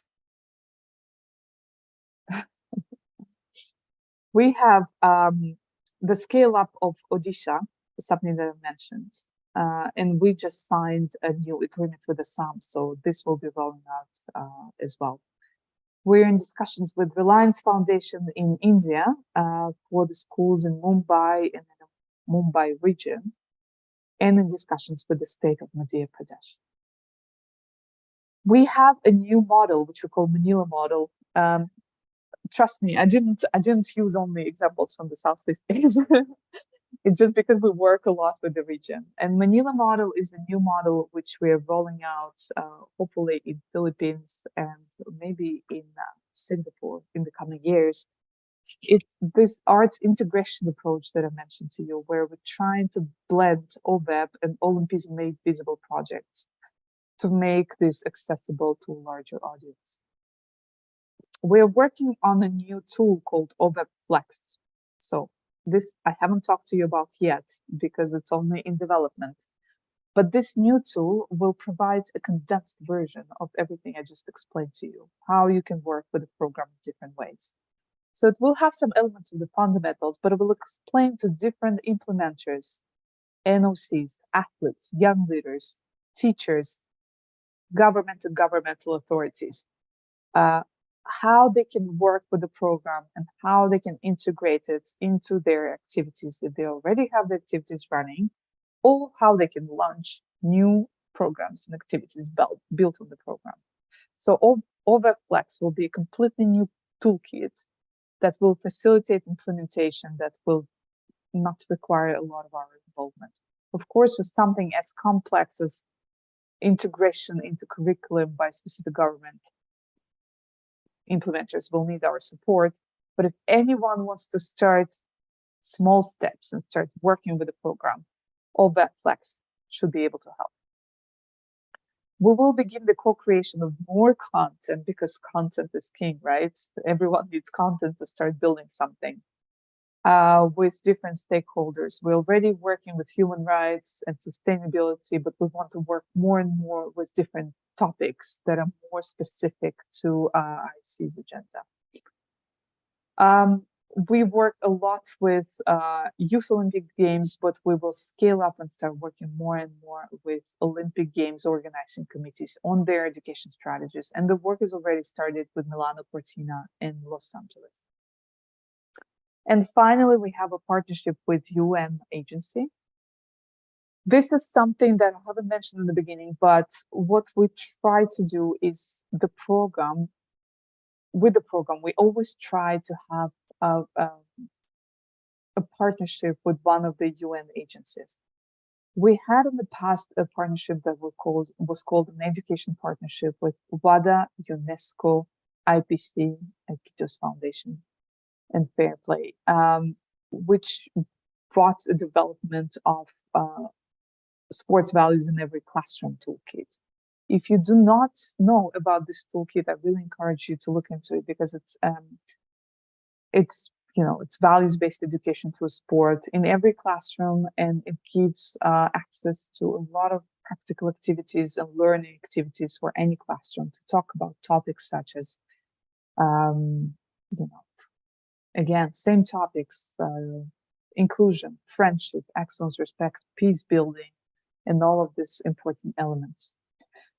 This partnership came to an end last year, so we signed up a new partnership with United Nations Office for Drug and Crime for youth crime prevention work. This is especially important, I think, in the context of our today meeting, right, when we talk about peace building. And this partnership will build a new program called SCORE, Sports Against Crime program with a new toolkit built on a new Train the Trainer program.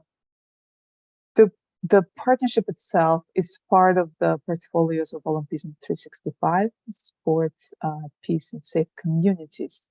So it's all about preventing youth crime, building safer communities for everyone, and strengthening peace building in the long term, of course. And if I have time, I have a couple of slides on this, but I don't think I do have enough time for that. Yeah, you still have 5 to 10 minutes to wrap up. 2 minutes to wrap up. Yes. This is perfect because this is what I have left. All right. I mean, I couldn't believe I can actually talk about it for an hour, but I realized I can talk about it for hours. I have the final thing to present to you. Apologies. I have a final thing to present to you. This is a new project that we've launched called Voices of OVEP. Voices of OVEP is a project where we collect storytelling from different OVEP implementers from around the world, and they share their experience on how they work with the program. We have 2 voices of OVEP from India, from Dakar, and we have 3 stories from India. I have to say, in the coming weeks, all of the stories will be published on our channels, but this is still unpublished, and you're the first group to see one of the stories today. This is a story from India, a story of a physical education teacher, Rashida, who's talking how the program works for them, what they're trying to achieve, and a little bit of a spoiler, they're working a lot with girls and kids from slum areas, trying to get them engaged through sports. So I'll show you a little video. Let me just make sure that I'm sharing the sound.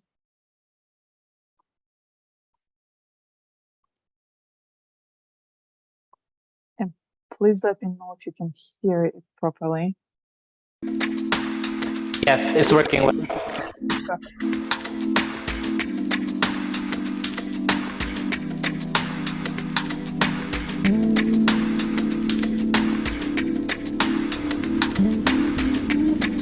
क्रीडा मते discipline शिखेबा सहित सबु स्थान रे एवं सबु जगह रे मैनेज करबा शिखेछि।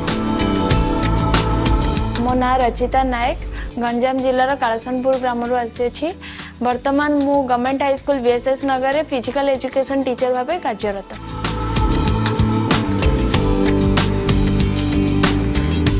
मोर खेल शिखिबार इच्छा एवं शिखेबार इच्छा शक्ति ही मजे आज खेल शिक्षक बनाई। तत्सहित मोर गुरुजी आज मोर खेल शिक्षक बनवार प्रेरणा होइछन्ते।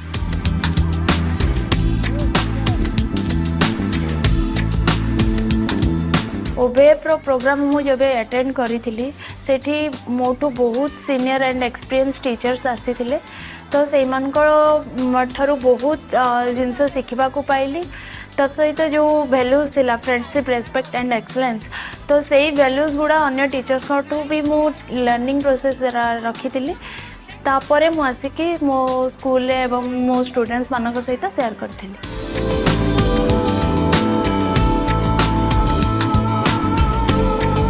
OVP प्रोग्राम एथिपाई बहुत प्रभावशाली, कारण पिला मानंको भितर आजिकाली रो कम्युनिकेशन बहुत गैप हो जाउची। तो यही जो वैल्यूज अच्छी फ्रेंडशिप रेस्पेक्ट एंड एक्सलेंस पिला माने यूज करबा द्वारा निज भितर बॉन्डिंग एंड अन्य मन को रेस्पेक्ट दवा बहुत चेंजेस आसूची। तत्सहित पिला मानको पाखरे मु जेबेठु इम्प्लीमेंट करिछि तापरे तांकर बिहेवियरल बहुत चेंजेस आसीछि, सेथिपाई बहुत इंपोर्टेंट। ओडिशार सब स्कूल रे बहुत सारा स्लम एरिया रू स्टूडेंट आसंती, तो सेमानकर बिहेवियरल आगरू जेमिति थिला, किंतु ओलंपिक वैल्यू एजुकेशन जैसे कि फ्रेंडशिप रेस्पेक्ट एंड एक्सलेंस यही तीनोटी वैल्यूज यूज करने द्वारा सेमानकर बिहेवियरल चेंजेस एवं स्टूडेंट्स मानक सहित कोऑपरेशन कोऑर्डिनेशन टीम वर्क ए सब रे इम्प्रूवमेंट होची। बाहर देखा गले इंडिया रे भी यहीपरी माने प्रॉब्लम जेमती कि माने कम्युनिकेशंस एंड टीम वर्क रो लेस रोचे, तो यही वैल्यूज यूज करबा द्वारा सेमानकर कोऑर्डिनेशन टीम वर्क बहुत बढ़े।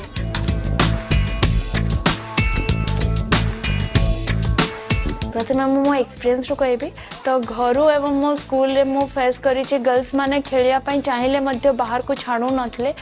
तापरे मु देखा पाई भी माने गर्ल्स आउ बॉयज को हिसाब रे बॉयज मान को बहुत चांस मिले खेलिया पई। तो यही जिनसटा OVEP रु मु शिखिया पई पाइछि एवं OVEP रो ई तीनोटी वैल्यूज हिसाब रे गर्ल्स बॉयज को भीतर किसी डिफरेंस न थाए। गर्ल्स बॉयज मान को सहित मिसिकी कम्पीट करि परिबे, तो सहित माने गर्ल्स भी फेस करि परिबे, सेम गेम को गर्ल्स खेली परिबे बॉयज खेली परिबे। तो वर्तमान मु जेबेठु OVEP रो प्रोग्राम को इम्प्लीमेंट करिछि पिला मानक पाखरे, से माने भी निजर इंटरेस्ट आउ निज पाखरे बिलीव अछि कि मु कैपेबिलिटी अछि खेली परिबी बॉयज मानक सहित।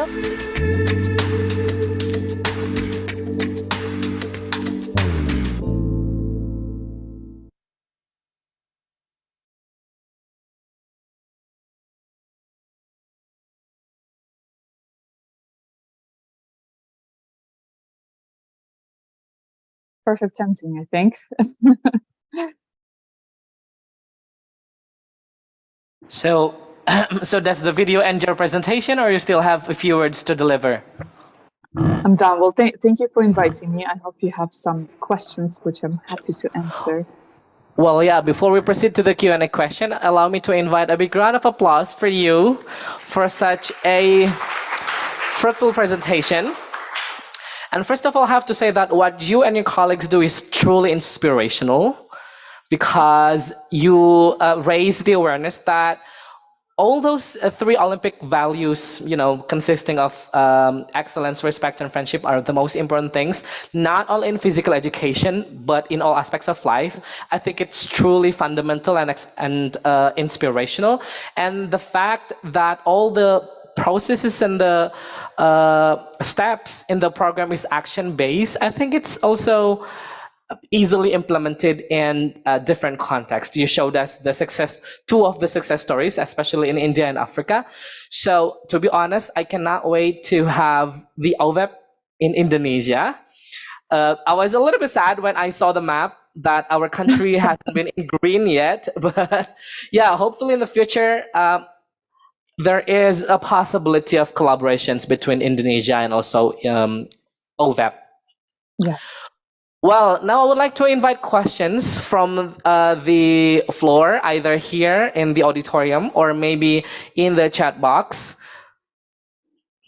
Oh, we actually have one question on the chat box from Rion Henrianto. The saying goes, winning isn't everything, but the will to win is everything. What obstacles might be faced in the implementing Olympic values in the school environment, and how to deal with situations where program activities are based on competitive situations, which can increase the desire to win excessively and have the potential to discriminate against losers.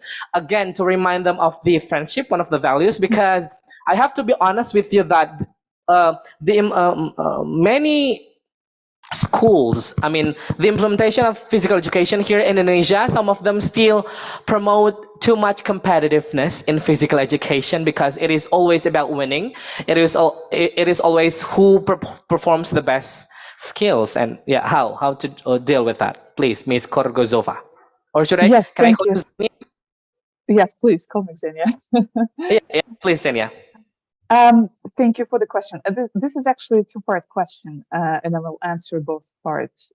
So the question one, thank you for the question, by the way, Rian. Very relevant. The question one is, what obstacles might be faced in implementing Olympic values in the school environment? That will, again, remember I talked about the context in which we implement the program, and the context will vary from country to country. Part of the Train the Trainer program, the workshop that we do, one of the first things we do is to actually identify obstacles to implementation of the program. And what we oftentimes hear is it's always the same thing over and over again. The professional physical education teacher is undervalued and underpaid. The physical education teacher is usually considered as secondary, a sort of a second-class teacher to other subjects such as math or languages or anything else. The physical education teachers are underpaid and not motivated or not even trained enough. The physical education considered by parents as a sort of a bonus and not a mandatory discipline. Parents oftentimes say to girls especially, you don't need to do it, it's not required, it's okay if you do something else. Then you may have other obstacles such as just a negative perception. And because of this over competitiveness in sports, right?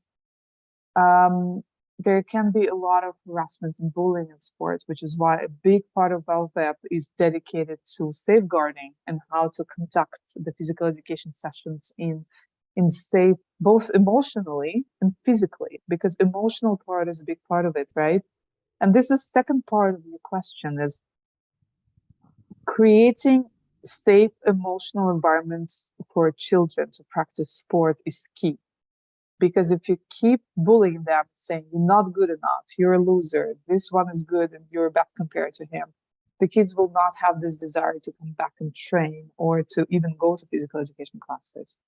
So, first part of the question, the obstacles, it all depends on your countries. For some, it's very easy, right? We know the big sporting culture and tradition in the United States where you actually get encouraged and paid and sort of pushed into sports to go to study, versus some countries where we see, and it's said, the physical education, you don't even need to go to class, just do your math or do your main subjects first, and if you have time, you go to class.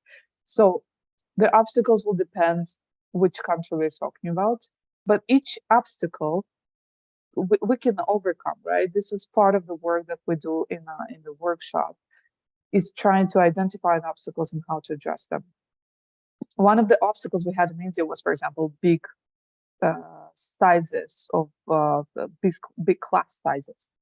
One of the teachers was saying, "Oh, how can I manage? I have like 100 kids per class. What am I supposed to do?" So we give the methods. We say, well, you can split the class in 4 groups. You can identify a lead for each group. You can give up control a little bit and try and flip the classroom. We call it flip the classroom, where kids take control of the classroom. There are different methods to address different obstacles. And then depending on your environment and your needs, you adapt. Now, for the second question, how you deal with the situation, this is part of the OVAP toolkit, and I really invite you to look at it. I think it's OVAP playbook manual, which talks about different methods of how to foster this positive environment in the classroom or on the field of play, where you really took the methodology. Remember, I talked about methodologies in the beginning of the presentation that we develop and integrate them. It can be done through a very easy example. There is a winning team and losing team. And the usual habit that we need to break is telling the loser team, now you're the loser, so you clean up the playground after everybody because you lost. You do never punish by sport. This doesn't build friendship or respect. This actually breaks it. So instead, you can celebrate the winners, but you can build the bonds by making everyone participate in the cleanup or discussing the strategy for the next game, or asking the winning team to give feedback on why the losing team lost and how they can improve for the next time. Become sort of coaches and big brothers to the losing team.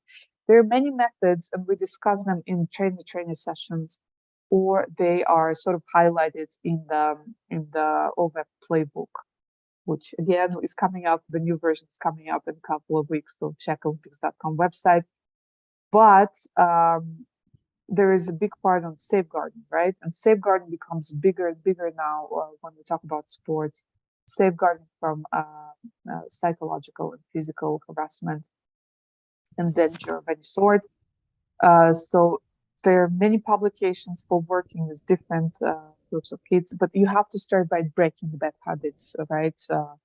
Something that you outlined, talking about discrimination against losers. As coaches or as teachers or as parents, break these bad habits, punishing by sports, saying losers run extra 100 meters, or losers do that. Try to build this spirit of friendship and respect within the team, so kids actually have the desire to come back and perform better and learn from the winners, rather than to be punished for something that they're not necessarily responsible for. Hope I answered the question. Thank you so much, Senia. I can't wait for the latest version of the playbook, by the way. Before I invite more questions, there is a request from the participants for me to translate your answers. Do you mind? Oke. Yeah, go ahead. Bapak Ibu, jadi tadi untuk menjawab pertanyaan dari Pak Rion ya, kalau tidak salah. Dan sepertinya ini menjadi menjadi kekhawatiran kita semua bahwa yang pertama adalah banyak hambatan begitu ya ketika kita mengadakan program serupa, dan yang kedua ada semacam stereotip bahwa olahraga baik olahraga maupun pendidikan jasmani itu biasanya terlalu mengedepankan sisi kompetitifnya begitu, sehingga motivasinya itu ingin menang begitu, dan inilah yang salah satu hal yang dicoba untuk diurai supaya tidak terlalu banyak terjadi oleh program OVEP. Yang pertama terkait hambatan-hambatan yang terjadi. Tadi disampaikan bahwa salah satu programnya itu adalah train the trainers, di mana OVEP itu ketika bekerja sama dengan satu negara, mereka akan melakukan brainstorming dengan para calon trainers, biasanya guru olahraga, dosen olahraga begitu, dan mereka berdiskusi sebetulnya hambatan apa saja, karena masing-masing negara bahkan masing-masing kota di tiap negara itu beda-beda. Ada tadi contohnya di Odisha, India itu di mana perempuan kesempatan untuk bermainnya lebih sedikit. Ada yang kasusnya bullying, ada yang kasusnya kelasnya terlalu besar misalnya. Pokoknya dia tadi sampai menyampaikan Ibu Senia bahwa dalam proses brainstorming itu we are the experts. Kita ahlinya karena kita yang lebih tahu kondisi di Indonesia itu seperti apa. Kondisi pembelajaran dan hambatan-hambatan pembelajaran di Indonesia itu seperti apa. Nah, sejauh ini dari brainstorming tersebut, lahirlah metodologi-metodologi yang dilahirkan oleh OVEP ini supaya hambatan-hambatan tadi itu teratasi. Termasuk hambatan bagaimana olahraga itu atau pembelajaran pendidikan jasmani itu tidak terlalu memprioritaskan menang atau kalah. Dalam pembelajaran misalnya kita tidak lagi misalnya memberi punishment ketika misalnya ini sebuah permainan di mana ada tim yang menang dan ada tim yang kalah. Biasanya kan kita refleks aja gitu ngasih punishment tim yang kalah nanti bebersih misalnya. Kalau dia bilang itu dianggap sebagai sebuah perayaan, celebration, sehingga nanti siapapun yang menang, siapapun yang kalah, yang bebersih semua.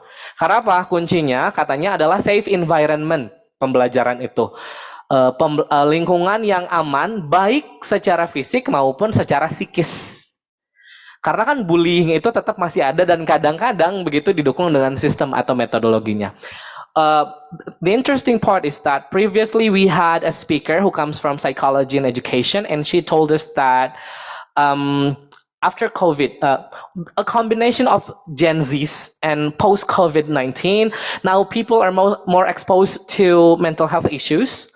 But unfortunately, with the exposure of internet, sometimes they are overexposed and not, many of them sometimes self-diagnose themselves.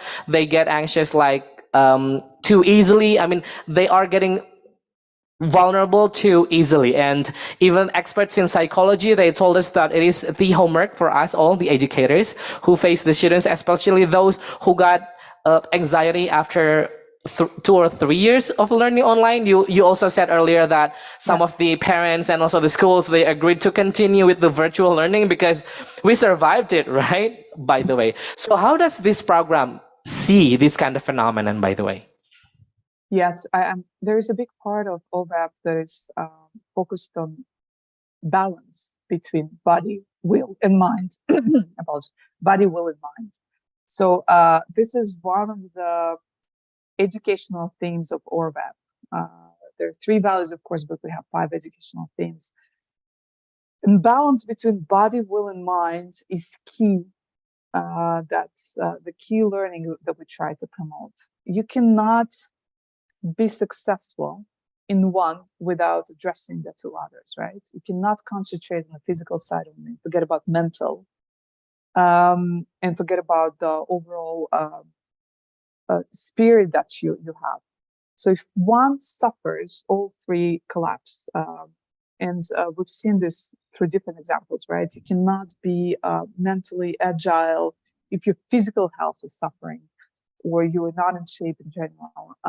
So this is something that we keep promoting, and that we do a lot of exercises with kids through this experiential learning and activity-based learning to demonstrate how one depends on another. They cannot just be doing sports and forget the whole sort of a well-being part. Something that you mentioned, having anxiety issues or anything else and not addressing them through different practices, right? Meditation, or through finding inner peace or finding channels to channel your energy through. So I think that's a big chunk of the toolkit, a big chunk of the toolkit facing kids. Now, there is a part of the playbook that addresses teachers on how to identify these sort of problems and address them.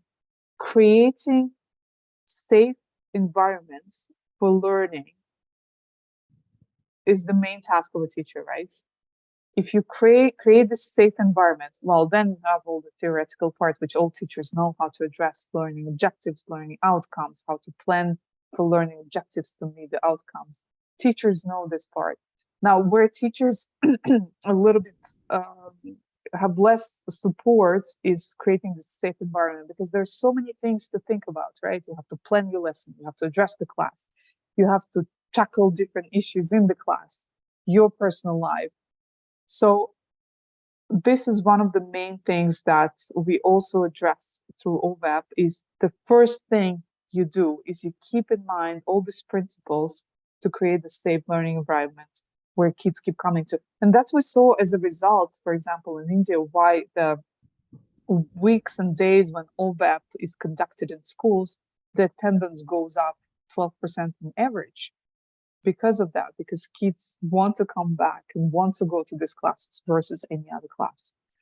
But that's a very high level answer, of course, but then there are different strategies through which you can work with the program, and how you can actually treat kids as equals, give the control. There's a whole exercise in OVAP for educators on how to give up control in class and give a little bit more control to kids, so they feel more involved, more respected, and more sort of co-creators of their learning experience.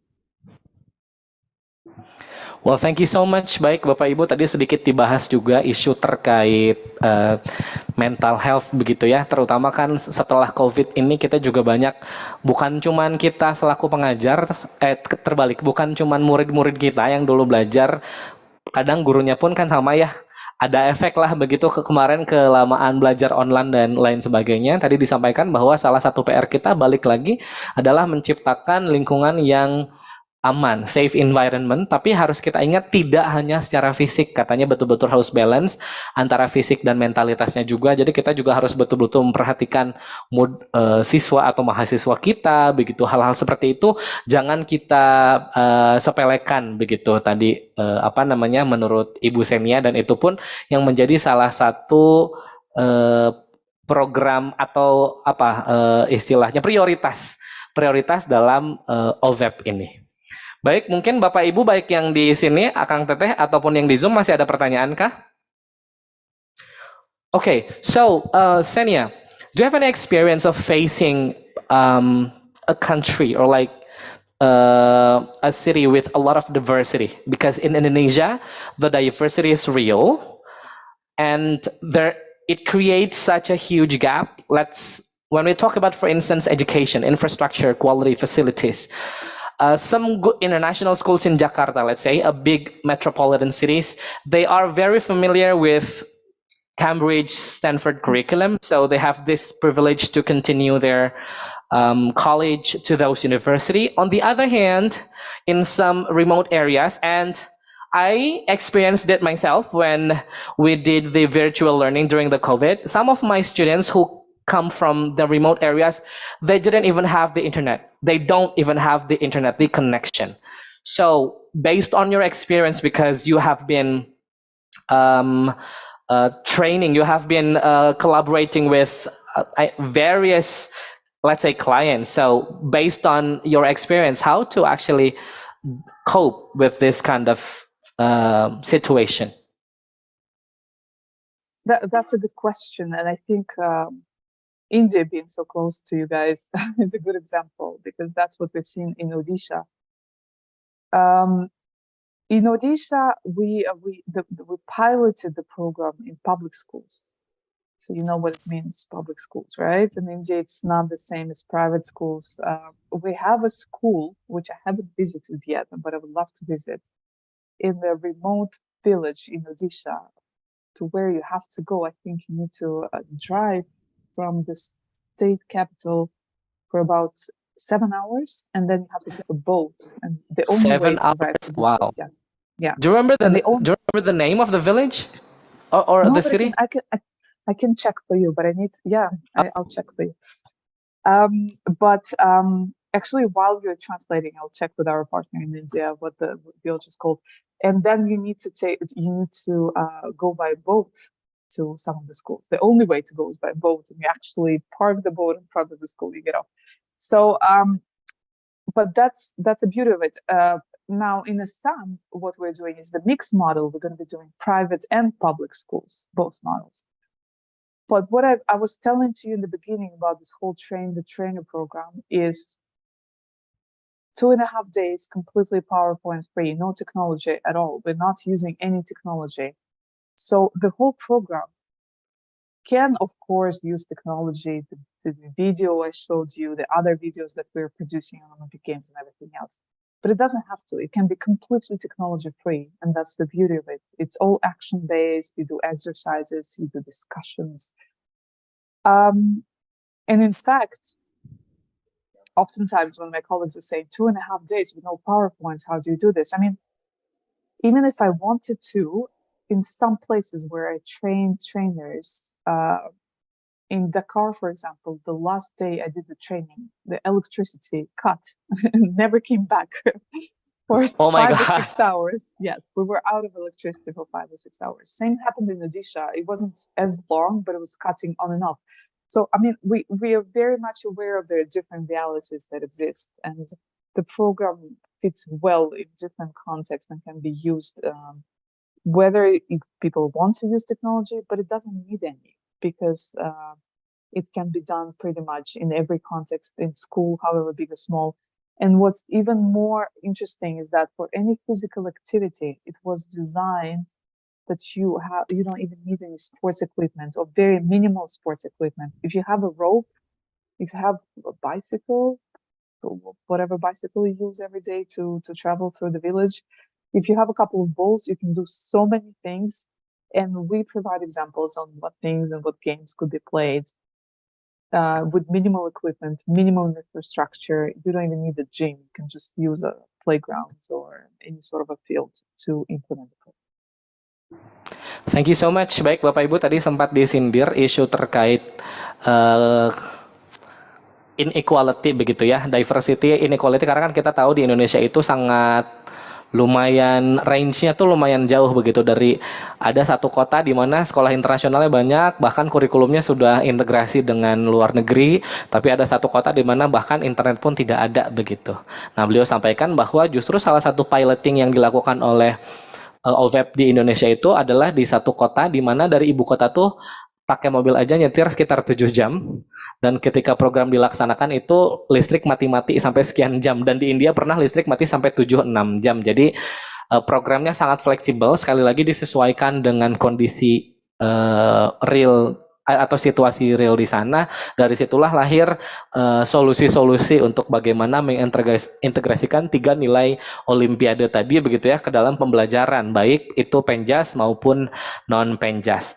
Senia, I'm afraid that the question on the chat box is going to be the final one because we are limited by the time. I have to chair another session after this. So the final question comes from Aris Rianto. Cultural differences and children's characters are important in the growth and development of children. We know that to ensure the growth and development of the children, it is necessary to have support from parents. Does OVEP facilitate programs for every parenting style? Yes, that's a very good question. Thank you, Aris. Yes, so what we do is part of this co-scoping exercise. Do you remember I talked to you in the beginning when we talk about obstacles to implementation of the program in any area or state or context? Teachers often cite that parents could be sometimes the biggest opposers to doing anything extra than is already necessary, especially when it comes to sports. So what we usually do is we suggest educators in the beginning when the program is being rolled out in schools to have a sort of a teacher-parent meeting to explain what's going to happen and how it's going to benefit their kids. That's on one hand. On another hand, our different partners do different things to promote the program and its benefits to parents. Going back to India example, when the school closed for summer, our partners in Odisha started doing family visits. So they actually went to different communities and talked to parents and hosted this sort of a parents information session on the program. in the car, they went in another direction where they co-hosted a night of Olympic stories. On the Olympic Day last year, they went to a village in one of the villages, and they've gathered thousands of people around their sacred tree, baobab, where the elders of the community, really elders, were talking about the values of their country and blending the explanation of the values with the Olympic values, explaining how all of this can be bridged and connected in the bigger context. So again, they're bringing the community together. Now, for different NOCs, I keep going to two examples, but I have many more. Different NOCs host events for kids and parents at the same time, so the parents can get involved as well. And for several NOCs, they also involve parents into the big events that they host, such as debates or on Olympism and Olympic values education, or in Olympic community action. So depending on what strategy you choose, you can do quite a lot to influence the parents, but not only influence them to change their opinion, but influence to get them involved into what the program is doing.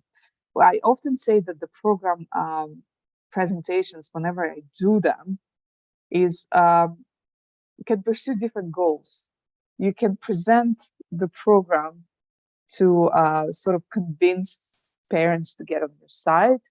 You can present the program with the goal of making sure that they get involved and sort of call them to action, or you present the program to inspire them to do something else. So there are different ways to use it as a tool and to present it. Thank you so much, Senia. And the examples that you brought were actually beautiful ways of involving parents in this program, especially the one in which the elders gather and then they talk about their values. I think that is such a great way of integrating the values of the elder and the parents and also the school and also the program, right? Baik, Bapak Ibu, dalam OVEP ini ada, memang walaupun tidak khusus parenting class begitu, tapi dilibatkan orang tua. Contoh-contoh yang disampaikan tadi misalnya kalau di India itu train of trainers itu mengundang juga orang tua. Jadi ada khusus namanya teacher parent meeting di mana nanti di sana dilibatkan juga begitu orang tua supaya mereka tahu apa yang akan disampaikan dalam program OVEP ini dan juga peran orang tua yang bisa dilakukan di rumah seperti apa. Atau contoh satunya lagi yang dilakukan di Afrika itu di Dakar, katanya ada satu malam di mana itu semua orang dikumpulkan dan sesepuh itu diminta berbicara tentang nilai-nilai local wisdom yang ada di sana, lalu nanti diintegrasikan dengan nilai-nilai yang ingin dipromosikan oleh OVEP begitu, nilai-nilai Olimpik itu. Well, Senia, unfortunately, I think we have come to the end of our session.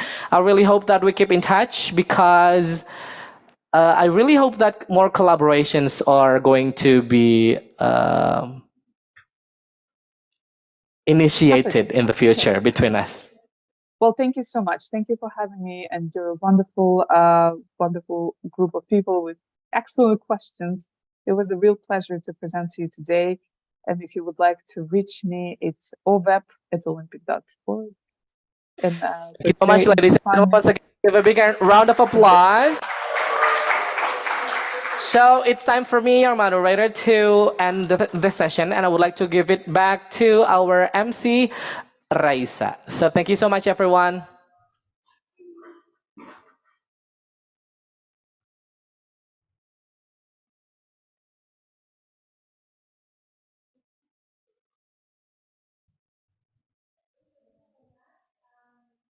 Ginoong Chef Obad Abdullah for that very interesting conversation, discussion together with our keynote speaker. This time, let's have a short break. Meantime, especially for our attendees here offline, so we'll have a short break and we will return in a few minutes. So you can relax, take your snack outside and prepare for our next session later. You can now go out.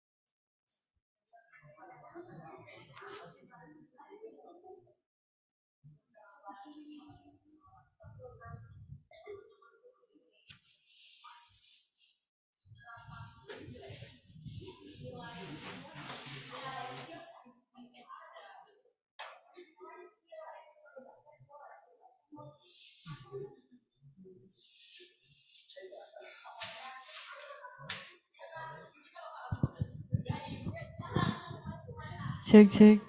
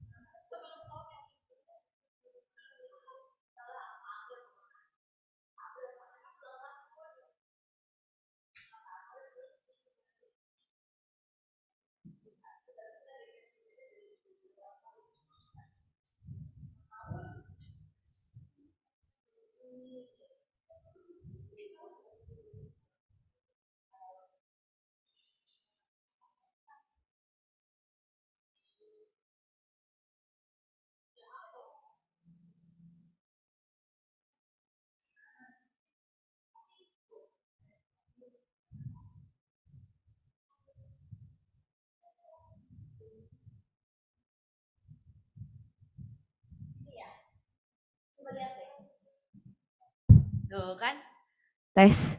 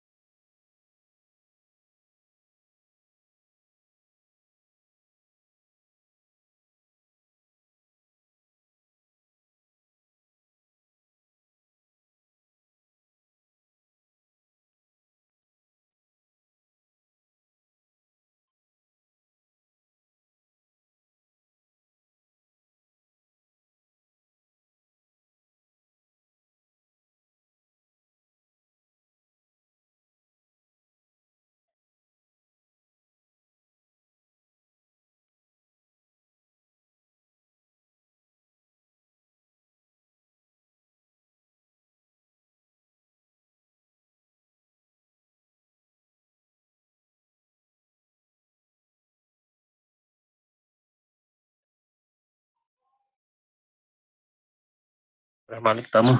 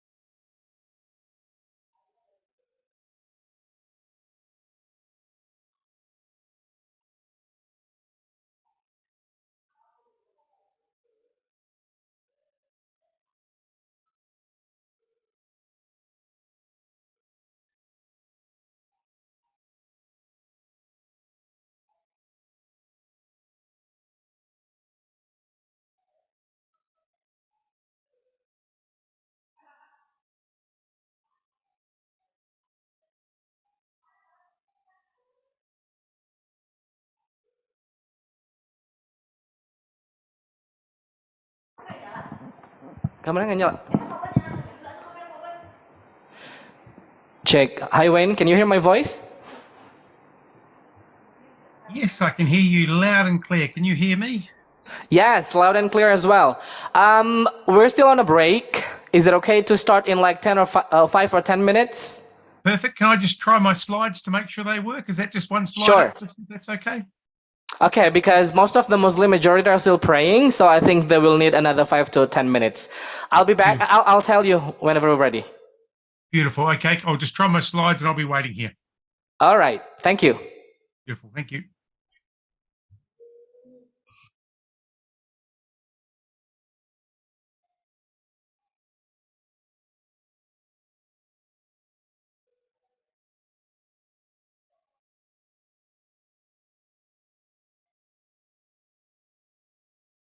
How's that? Is that good? Yeah, it is. Perfect. Okay, then. Well, I'll just go back to my main screen. I'll shut this down and I'll just be waiting here. Let me know when you're ready. Sure, sure. Okay, thank you. See you in a bit. Thank you. Nice batik, by the way. Perfect. Thank you kindly.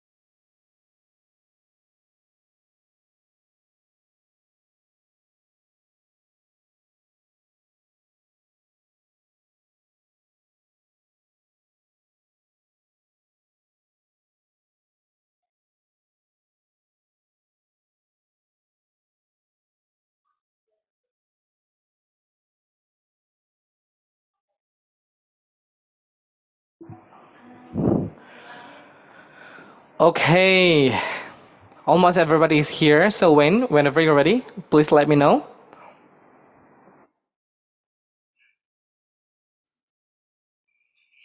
Perfect. A very good afternoon, ladies and gentlemen. Assalamualaikum warahmatullahi wabarakatuh. Welcome back to the 6th International Conference of Sport for Development and Peace 2023. We now have come to the 4th session of the plenary speech. Before us all, now we have the speaker. But before I invite the speaker to deliver his presentation, allow me to introduce him briefly. Dr. Wen Cutton is an associate professor in education at the University of Sydney, Australia. He has master's degrees in both education and computer studies. He also has a PhD in educational technology. Wayne has been teaching and researching in education for nearly 30 years, including 10 years working in Australian high schools. Wayne also utilizes these combined skills to develop engaging and rewarding programs for future teachers. Wayne's current research projects involve exploring and measuring indicators of quality teaching and learning. And his talk for this afternoon is going to be about quality teachers for sustainable PE and sport. So ladies and gentlemen, without further ado, please join me in giving the warmest welcome to whom I'm so lucky to call my friend, Wayne Cutton. Give it up. Hi, Wayne. How is it going? Hello, Matt. It's wonderful to be virtually there, and wonderful to see you again too.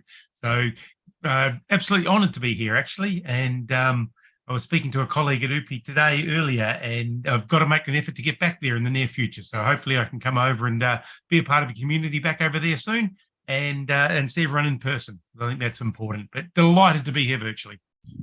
The honor is actually ours, and yes, we also look forward to meeting you in person, either here or maybe in Australia. And by the way, how cold is it there right now? I heard it's cold already, right? What's the temperature? Yes, we're coming into a cold spell here. We had frost on the ground, so below zero on the ground over the weekend, and I've got a little heater down pointing right at me here. That must be freezing. Well, so you will have 60 minutes for the presentation, and then later we will follow with a 30-minute Q&A session.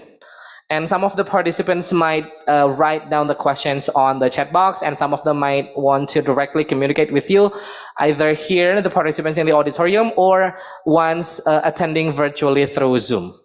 So, Wayne, please. Beautiful. Just before I start, if any of the questions pop up in Zoom and they're on the chat and they're relevant, because I'm speaking to my slides, I might miss them. So feel free to ask them if they're relevant at the time. Sure. Perfect. Let me share my screen, and we'll see how we.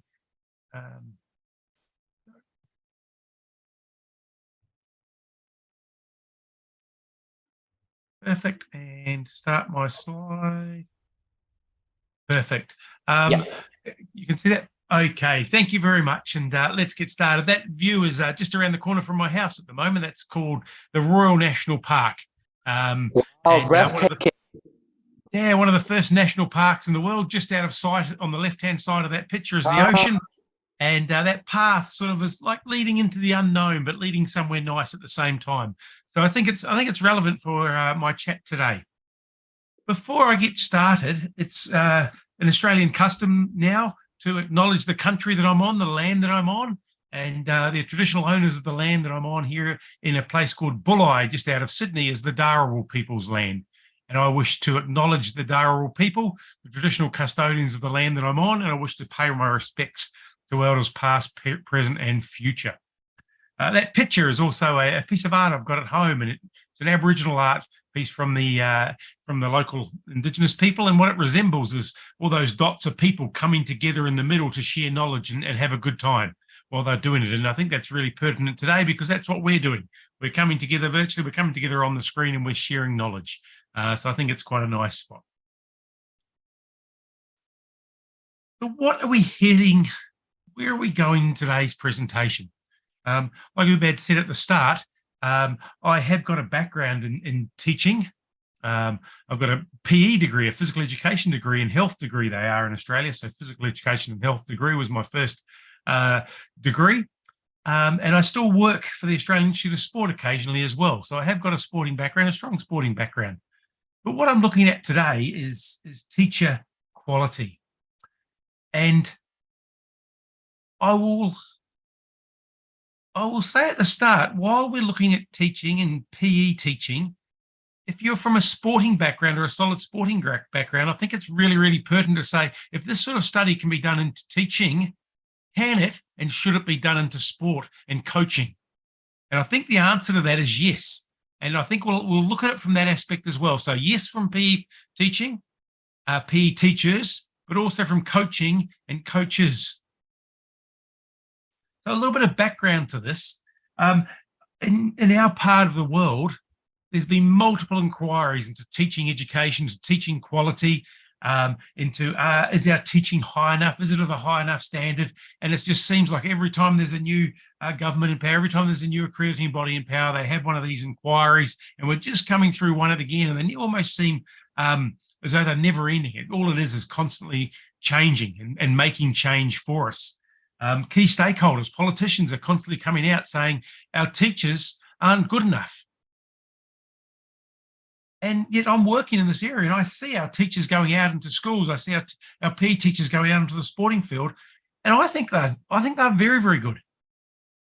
I see them coming through. I see them getting better every single year as they leave the university, but people still aren't happy enough. And then I found myself saying, well, what evidence are you talking about? Where's your evidence that our teachers aren't good enough? And they said, well, where's your evidence that the teachers are good enough? And that's the sort of background to this. What evidence have we got around the quality of our teaching, our PE teaching workforce, or the quality of our teachers? And I'm deliberately making a difference here between teaching and teachers. So teaching is the art of teaching, and teachers are the people that do it. And that's a bit like coaches and coaching in the sporting environment. And what evidence is out there that, we've got high quality coaches or high quality teachers? And we wanted to look at what the literature says. What are the indicators of quality teachers?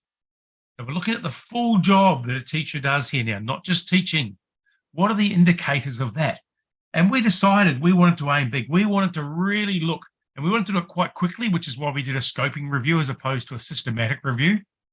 But we wanted to look at what the research says. So what I'm about to present today, I suppose, is a list of what the research says are indicators of quality teachers. But it's not my list. It's not a list that the researchers formed.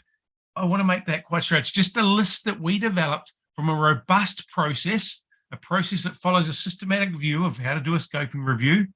So I think that's important. It's just a list at this stage. Definitely not my list, definitely not a list. Our list, but just a list from the research. It was also funded by the New South Wales Department of Education, and it was conducted by the University of Technology and the University of Sydney, both here in Sydney. When you do a scoping review, this is what we search the databases for.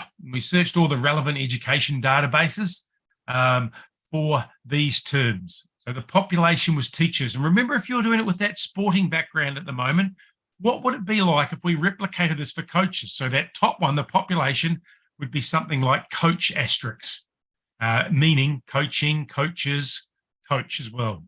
We're looking at indicators of quality in the school. We might change that with sport or sporting or games for the next one if it was coaching. And we went through all the different types of studies.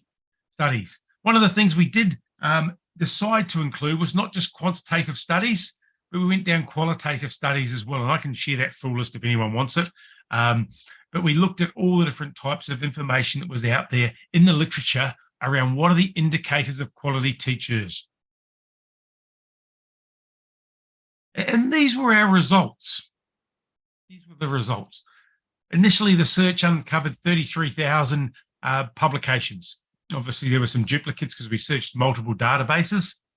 When we removed the duplicates, we came down to 20,000 articles that we reviewed, titles and abstracts. We had a research team of 11 people using some software called Covidence. And if you are doing a scoping review or a systematic review, I would really encourage you to look at Covidence. It does seem expensive when you have to pay for it, but the amount of time it saves, particularly if you're doing it in multiple locations online, it's a very, very good piece of software. I don't get paid by them or anything, but it's definitely saved me a lot of time at the moment.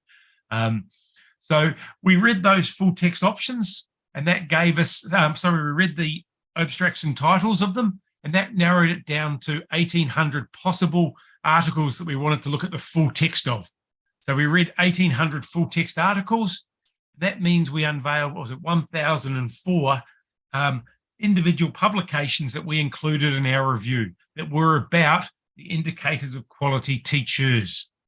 Again, I'm focusing on quality teachers, indicators of teachers.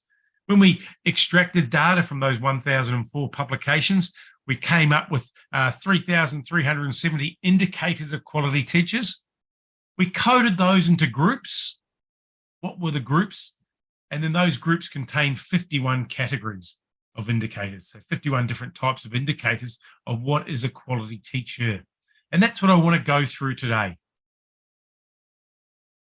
Here are the 7 indicator sets that we found. So this is what we grouped the results into. So we grouped them into intellectual qualities, interpersonal, affective, intrapersonal, but we also found these ones that are in a lighter color on my screen, some external influences, pedagogical qualities, and qualifications. So all of these sort of things on the screen were indicators of quality teachers. The ones over on the lighter colored one, external influences, pedagogical quality, and qualifications and experience, they're out of the scope of the current study that we were working on, but they're still very, very important when you're talking about quality indicators. So that's why I've put them there. We'll go through them as well today because they are, as I said, very, very important. It's interesting when you're looking at these, and I'll go through each of these, 7 boxes in detail. I want you to think back to a great teacher, an outstanding teacher that you've had, and see if they were high in some of these sorts of indicators that we're going to go through. So think back to that best teacher that you had from school or university. I'm thinking of a maths teacher myself and a PE teacher. Think of the worst teacher, I suppose, you had as well. And what sort of indicators made them the worst in your mind? I'm not saying the best one can't be the best for me, might not necessarily be the best for someone else as well. But what were some of their qualities? And when I go through these lists on the next 7 slides, did any of these jump out at you as indicators that those teachers you just had in the mind had or didn't have?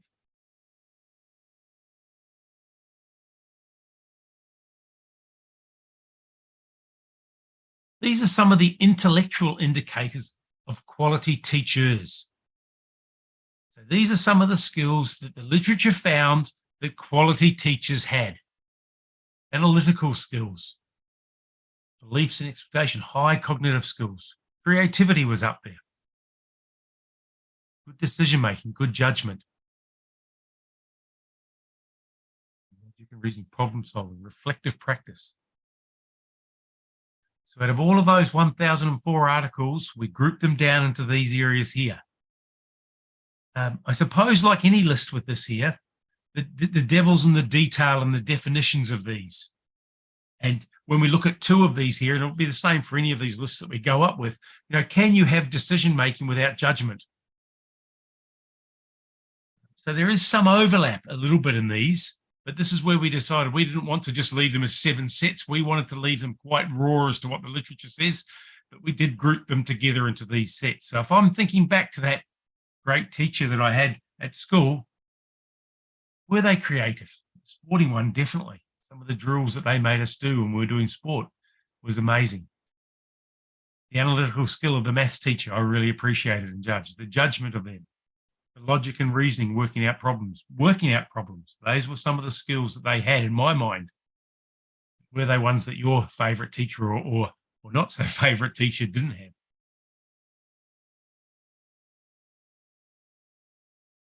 The interpersonal qualities. Were they adaptable? Did they have relationship building and collaboration skills? Have they got communication? So these are some of the indicators of quality teachers.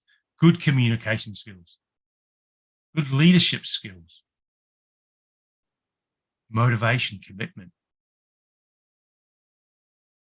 some of the interpersonal qualities. And these are interesting because in Australia, when we talk about good teaching, we don't necessarily think about these skills. So this is why we've aimed the study here at the skills of teachers, not just teaching. Teaching's very, very important. Good teachers is even better, I think, and that's some of the skills that we have here.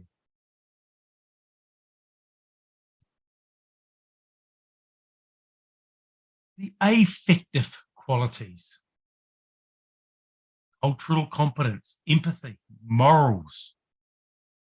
These are some of the indicators, again, of quality teachers. Did that person that you had in your head when I asked you to think about your best teacher, did they have that respect for difference and diversity? Social and emotional intelligence as well, social awareness. They have high values and attitudes. Were they collegial? Again, the devil's in the detail of these, and the publication's just about to come out in these areas where we do put up the definitions and do put up the obviously a lot more information than we've got here. Some of the intrapersonal skills that these teachers have: initiative, patience, persistence, resilience, self-awareness, time management skills.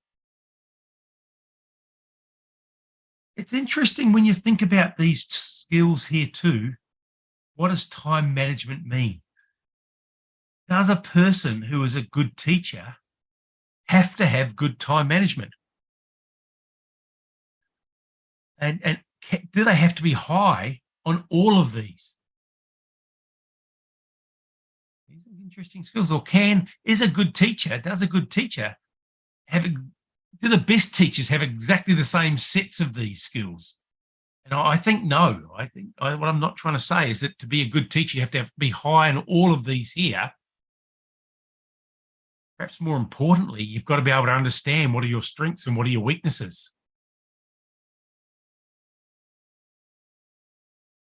And understanding what they are, understanding where your weaknesses are, might even help identify professional development that you need. For example, if I'm really, really high on resilience, but I'm poor on time management, maybe I could give some resilience training to my colleagues, and maybe I could attend time management workshops to try and work on my time management or identify how I could be better. Doesn't mean I'm a bad teacher if I'm down in a few of these, by any means. But these are, again, just what the literature said are up there, are indicators. Let's look at these other ones that weren't part of our initially funded study, but are still part of what the literature said are indicators of quality teachers.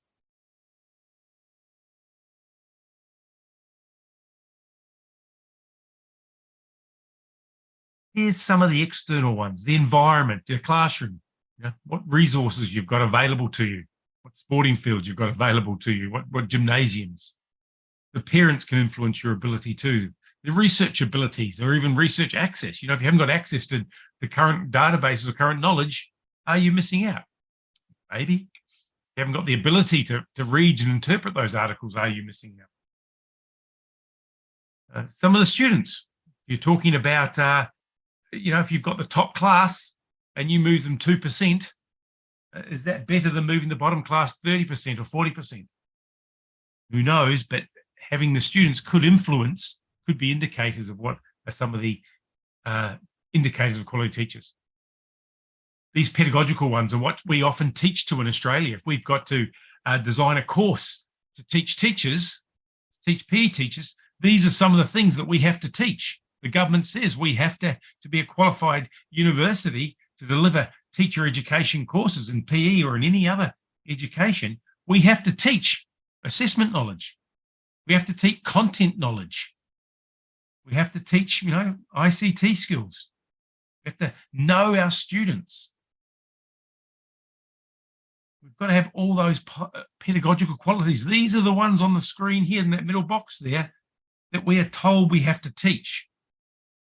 Even though resilience came up on the last couple of slides, we aren't required to cover at university any of those other skills. Yes, we might do group assignments where people might learn to be resilient by doing those, but we don't officially teach them. We don't teach things like time management.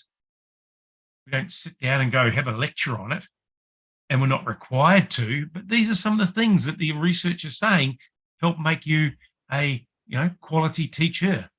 So perhaps they should come into some of our requirements to be teacher trainers. It was interesting to see that qualifications came out, the level of qualifications came out around how stronger indicator you were. People with master's degrees were found to be a better teacher, a high quality teacher than those with just bachelors. That was what the list said, those areas there. Now, what does it mean for PE teachers? And remember, in Australia, we have PE and health together. The subject is physical and health education. PDHPE is what it is in New South Wales. Personal development's thrown in there. So out of all those 1,004 articles, 5 of them were on health education and 28 were on physical education. Now, something like creativity didn't come up in the literature as an indicator of a quality PE teacher. So does that mean PE teachers aren't creative? No, I'm not saying that at all. All I'm saying is that at this stage, there's been no research into that area to say, are PE teachers creative or not? Are PE teachers resilient or not? So when this publication comes out, it'd be worthwhile looking at it. If you've got an honours student or a master's student, they might be able to look at some of these other areas that have been established in other subject areas in maths or history or languages or English. Were studies done there around creativity, resilience, time management, etc. Could they be replicated for PE, which in future editions of the scoping review would give us more information about the indicators of PE teachers. Although it's worthwhile pointing out that if those areas are indicators of teachers, they probably are good indicators of PE teachers as well. They probably are good indicators of PE teachers as well. Let's keep on going along here.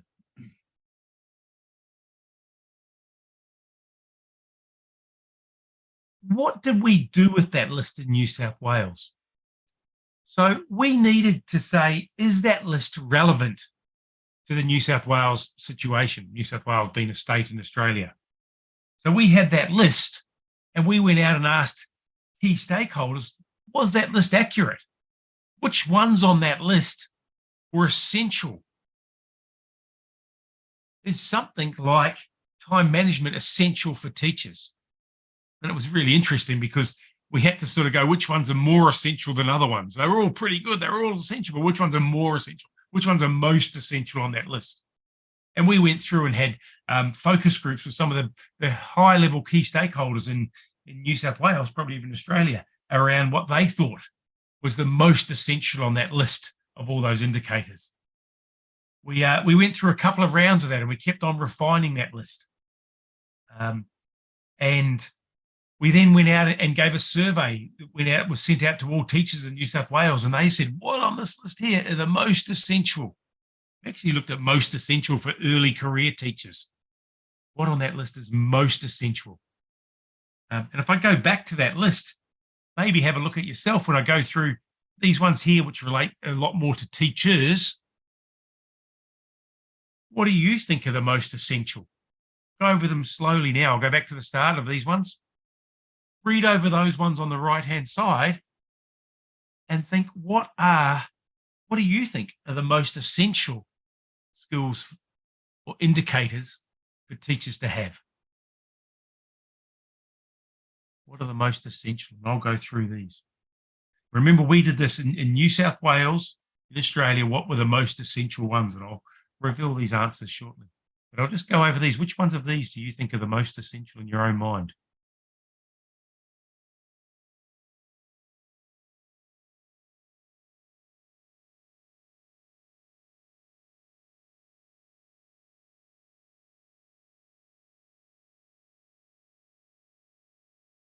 This was out of the scope, so we didn't ask them these ones here. And also because these are the ones everyone has to pass in order to become qualified.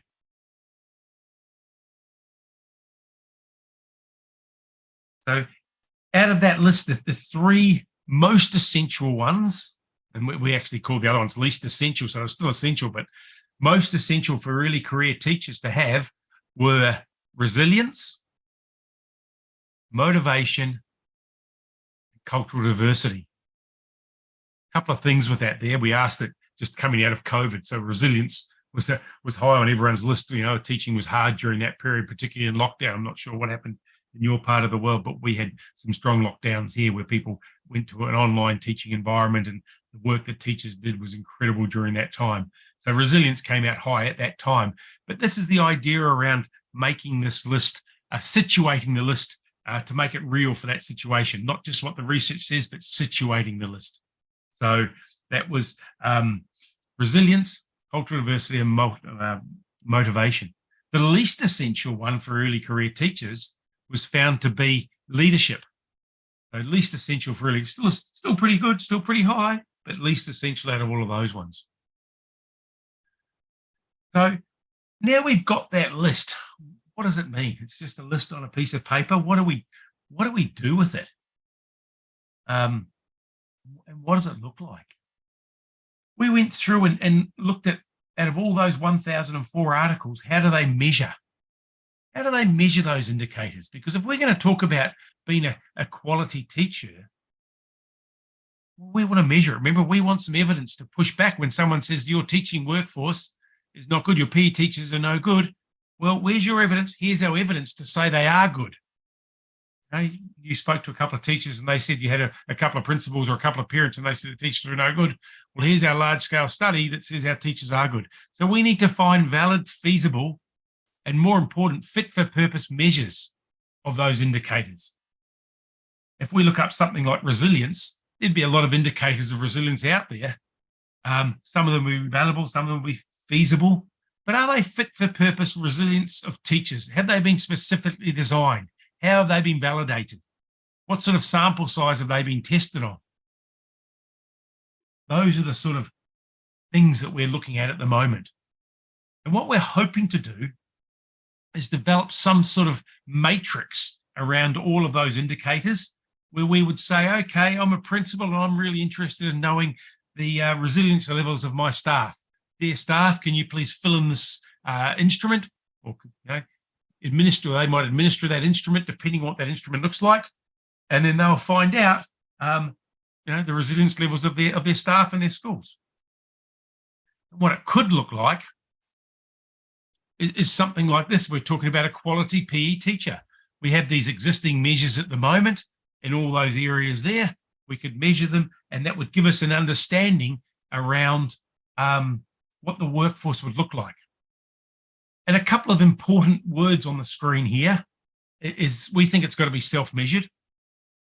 We think the results should be individually, the teachers should see their own results, but they should be blind to everyone else's, and that people in leadership positions should be blind to individual results, but be able to get collective results.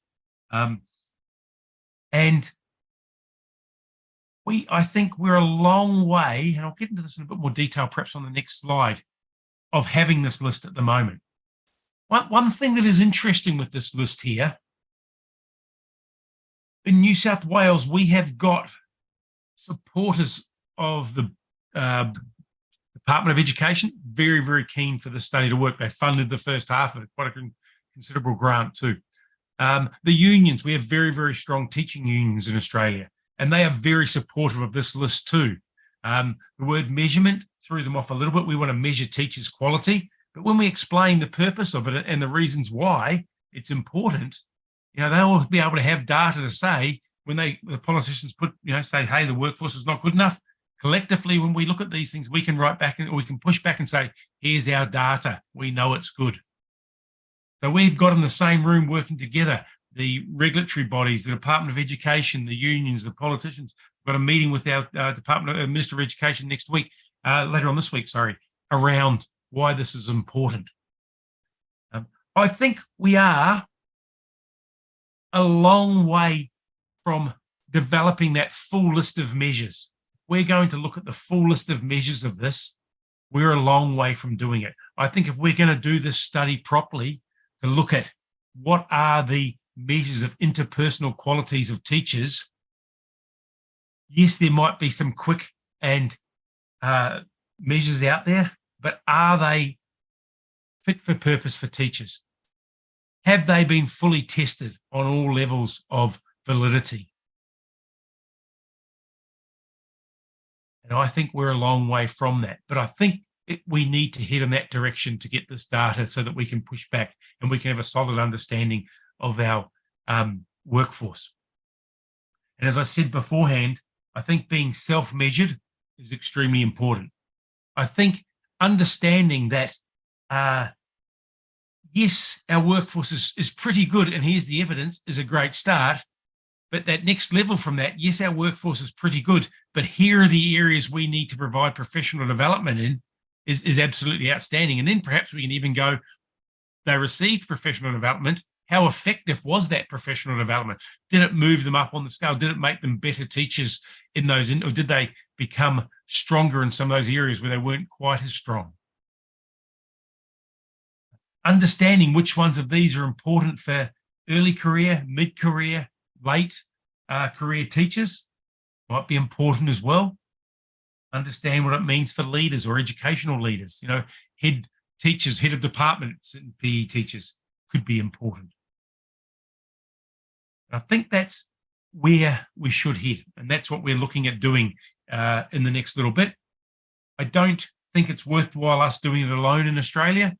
I think it'd be wonderful to try and situate this amongst all teachers. I don't think there's much point in us doing a study like this independently in Australia and hoping for it to, if we're going to work out a list of what's essential, we want to work out a list of what's essential, for teaching in general, not just in Australia. So I think there's a scope to branch out.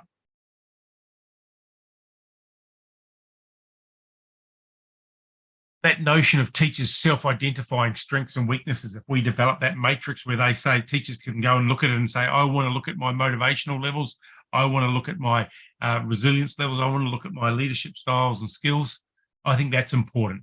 The idea of, as I said, professional development needs is extremely important as well. I'm covering all of these ones here. Evaluate successes of teacher education programs, interventions. The idea, and I spoke about TPAs in a conference similar to this a couple of years ago, so teaching performance assessments, which is a test and assessment at graduation in Australia. Are teachers ready to enter the workforce? And everyone in Australia, every teacher education student in Australia has to pass a TPA, a teaching performance assessment, before they enter the classroom.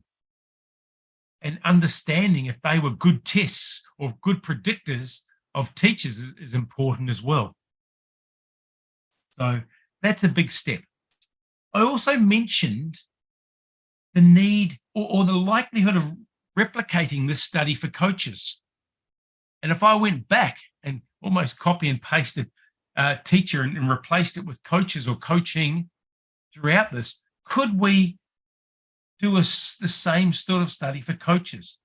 I've spoken to a lot of high-level coach educators in Australia, and they perhaps doubt me on this. They say, Wayne, coaches are so diverse, you couldn't possibly have indicators of good coaches. And I push back. I think, teachers, PE teachers are so diverse. I'm not trying to say a good teacher, the best teacher is going to be high on all of these. The best teachers are still going to have strengths and weaknesses. They're still going to have areas that need to improve on. Understanding the indicators that are strong for your personality type is going to be important. Understanding where your weaknesses are going to be important. And that will be the same for teachers or for coaches. So making sure that you understand those is important. And that's when I push back to those coach educators in Australia to say, why should we do this for coaching? I think for the same reason, if we're going to raise the bar, if we're going to say the quality of our coaches, and we're not just talking about high-level coaches here, we're not just talking about elite coaches or Olympic athletes or podium potential athletes, grassroots coaches could be just as important here. If we're going to talk about the quality of those, we need to have some data to support that. We need to have some data to go, well, just how good are our grassroots coaches? Are they able to do their job? And I think the answer to this is yes. Are they going to be perfect? The answer to that's no. Do we know the areas that they need to work in? Well, this is what we're trying to figure out. And that's the sort of main points of my presentation today. So where to from here? Yes, there's still work to be completed. Developing, understanding these measures, finding out which ones are out there that we can use, which ones are out there that we can modify, which measures are out there that we need to develop from scratch, which measures are out there that we can use. In other words, which ones are valid, highly valid, which ones are fit for purpose. Are they the same? They might not necessarily be the same. Which ones are valid but can be adapted, and how do we develop? And that's the process, I think, that we need to figure out. How are we going? These ones are good. How are we measuring the measurements? It's something we need to figure out. How are we going to adapt existing ones and then test them to make sure they're correct? And let's just say on those 51 indicators, if there's 50% of measurements out there exist, coming up with a way of understanding that they're appropriate is going to be important. Coming up with a way that's going to be consistent for people around the world to develop their own measures is going to be important. And whether they're adapting or whether they're starting them from scratch is going to be important moving forward. And not reinventing the wheel. If we're developing a measurement for motivation in Australia for teachers, why do we need to do that in other places? Why can't we work together to do it together and even get a bigger sample size by doing it across cultures, across languages, etc.? I think that's going to be important. We are definitely going to publish these things. We've got our publications under review in open source journals. We're deliberately accessing targeting open source journals so the information is available to all. We're also putting out in all our publications full supplementary information. So if we're saying here is the 1,004 articles, you'll be able to download from the journal a list of those 1,004 articles. So we're doing that for transparency, but also to hopefully advance the field. If we've already done that there, people should be able to check our work, people should be able to test our work, but people should be able to use our work and move forward as well. And that's what we're hoping we can do. And then there's that other one I've spoken about all day today. Can it be replicated in other settings, i.e. quality sports coaches, not just quality teachers or teacher quality? Could it be for, teaching someone truck driving, teaching nurses? And the answer is yes. So the process that we're going through in developing this is vitally important as well. And that's something that we're proud of. So we are going to put out, this is the process that we are following to work out these measurements, these indicators. This is the process we're following to measure them. This is the process we're following to develop measures. That's going to be a large part moving forward as well. A concluding slide. This is important too.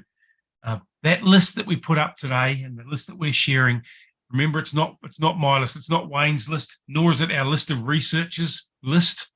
It's just a list that we found through going through that robust phase. So at the moment, we're hoping to turn that scope and review into a full systematic review where we can be a lot more systematic. We are hoping to situate that not just in a New South Wales context, but perhaps in an Australian context, perhaps even wider if the funding's available to go, let's look at this, let's situate this list across all teachers, not just in Australia. And I think that's going to be important as well. I've got my email up on the screen there, because if you are interested in having a chat, if you're interested in talking to me about this, feel free to email me, and I'd love to continue these conversations. I've just seen there's a couple of questions popping up now, and I'll try and go through. Yes, good one. Well, yeah. I'm going to give you like a break before you answer the questions. First of all, thank you so much for such a great work and for presenting your good work to us. But then this is a little bit out of the topic. What I was really amazed is the way that you started your presentation by acknowledging the country, respecting the culture, the indigenous people. I got chills. to be honest, when I saw you do that, I think we need to do that more often, appreciating the culture, the indigenous people, the elders. Thank you so much for reminding us of that. And yeah, your kind of relevant to the presentations of especially two previous speakers. One was actually a an expert in psychology and education, and she told us that because we face humans every day, so psychology is an inseparable part of the education. And then we saw that out of the 4 lists that you included on your study, I think 3 of them are mostly related to psychological aspects. And also she told us that we now are facing the new normal, which means that we are facing new challenges in which our students get anxious and more easily, and then are more vulnerable than before, and the presence of the technology, the AI, etc., etc. And the other speaker, she comes from the International Olympic Committee, especially the Olympic Values Education Program. And she told us that, yeah, everything has to be contextual. There is no such thing as the best method or like as the best approach, because one method which works like best in one situation might not work at all in another situation. And the team have been like around the globe.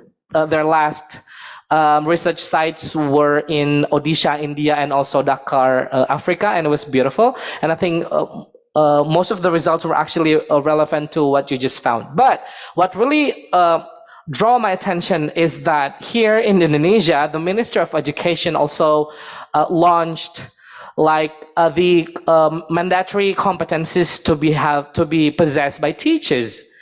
It consists of 4 main competencies. Number 1 is pedagogical competencies. Number 2 is professional competencies. Number 3, we call it personal competencies. And last but not least is social competencies, which I think they have like quite high amount of resemblance with the results of your study, especially the list that you include in your study. But before we discuss further, let's just address the questions coming up to the from the chat box. First, from Anira.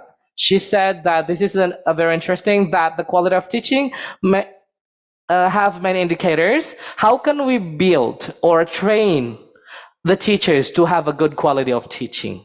Because yeah, there are a lot of indicators to be, even though you said that we don't have to be like high in every indicator, because we have to be able to self-identify which ones are our strengths, which ones are our weaknesses, but how to like optimize the good quality of teaching to be trained to the teachers, please.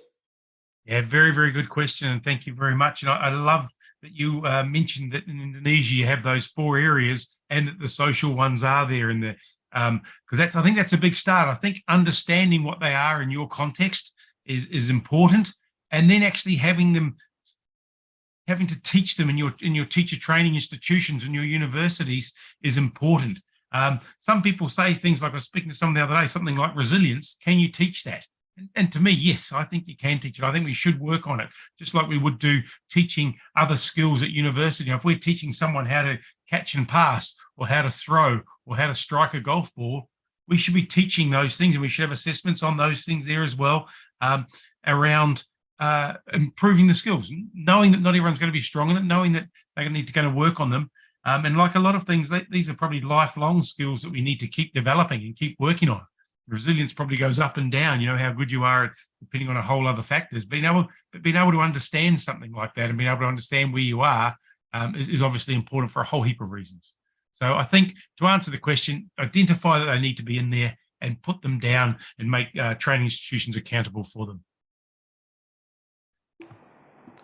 Yeah, thank you so much. Before we proceed to the next question, the committee just requested to me that I summarize your materials and also the Q&A in Indonesian for a little bit. Baik, Bapak Ibu, tadi sudah disampaikan materi dari Wayne Katten, dari Associate Professor Wayne Katten, dari hasil penelitian beliau. Penelitiannya systematic review menggunakan salah satu software bernama Confidence untuk memudahkan, karena salah satu backgroundnya itu begini, karena Bapak Ibu semakin sini tuntutan untuk menjadi seorang guru yang berkualitas kualitas terutama guru PI itu semakin tinggi. Tadi salah satu backgroundnya itu disampaikan bahwa stakeholders itu selalu bilang bahwa kita tuh belum cukup baik, belum cukup berkualitas. Makanya beliau ingin memastikan dengan bukti yang ilmiah. Nah, beliau tadi menyampaikan bahwa dengan berbagai keywords terhimpunlah sekitar 30 sekian ribu artikel untuk melihat apakah indikator dari guru yang berkualitas itu seperti apa begitu. Akhirnya didapat dari 30 ribuan sekian dengan mereduksi data dengan relevansi dari research questionsnya sebanyak 1004 artikel.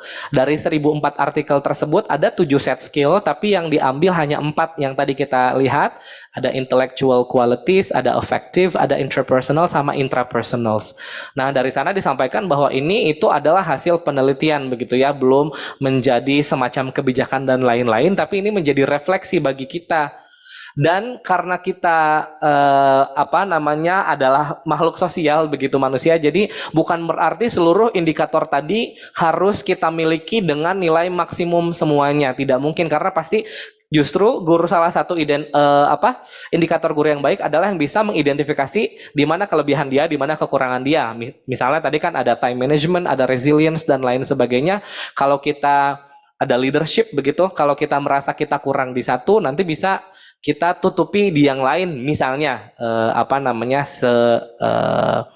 simple itu begitu. Dan tadi ada pertanyaan juga dari Ibu Anira begitu ya, tentang bagaimana kita bisa melatih guru-guru untuk bisa mendapatkan indikator yang maksimum tadi. Mohon maaf, jawabannya mirip dengan apa yang disampaikan tadi oleh Ibu Senia. Semuanya kan kontekstual, jadi nanti apa yang terjadi di Australia dan Indonesia juga bisa sangat berbeda begitu, harus disesuaikan dengan kebutuhan di sini. Tadi juga saya sampaikan bahwa di Indonesia juga ada 4 kompetensi ya, dari mulai pedagogical competence sampai sosial, dan menurut dia itu bagus dan banyak kemiripan dengan di sana. Alright, now let's move on to the next question in relation to the kind of generation we have now, the type of learners that we have now is in most schools. Why do we need these qualities in teaching a sustainable PE and sports? This is very interesting. A follow-up, what are the positive impacts of teaching a sustainable PE and sports, given the qualities of a teacher mentioned earlier, to our learners nowadays, especially, this is I think a highlight, an emphasis, that most children nowadays prefer to play mobile games and choose to live a passive lifestyle. I believe it is such a big challenge and obstacle, especially for PE teachers. So what do you think, Wayne? Yeah, very, very good questions. Thank you very much, whoever wrote this question down. A couple of things, I think. It's been noted by UNESCO that a couple of years ago, it came out 69 million, there's a shortage of 69 million teachers across the world. It's come out in the last 6 months. There's a teacher shortage in a lot of traditionally wealthy countries. The UK, France, Italy, the US, Australia have all reported massive teacher shortages. Huge teacher shortages in the US are coming out now in regards to some of the reports. And I know at home, if you wanted to find a teacher, even a casual teacher for the day, it's very, very hard, let alone replacing full-time teachers in rural communities is extremely hard. Having an understanding of just how good our teachers are at being a teacher, and having respect for their teacher, for them as a teacher, not just their teaching skills, I think is going to go a long way to having a sustainable workforce. If we can identify those skills and we can pat them on the back for those skills, and we can stop people throwing away rubbish comments like our teaching workforce is no good, our teachers aren't good enough, and we can have data to push back, which will make the teachers feel important, make the teachers feel respectful, increase the status of teaching, I think is the jargon that's out there at the moment that's taking off. By doing that for the teachers, I think that's going to have an effect on the students straight away.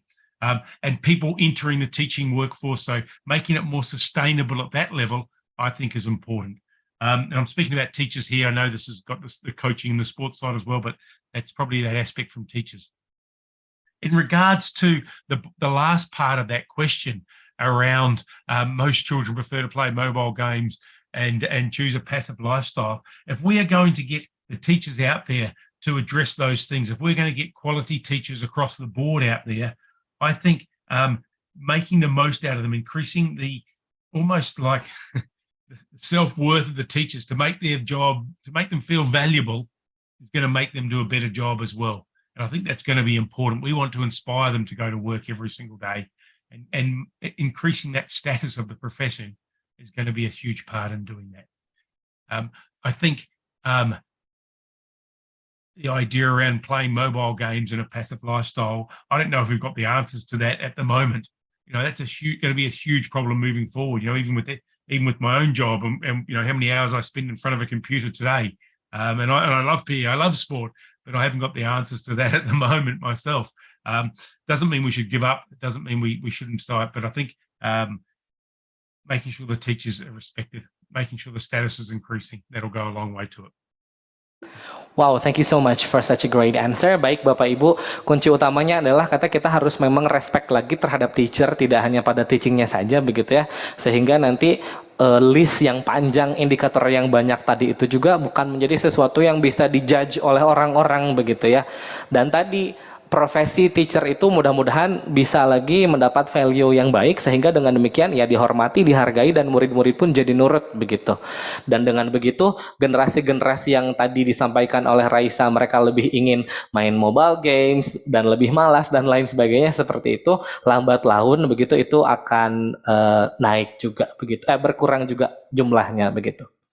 Okay, your response kind of leads to another question that I have, because there is some inside joke here among my colleagues, especially in Indonesia.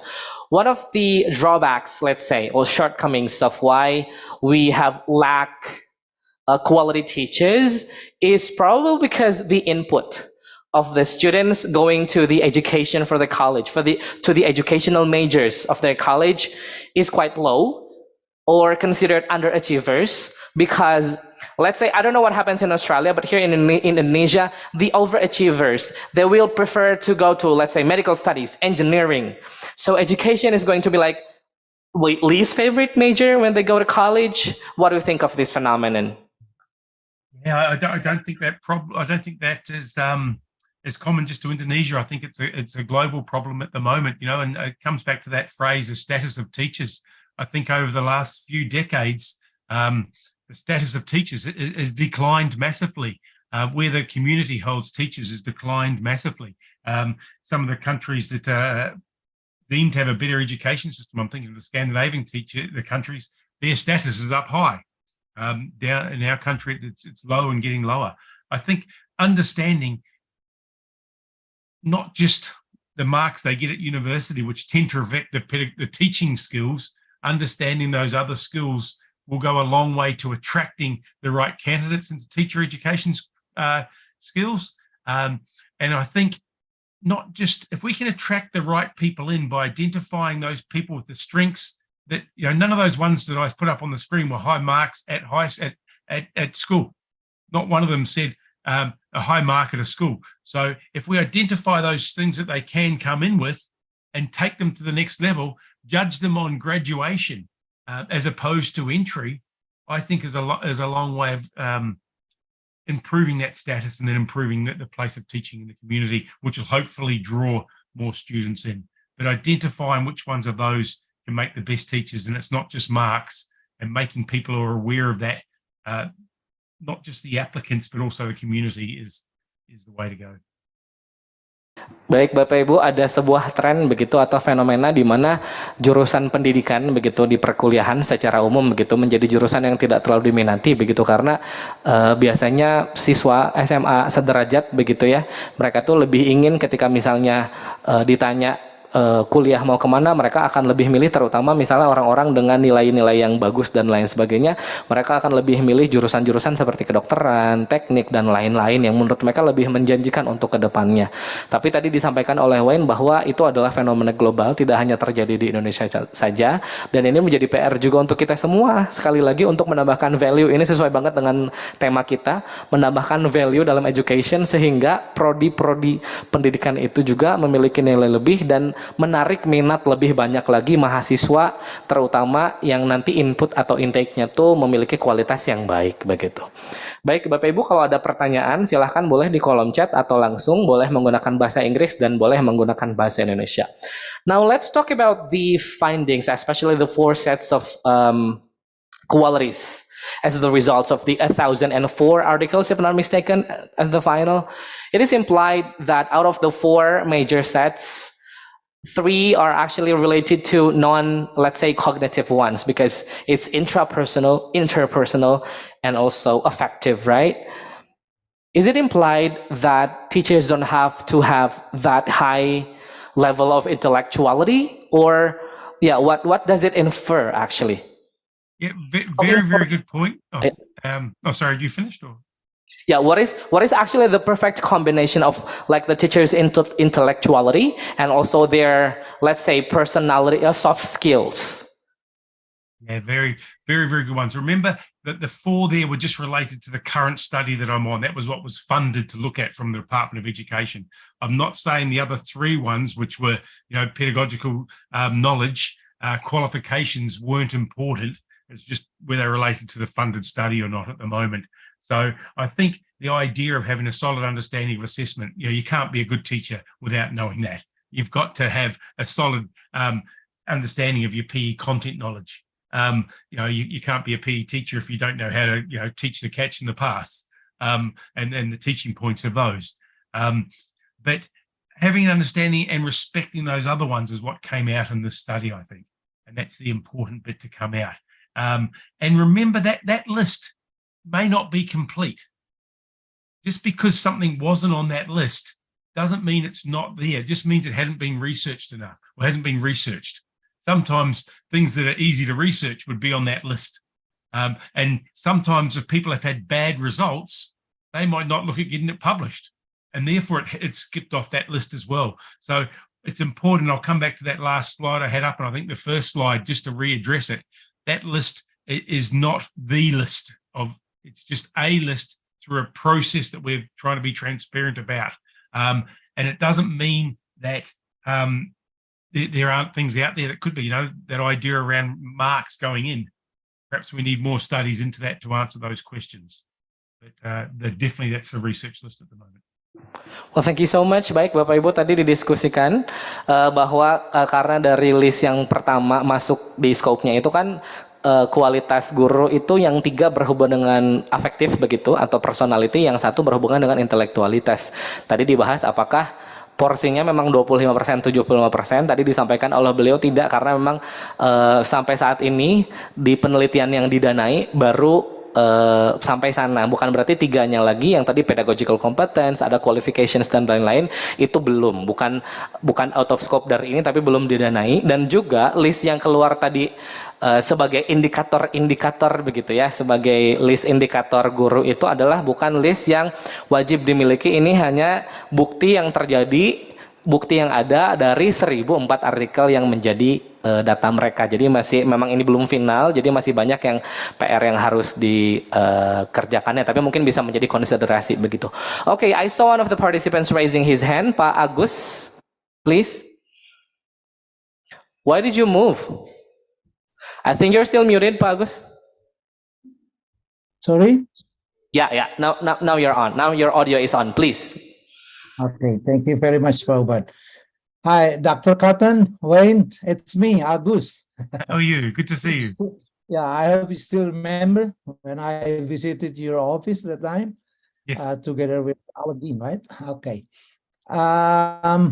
Now I would like to have your advice, really, seriously. I mean, because currently I am moving my research interest into PET discipline, but now in Indonesia, as the lecturer or as the faculty member, we are obliged to have or to choose one of the expertise, and it should be followed starting from our research publication and also other piece of work.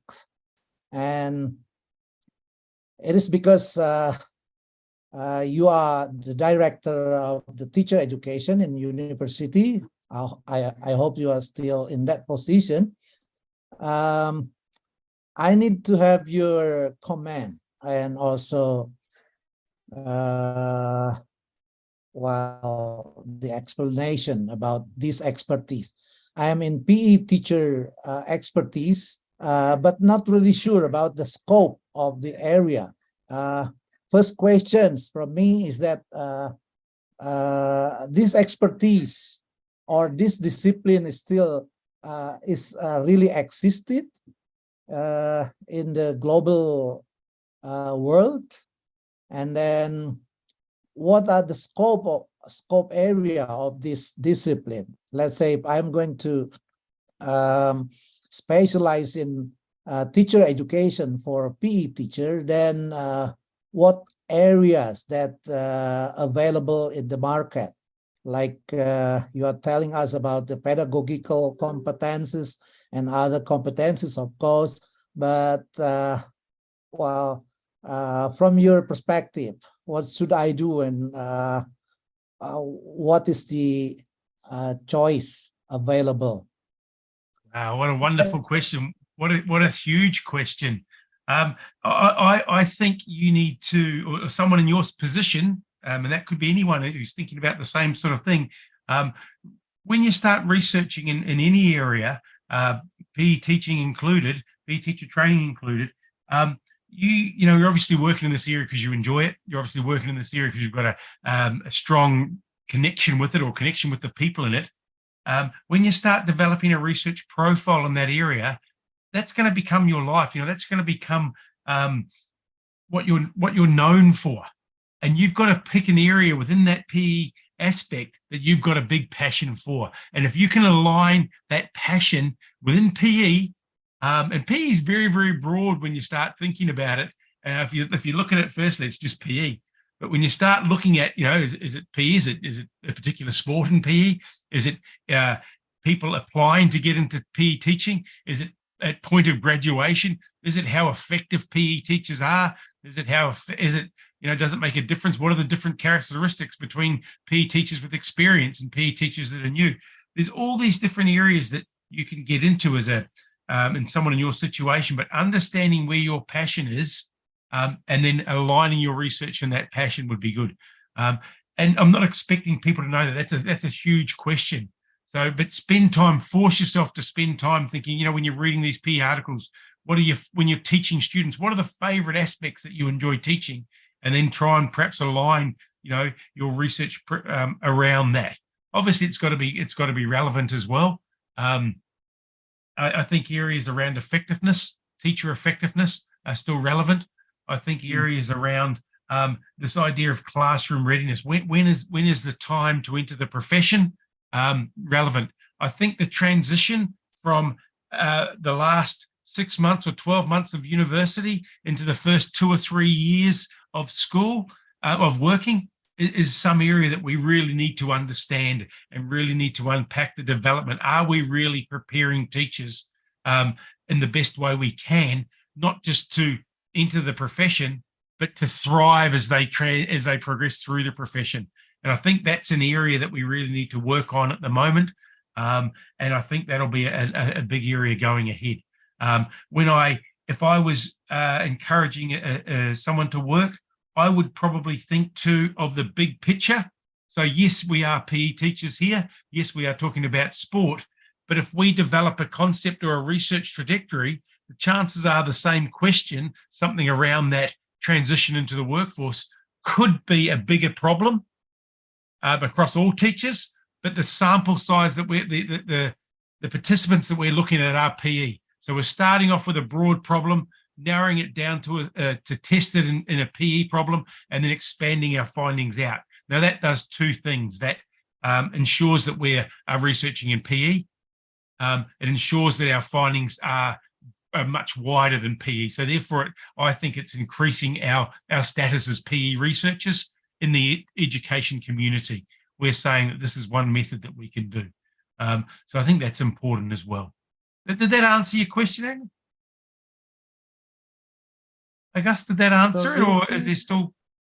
Yeah, I think you already answered my questions, but I have a following questions. Can I, Pak Ubad? Sure, please. Yeah. in other area, we have introduced with the concept or the terminology of value orientation of teachers, especially PE teacher. My questions, is it still in line that this POI or this value orientation be developed or be focused to be identified as one of the quality of the teacher or indicator of the teacher or not? How about this value orientation attention in Australia? You know, there's a couple of parts. It's quite a deep question, that one, when you look into it. I could, to answer your question fully, did that appear in our research, I'd have to go back to the raw data, but I've got that, so I can, and I'd be very happy to have a conversation about this, offline afterwards, or to arrange a specific Zoom call where we can go into that in depth to answer that. But I'd have to go back to my data to look at it. Is it still an area that's important? Yes, I think it is. I think there's more research to be done in that area. But did it align or did it come up in the study? I'd have to go back to the data, sorry. But very happy to do that too. Okay. Well, thank you, Wayne, No for worries. your advice. And I hope you are available also to accept my offer later on when we have a joint research together with you. Definitely, I'd love that. And as I said earlier, I'm thinking about a specific trip over to see people myself over in that part of the world, perhaps in October. Okay, thank you very much. Back to you, Paul. Thank you so much, Pak Agus, for such great questions. Wayne, we have two final questions. Is that okay? Do you still have the energy? Do you still have the time? Sure. Oh, sure. It's late. Okay, thank you so much. The first one, it comes from one of the students of the professional teacher training study programs. And then it is said that one of the articles by Astol in 2019 stated that nowadays there has to be a shift from sport outcomes to development societal outcomes. Within the context of PE and sport, how to actually implement this explicitly, especially when we would like to promote the values of sports and life skills in our PE? Yeah, very, very good question. And I don't know that article explicitly, but I am aware of the need for those skills to come in. I think early on in my career, I would have probably said no.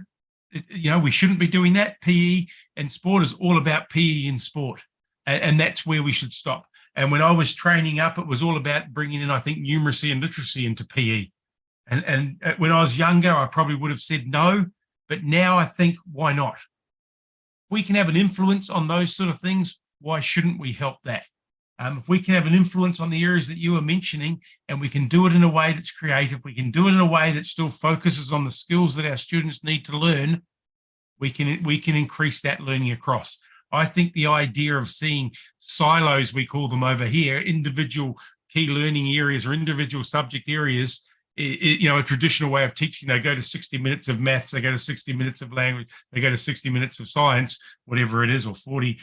That's okay, that works. But if we can make links across the curriculum, those very, very important areas, I think, why not? I think we should really be trying to focus on some of those. And I think it's possible to do it without detracting from the main areas of our PE syllabus.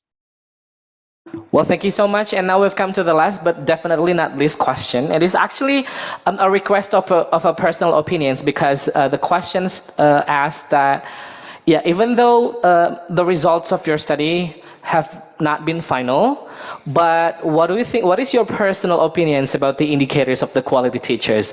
Which ones do you agree on, and which ones do you disagree on, based on the temporary results of your current projects?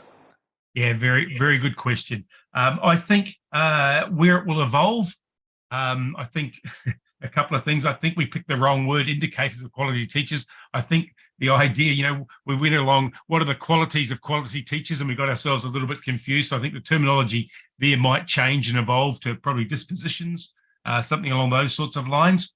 I think when we narrowed it down to a list of 50, we sort of wanted to keep the list as accurate as possible to the raw data that we narrowed it down. And I think somewhere I said we found 3,300 individual indicators across those 1,000 papers. Some studies obviously focused on more, some studies only on one. So that's where we ended up with that number, and we narrowed it down and we grouped it together.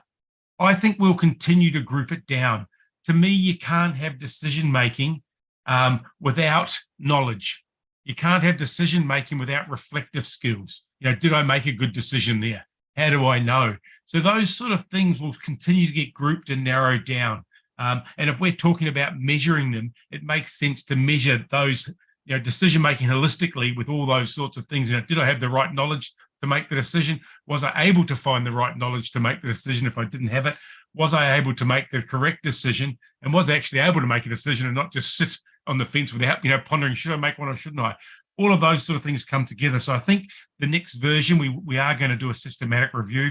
We will narrow it down and make that list a lot more holistic, I think, a lot more usable in regards to that. And then obviously from that list, we will develop measures that align specifically with those. So I think that's where the next lot of research will come out of this. I hope I didn't give away too much there. Some of my colleagues might be thinking I gave away too much there, but it was a great question. I'm happy to share it. And I think that's one of the points I tried to get across. We've got to work together as researchers. We've got to try and solve things together. There's too many people out there reinventing the wheel here and reinventing the wheel in that country. I was at an international conference in the States a couple of months ago, and there's a lot of duplication. I thought, what a waste. We've got to work together more to try and solve the big problems. So, great question, whoever asked that. Thank you very much.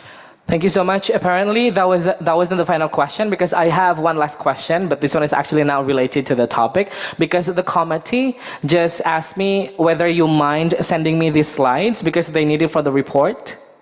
Very, very happy to do it. So let's send me an email afterwards and I'll send it through as a PDF and a PowerPoint. Well, thank you so much. You know what, at first when I read the background of your study and you said that the stakeholders keep saying that teachers are not good enough, I was like, it was so demanding. But then after I found that there are so many indicators that we have to fulfill, I was like, okay, it is that demanding to be a good quality teacher, right? Well, so once again, thank you so much. I am extremely honored to have you here sharing your expertise and also research results. And I would like to invite everybody to give the final round of applause to our fourth speaker. And before I officially close the session, Wayne, would you like to say a few more words? No, just absolutely honoured to be a part of it, and I feel privileged to be a part of it, and I look forward to developing any research connections we can moving forward. I think that's going to be vital. So hopefully we can do that with everyone. Feel free to pass my email around as well if people want to have a chat. All right, thank you so much once again, Wayne, and enjoy the winter in Wollongong. Thank you. Can't wait to see you again here. Now it's time for me to close the session. I am Ubad, your moderator, signing off, and I'm going to hand it over back to Raisa, our MC. Bye, everyone. Wayne, have a nice day. Thank you. Bye-bye, everyone.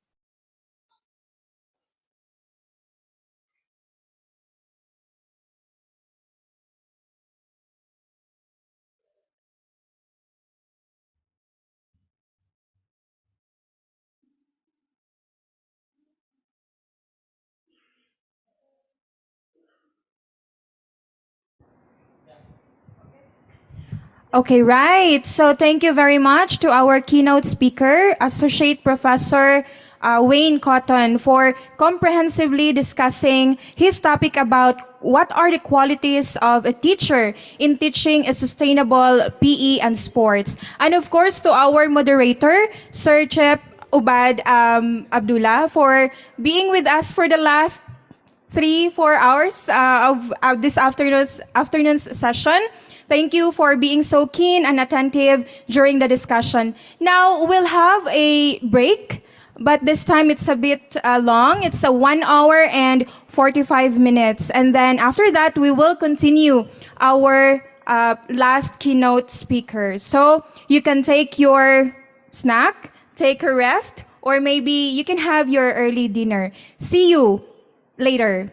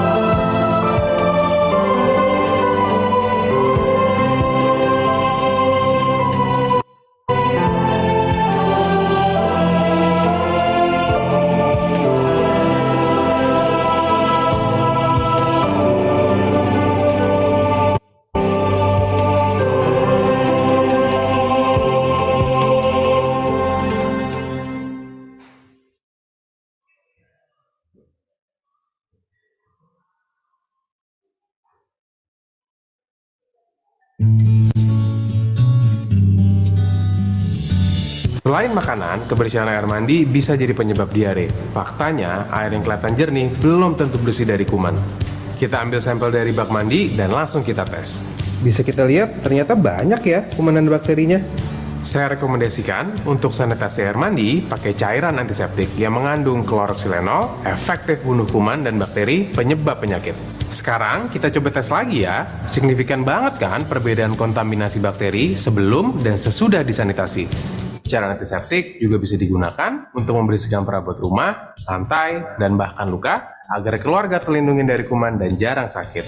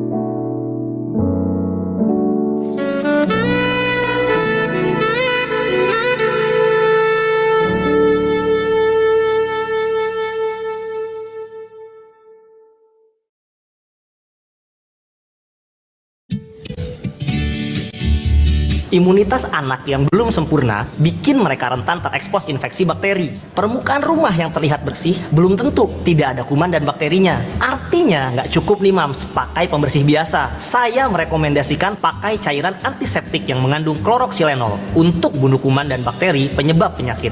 Sanitasi permukaan rumah secara rutin dengan cairan antiseptik agar keluarga terlindung dari kuman dan jarang sakit.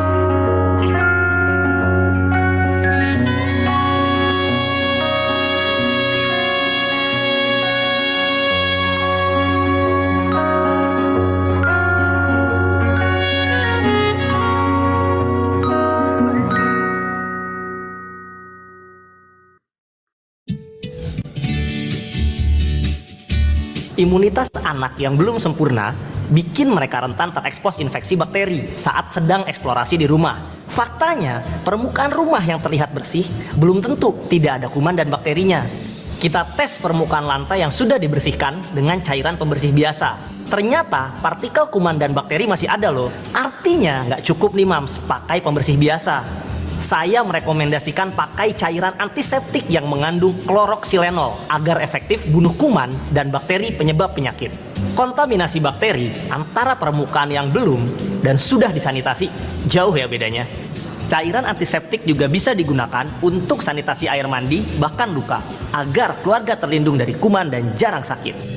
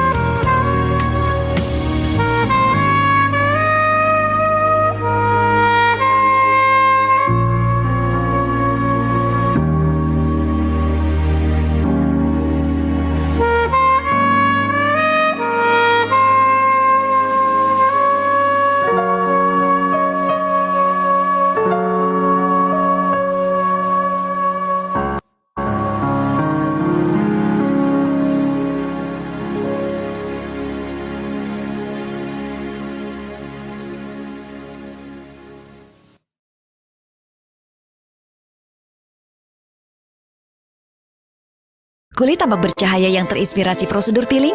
Gunakan L'Oreal Paris Glycolic Bright Glowing Duo. Usap untuk tampak bercahaya dengan toner. Samarkan noda hitam dengan serum. Terbukti secara klinis untuk 4 kali kekuatan mencerahkan. Glycolic Bright Glowing Duo dari L'Oreal Paris. You're worth it.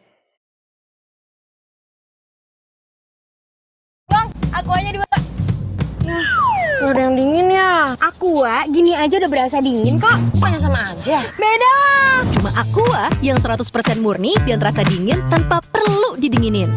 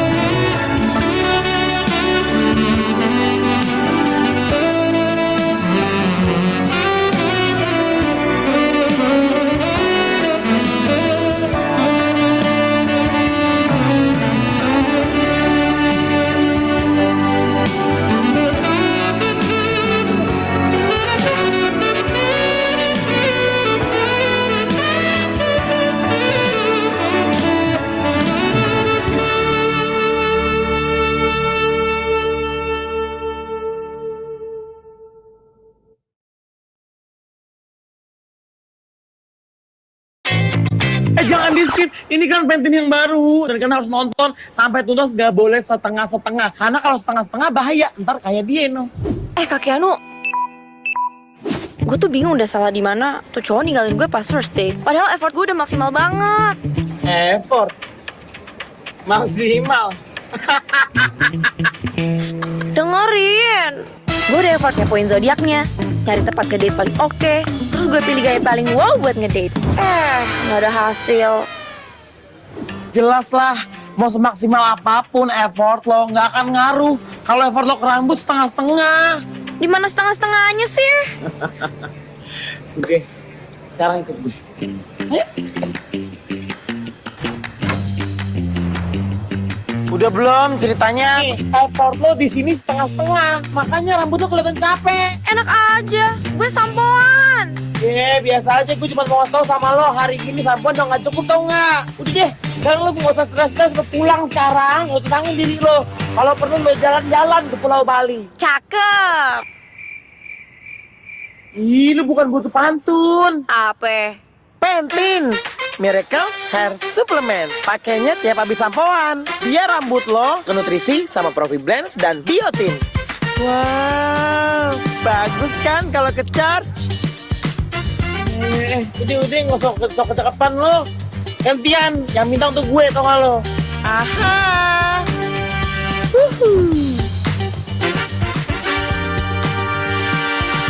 Tapi kaki Andu kok juga setengah-setengah ya? Maksud lo? Maksudnya atasnya gitu, bawahnya gitu. Carian masalah nih perempuan. Gue udah nggak demen deh, enak udah.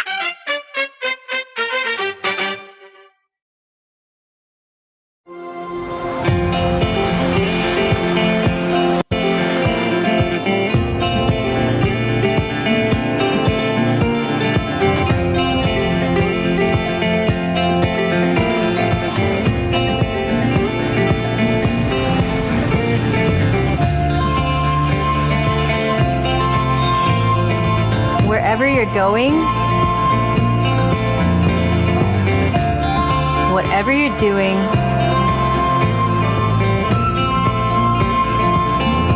stay healthy and stay happy.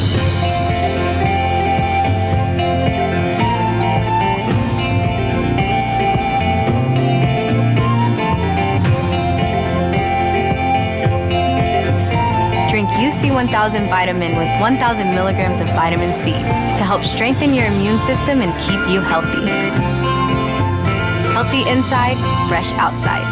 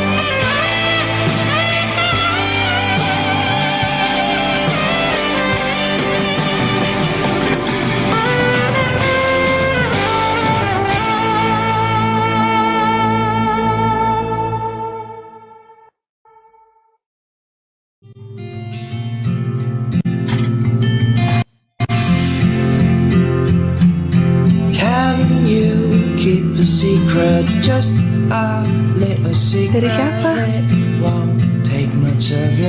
Ada banyak cara menyampaikan rasa. Balasan surat. Untuk rasa manis, yang paling pas, Tropicana Slim. Cara manis untuk kopi kamu.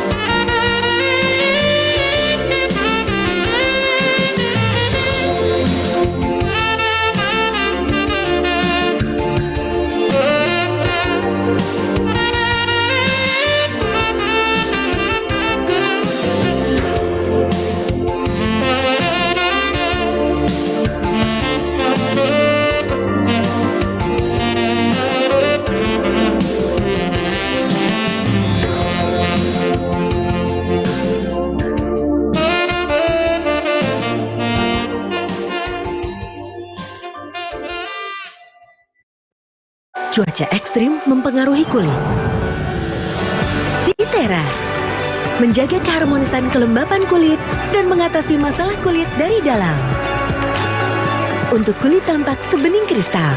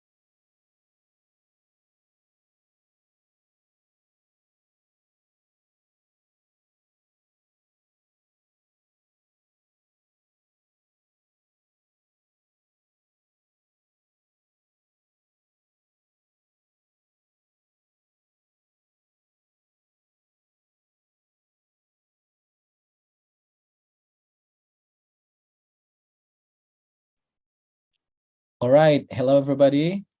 Can anybody hear my voice? Yes, Pa, it's audible. Thank you so much. So, Raisa, how are you now? Are you getting better? Yes, I'm feeling good. I'm done. Taking my dinner. How about you? And how about the rest? I'm good. Oh, and welcome also Pa Agus Mahendra as the moderator of the session, and also Mr. Sovik Naha. Thank you so much for joining. How are you? Thanks so much for having me. Yeah, I'm good and hope all of you have been good as well. Thank you so much. It's such a pleasure and honor to have you here. Where are you now and what time is it there, by the way? Well, I'm in Kolkata at the moment, so it's kind of 5:30 in here. So yeah. 5:30. It's ideally a resting time. So thank you so much for making your time and willing to share with us your expertise and research results. Pa Agus, how are you? Okay, I'm all right. Thank you. So are you ready to start the session or should we wait for like 2 or 3 minutes? Okay. Which one? Which one is okay? That we start now or we wait for? Yes, it's difficult because in a way I could see that the participant is not really attending. I mean, only 20 people inside. Okay. But the times. Or could we just wait for the Ajan finish? Oh, sure. Yeah. Sure. Okay.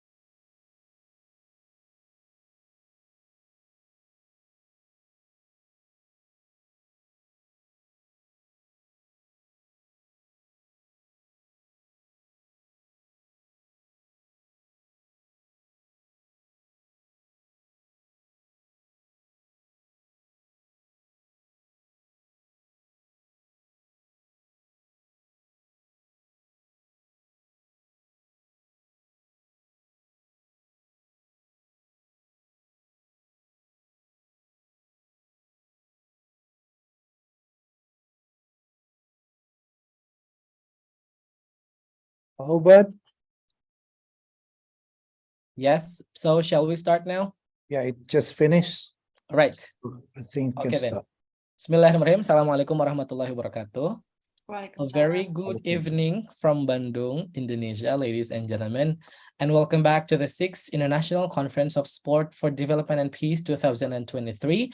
And you're still with me, Ubad, and also my partner. Yes, that's correct, partner. This is Raisalam Diangoy. And now we have come to the final session of the plenary speech of the day, right, Raisa? We have before all of us, both the speaker and also the moderator of the session. Well, actually, our moderator needs no introduction for his reputation, but it is my duty to introduce him to you all, ladies and gentlemen. So, as an associate professor at the Department of Physical Education or Sport Education at Universitas Pendidikan Indonesia. His research interests are mainly in physical education pedagogy, motor learning and motor control, physical activity and physical literacy, physical growth and motor development of children, and he is also currently serving as the country leader of Active Healthy Kids Indonesia as a country member of AHKGA. So, ladies and gentlemen, without further ado, please join me in giving the warmest, the most sincere welcome to our beloved moderator, Bapak Dr. Agus Mahendra. Pak Agus, the floor is now yours. All right. Thank you very much, Pak Ubad. It's a very nice introduction, even a little bit exaggerated, made me a little bit clumsy. Okay, hello everyone. Good evening for everyone attending from Bandung and Indonesia. Good afternoon. For those of you attending this conference from other part of the world, especially from India. My name is Agus Mahendra. I welcome you to the 6th International Conference on Sport for Development and Peace, organized by the Sport Education Study Program, the Graduate School of Universitas Pendidikan Indonesia. I will be chairing for this evening session, which will present our beloved keynote speaker from Glasgow University, Dr. Sofik Naha. Hello, Dr. Sofik.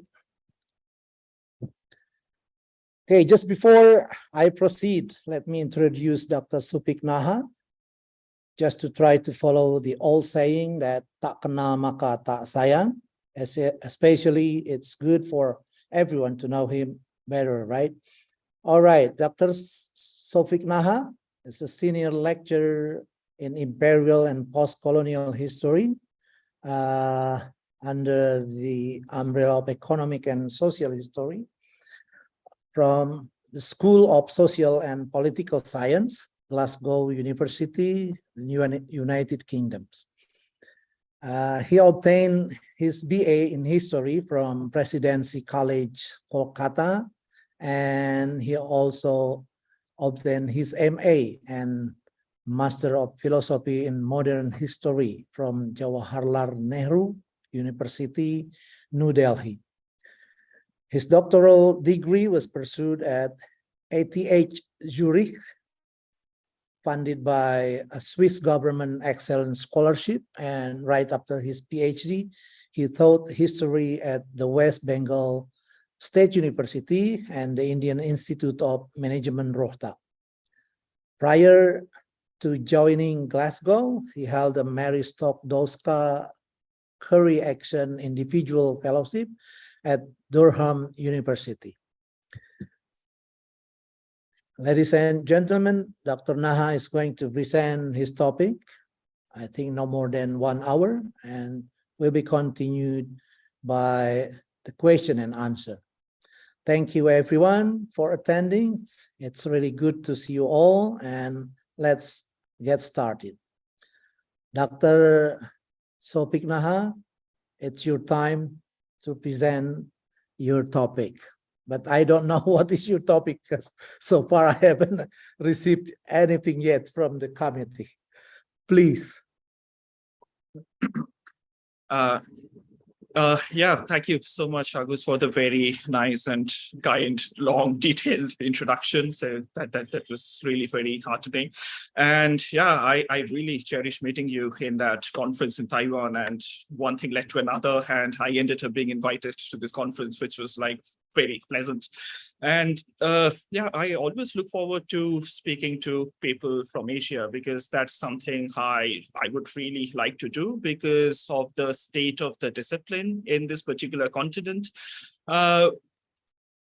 I happen to be one of the editors of a couple of journals like Sport in History and Sport in Society. And in both these journals, we receive very few submissions from Asian countries. So that's something I would really like to see change, and which is why I think it's particularly necessary for most Asian scholars who work on almost similar topics and subjects to speak amongst themselves, share ideas, exchange knowledge, and almost always try to encourage one another so that we can all grow together. So having said that, today, I'm going to talk to you about sport and character building, which was part of my doctoral research. I wrote a chapter on that, so I'll be presenting some of the contents of the chapter. I really have to apologize at the very beginning because I don't really have a PowerPoint, which would have facilitated following the presentation for all the listeners. But I'll make sure that I'll signpost all the points that I'm making and try to be as clear as possible so that you will know what I'm talking about. So the presentation will be structured in this manner. I would just introduce the topic first, talking about what sport and character building have to do with one another, whether they are linked or not, whether sport really develops character, and what are the research which suggests the contrary, that sport doesn't really help character building, rather it undermines some of the moral attitudes and moral character which is otherwise imparted by the formal educational system that we are all part of. And then I would talk about certain antecedents of this particular thought. Why should sport be associated with building character, of building moral fortitude, and different kinds of moralizing attitudes and discipline in life, the values and virtues of sacrificing oneself for one's country or for one's team. So how did these ideas come into existence, and how did they get enmeshed with sporting discourses? And finally, I would like to end with a couple of case studies. One would be from Britain and the other would be from India, which is kind of the case study that I do as part of my research. And after that, I would just draw my conclusions and invite all of you to participate in a discussion around this topic.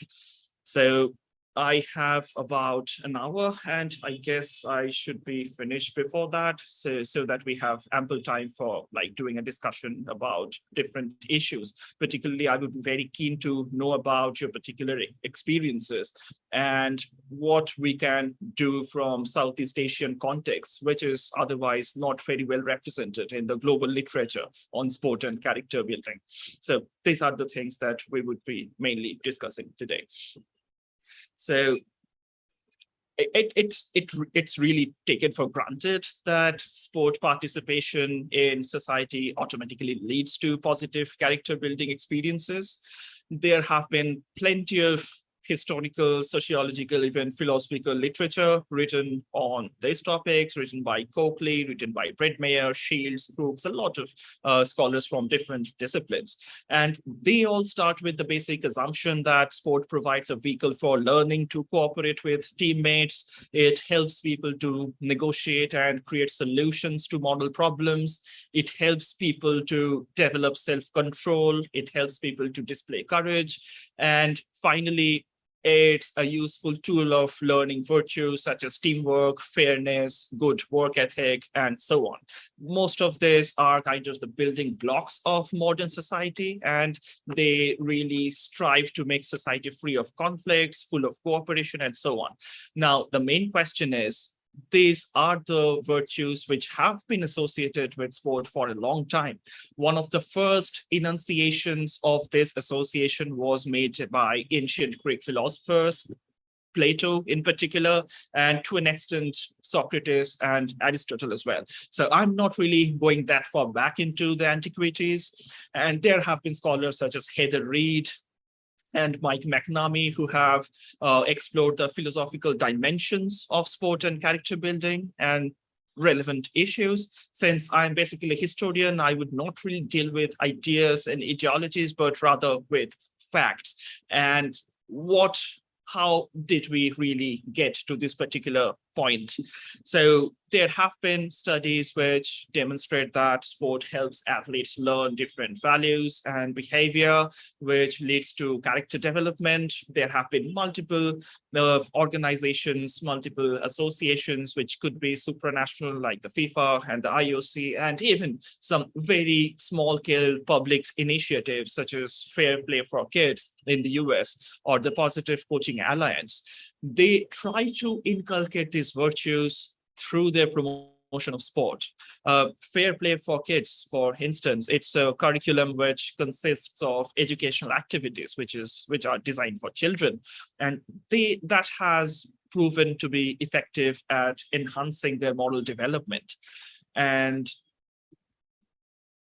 most of the scholarship on youth sport have to talk about character building to an extent, because that is one of the main guiding principles of sport among small children from the age of 3 to 9 or 10, or even among adolescents. Character building lessons assume utmost importance at times, even though they are at odds with the competitive spirit that sport usually generates. So the Positive Coaching Alliance has emphasized the goals of striving to win and teaching life lessons, and their second goal is more important than the first. Athletes are taught to honor the game at first and then try to win it. So the win at all costs mentality is discouraged at a theoretical level.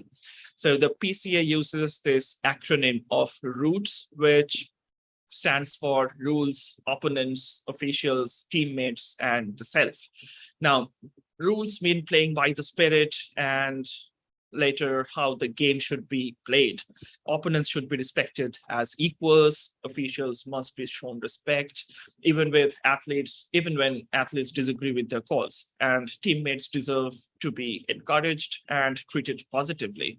There are numerous other strategies for building character through sports. Firstly, they emphasize on developing the values, beliefs, traditions of the team, such as repeatedly emphasizing that we are a team that does certain specific things that people should respect.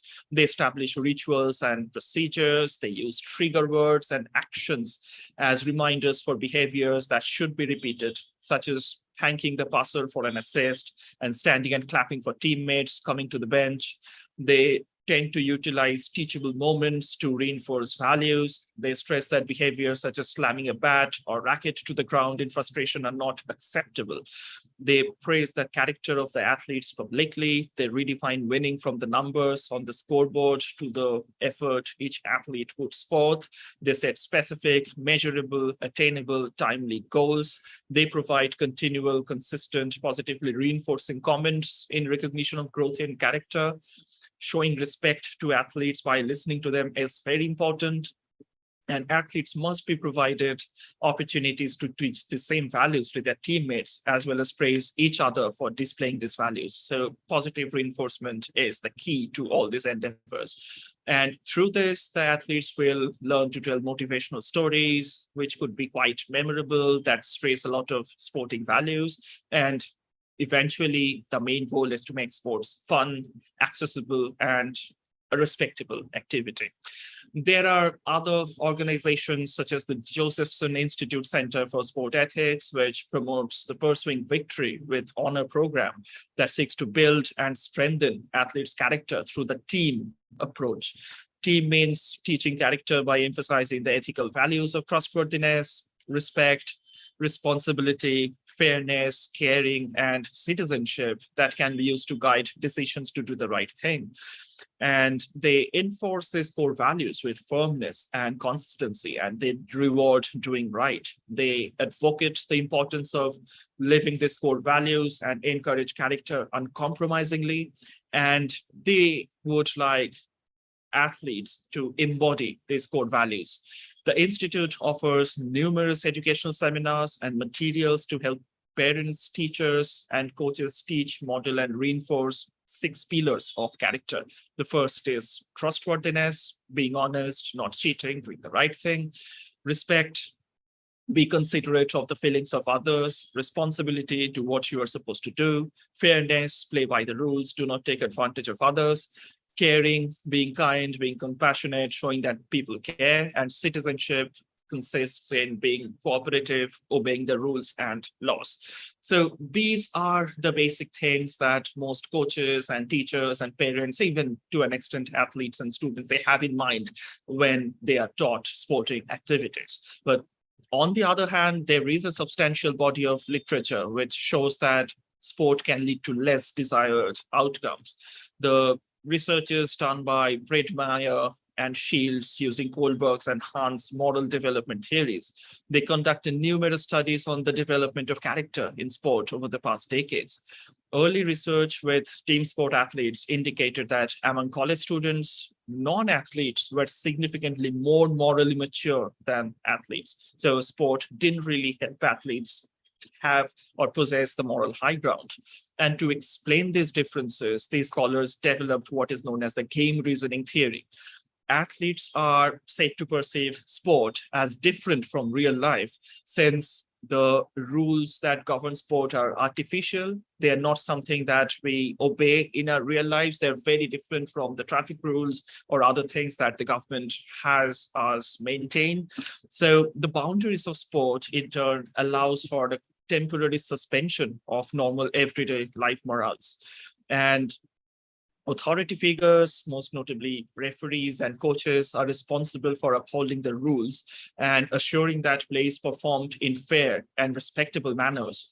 These circumstances make it easier for athletes to relinquish the moral responsibilities which are inherent to sport participation.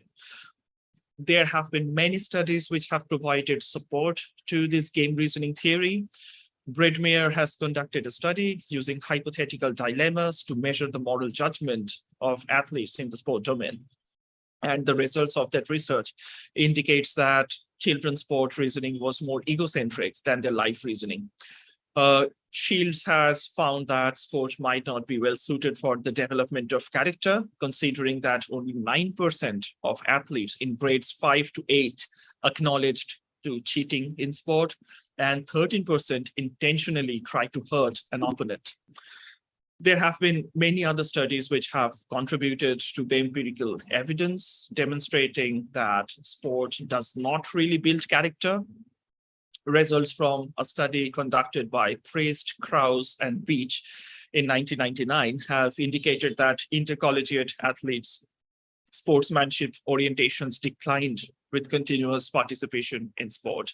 Other scholars such as Beller and Stoll in a study in 1995 with high school-aged participants found that non-athletes demonstrated more moral reasoning maturity than team sport athletes. Kavusanu, Seal, and Phillips in 2006 found that youth soccer players exhibit antisocial behaviors more frequently than pro-social behaviors. Concerning gamesmanship strategies, athletes, predominantly males, have been shown to legitimize cheating and aggression in the sporting context. In a recent study, Rudd has found that athletes rationalized the use of gamesmanship strategies, which is kind of a euphemism for cheating because they are part of the game and because they're a good strategy used to gain an advantage on opponents. Various football players who feign an injury on the sporting field to win a penalty or free kick are paramount examples of this. They are not necessarily bad persons. Some of them have benefited the society to an extent that we cannot even start to imagine. Some have provided so much money for the development of society that we can really question whether they have a duplicate personality or even a split personality when they abuse their opponents on field or feign injury to some extent, whether they are the same person at all. But that's how sports happen. People take on different personas, and on the field and off the field behavior can be quite different when they characterize the same person.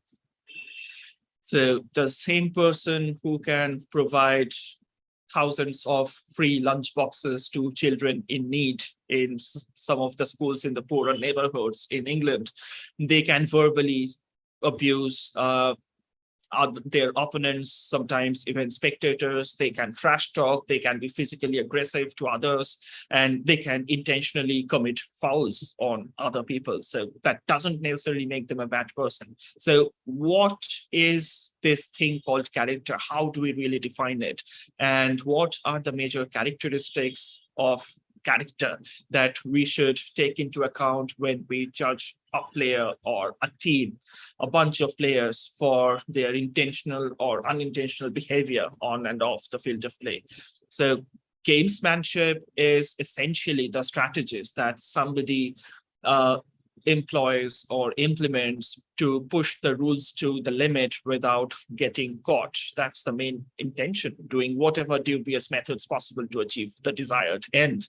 And cheating definitely is viewed as a moral issue, because one must consider that we must make a choice between values, and especially moral values versus non-moral values compared to social values. So understanding what these moral values are, what the social values are, so whether one's participation in the wider politics of the community or one's generation has any impact on that. These are the questions we should constantly ask of the empirical evidence when we try to make sense of the moral dilemmas related to sportsmanship.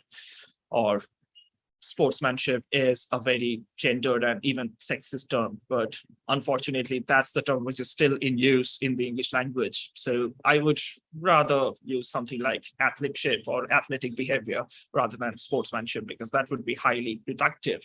So most of the empirical evidence that we have in support of the argument that sport doesn't really improve one's moral and social character. So most of this empirical evidence tends to indicate that sport is not really a context which is suited for the development of character. So we must understand the importance of maintaining a careful perspective when interpreting the results of the empirical studies, as several factors will need to be taken into consideration. And one of these factors relates to the fact that character is a complex, socially constructed concept that can be interpreted in a wide variety of manners. Shields and Rodmayer have stated that one of the most significant problems to plague the investigation of character building through sport is the extreme diversity of definitions attached to the word character. George Sage has written in 1998 that when left unspecified, there's no way of knowing which meaning or interpretation is intended. To be amenable to verification, the definition of character needs to be anchored to a set of specific attitudes, values, and behavior. Several sports scholars have attempted to define the concept of character using a number of specific values. Arnold has written in 1999 that what I refer to as moral character, it involves a life that complies with such virtues as justice, honesty, and compassion. Shields and Redmayer have described moral character as the possession of personal virtues such as compassion, fairness, sportsmanship, and integrity. If we consider that a large number of studies have reported that sport does not contribute to the development of character in this moral sense, then why does a large portion of people in society continue to hold the notion that sports build character? Rudd and Stoll has hypothesized that a discrepancy exists between how different stakeholders conceptualize this concept of character when they try to answer this question of whether or not sport is conducive to character building. Athletes, coaches, sport administrators, parents might now be defining the concept of character from a social perspective, while social scientists, and sport philosophers continue to define character from a moral perspective. Rudd states that for practitioners, the concept of character is more related to values such as perseverance, self-sacrifice, loyalty, and teamwork, which are values necessary for maintaining corporate and capitalist ideals that are integral to American as well as Western culture. Sport is used as a tool to have young athletes develop these corporate values. For their part, sports scholars continue to use an Aristotelian approach and conceptualize character from a morally idealistic perspective. A person of strong moral character is said to be able to apply moral values such as honesty, fairness, justice, and responsibility, despite any social pressures that surround the realm of sport. So how did we come to this particular conjuncture between sport and character building? Much of that started in the 18th century through different philosophers when they tried to rationalize different social pursuits which were encountered by different groups of people in different manners. So they tried to make sense of all these pursuits through a lens of people's moral responsibility and the extent to which this really helped the development of these sorts of responsibilities, which were thought to be building blocks of good citizenship of one's nation, or in a broader imperial sense as well.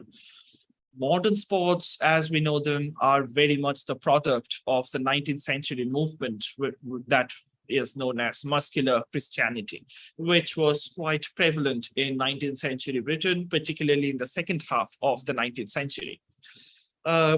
Most of you would know that the founder of the modern Olympic Games, Baron Pierre de Coubertin, unveiled a monument at the ruins of Olympia in 1927, and he acknowledged his debt to several British schoolmasters or leading intellectuals of the time, such as Charles Kingsley or Thomas Arnold, who he considered to be the founders of athletic chivalry. So no matter how far modern sports have strayed from this original Victorian ethos, a sense of moral purpose remains attached with sport.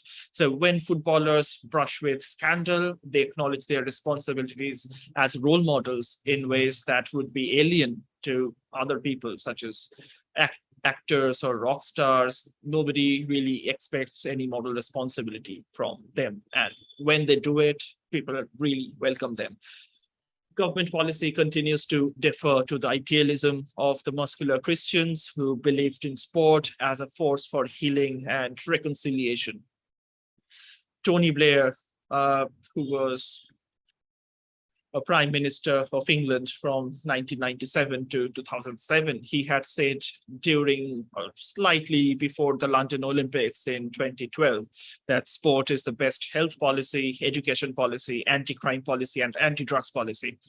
The mayor of London at the time was Boris Johnson, who later became another prime minister of London, whose career was mired in controversy.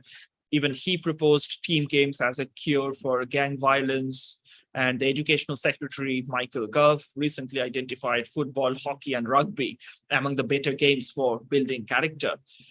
Perhaps most improbably, two Labour MPs recently tabled a Commons motion calling for Alex Ferguson, who used to be the manager of Manchester United, to be made a Lord in view of the economic, social, and cultural importance of football to the United Kingdom.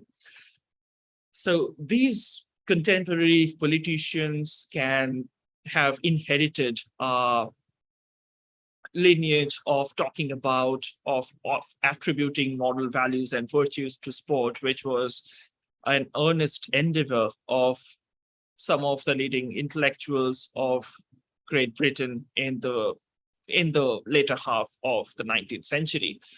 G.E.L. Cotton, who was the headmaster of a public school called Marlborough, wrote a very famous tract called The Circular to Parents, which was kind of a long list of things, do's and don'ts, which were circulated among parents so that they knew their responsibility as the parents of the students who were being taught at that particular school. And he outlined the value of games to control a turbulent community in that particular circular. Cotton had served his apprenticeship at a different public school in Rugby, which was erroneously considered to be the birthplace of the sport called rugby, which it wasn't, but it did quite a lot in promoting modern rugby and drawing up the rules of modern association football. And Cotton was the inspiration of Tom Hughes's very famous novel, Tom Brown's School Days. And he was the young master who was repeatedly invoked by Hughes as a particularly positive influence on most of the school students. And there were other very important headmasters such as Thomas Arnold, who presided over the rise of athleticism in this period. Cotton's endorsement of sport was more cautious and pragmatic than Hughes's fictional account that suggests that for many in the Victorian and Edwardian public schools, games became the wheel round which moral values turned. It was genuinely and extensively held belief that they inspired virtue, they developed manliness, they did not really talk about women to any extent at all. They formed character among their students, and they made the transition from boys to men possible. Where Arnold confined his involvement to occasional spells on the touchline, young heads such as Edward Thring of the school called Uppingham would throw themselves into the fray with manic intensity. Only when he felt that matters had gotten out of hand did he feel the need to preach on the words of the Psalm 147.10, "The Lord taketh not pleasure in the legs of a man," trying to dissuade students from playing football in a violent manner. This, however, was a momentary pause in the sporting hurricane that was the second half of the 19th century.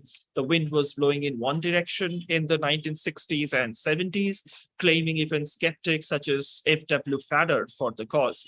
Farrer eventually likened schoolboy sports to the well from which David drank to receive his strength, a source of lifelong inspiration.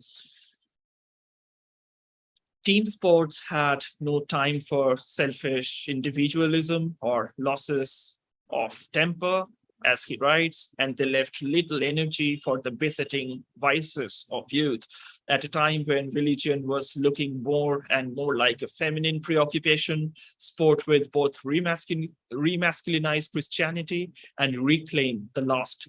Kingsley set out the vision that through sport, boys acquire virtues which no books can give them, not merely daring and endurance, but better still temper, self-restraint, fairness, honor, unenvious approbation of another's success, and all that give and take of life, which stand a man in good stead when he goes forth into the world, and without which indeed his success is always maimed and partial. If the whole idiom of muscular Christianity sounds male, it's because people like Kingsley shared with evangelicals the perception that the religious problem of the time was male, and unlike them, believed that the solution had to be equally masculine, a redemption of physicality rather than a rescue from it. A striking passage came from Kingsley's semi-autobiographical novel, Altron Locke, when a moment of maddening lust was diffused by the miraculous intervention of a rowing eight. Almost overcome by the urge to wade across the Cam River, which flows across the university town of Cambridge, to be the object of his desire, which was a woman of great beauty, Kingsley's character was marvelously distracted by the rowers. So he preferred sport to women. And as he wrote, "I am as proud of the gallant young fellows as if they had been my brothers, of the courage and endurance, for one could see that it was no child's play. From the pale faces, the panting lips, their strength and activity so fierce and yet so cultivated, smooth, harmonious, as oars kept time with oar, every back rose and fell in concert, and felt my soul stirred up to a sort of sweet madness, not merely by the shouts and cheers of the mob around me, but by the loud, fierce pulse of the rowlocks, the swift, whispering rush of the long snake-like right oars, the swirl, gurgle of the water in the wake, goes on talking about the sport, and he completely forgets the person who could have been his girlfriend. So sport becomes more important than even relationships with other people.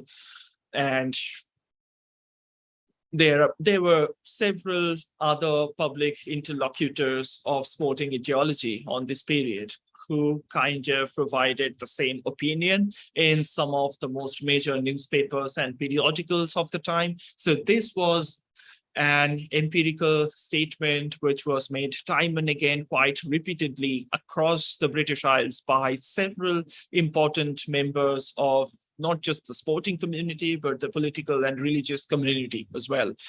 The Church Congress reports of the 1860s and 70s make quite entertaining reading, as Anglican clergy vied with one another to take a more radical stance on the matter of sports, which was a very important linguistic shift from the terminology of amusement. So sport was no longer amusement, it was a tool of character building. Some noted the similarity between the concept of recreation and religion, both meaning to be born again, while others were willing to speak of sporting interests as moral duties, of neglect of the body as sin, as Canon Littleton put it in 1866, while visions far from edifying may rise before our minds of sporting persons, mere cricketing, or still worse, were crocketing clergymen. Yet it is more desirable that the clergy should not stand altogether aloof from the sports and pastimes of the people. Another suggested that the superior morals of his own county of Nottinghamshire was already attributable to the amount of cricket played there. Everywhere the principle of sport as mediator provided the justification. So pleasure became mixed with moralism, which extended a moralizing influence on the society as a whole. And newspapers such as the Times commented in the 1860s that when you can at the same time enjoy yourself and feel the consciousness that you are doing a moral action, it is very difficult to refrain. So, which is why, according to the major interlocutors of that period, sport caught the fancy of people and it became terribly popular, more popular than ever before. People who were not really from the religious establishment, such as the very popular author Charles Dickens, wrote in 1870, mocking the new style of the urban muscular Christian in the character of Reverend Septimus Crisparkle in a novel named Edwin Drood, published in 1870. And he describes Crisparkle as the person whose radiant features teamed with innocence and soft-hearted benevolence beamed from his boxing gloves. So it's sport which really made the person who they were. And very soon, sports started to be taken for granted in the church, in the broader culture of the period, as part of that mingled mass of perfectly legitimate pleasures that the Times newspaper considered characteristic of the age. Charles Booth's survey of the life and labor of the people in London uncovered an astonishing array of cricket, cycling, football clubs of distinctly apostolistic nomenclature, and batteries of institutes such as the YMCAs, the mission halls. They started catering for the whole man. And sport thus became central to the civilizing mission, which was initially for the British people, and gradually they expanded this endeavor across the world, thinking that they are doing something very beneficial to humankind. Like so many ideas and practices of the British upper class, the character building theme of sports was first exported to the US, even though the cultural milieu and social meanings that prevailed in British public schools did not and do not really underlie American youth and school sport programs. During the early 20th century, as part of the movement in the public high schools and community, youth agencies started pursuing a broad commitment to preparing the youth for their places in a rapidly expanding industrial society, community, and school system. And these authorities believed that organized sports programs could also promote social and moral attributes and thus contribute to the goal of a particular interpretation of good citizenship. In both school and community-based programs, structured sporting activities were gradually colonized as ideological instruments for socializing the American youth to the formation of a common consciousness, to a sense of common allegiance, and for different positions in the social and economic, even also occupational hierarchy that eventually led to nation building. A similar thing happened in colonial India as well. Most of the people that Indians play to this day were introduced to the country by the British throughout a period of almost a couple centuries, throughout the 18th and 19th century. And team sports like football and cricket were particularly important in some of the things that the British did. For most of the part, they did not really want to engage with the common Indian in any sporting pursuits. Most of the sporting clubs and associations that came up in India in the late 18th or the early to middle 19th century were exclusively for the British. And when Indians started playing these Western sports, they were mainly emulating the British. So they were not really encouraged by the British to take up these sports and to be mimicry of themselves. So this was something which started in the late 19th century, particularly after the 1880s. And some government officials took a leading role in it, as did some clergymen who started promoting more Christian and British imperial moral virtues among their Indian subjects, so that they would consider themselves to be proud member of the British Empire and not really rebel against the government, which was otherwise terribly exploitative. So it can be said to be a social control activity as well. And sports played a very important role in that. It was not very widespread, but it was localized in particularly some of the urban metropolitan centers spread across the country, but they were very much influential among the Indian upper class. And as the scholar James Anthony Mangan wrote regarding the relationship between football and the British civilizing mission in India, he writes that the sport was considered by the British colonizers to carry with it a series of moral lessons regarding hard work and perseverance, about team loyalty and obedience to authority, and indeed involving concepts of correct physical development and manliness. As such, it was used as a key weapon in the battle to win over local populations and indeed to begin transforming them from their so-called uncivilized and heathen state to one where they might be considered civilized and Christian. Now, of course, football and cricket were only like two of a host of sports and games that were considered to fulfill this social function by the colonial elite. By engaging with different sports, the native bodies of the Indians were to be altered, manipulated, disciplined, and reshaped in the name of civilization. In this regard, sports were a means of moral training that supposedly brought together and promoted a bundle of ideologies, including masculinity, religion, Victorian middle-class manners, and Western moral ideals.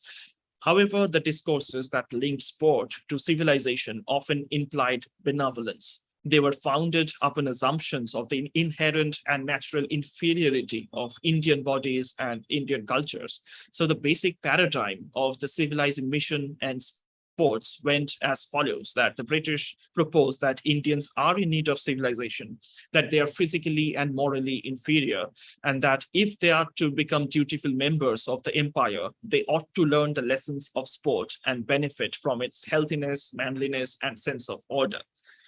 To give an example, this Anglican missionary named Theodore Leighton Pennell arrived in a place called Bannu in the northwest frontier of India in March 1912. And he sought to establish a medical mission for the benefit of the local communities and to civilize them through moral and religious teachings. he was a strong believer in the value of athletics in the development of character, and he thought that the boys of the local school should obtain a great reputation through their athletic prowess. In common with many of his compatriots in similar situations, Pennell found a flat piece of land, fashioned a pitch for football and cricket. He then took the boys out to teach them sport with all its moral, ideological baggage. This was an opportunity to contact and the development of friendships, but linked physical activities and body disciplines to the purposes of imperialism and civilization. This is a side of missionary work which is often not known, but it's worthy of note that some of the most successful educationalists in connection with Christian missions recognize the fact that, especially amongst the Indian races, the proper use of athletics has served to strengthen the moral backbone, which, according to them, was often conspicuously weak. And they thought this was an important auxiliary to Christian teaching.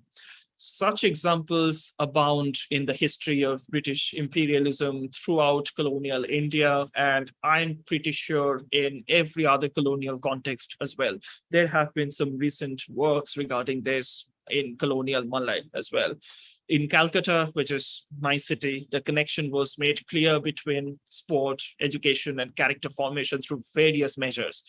A lieutenant governor operating out of the city in 1870s, Sir George Campbell, emphasized the importance of sport in the curriculum of the College of Engineering in Calcutta. He writes that I spared nothing to make the college complete, but the Bengalis seemed infinitely to prefer literature, law, and politics to anything that required some physical as well as mental exertion.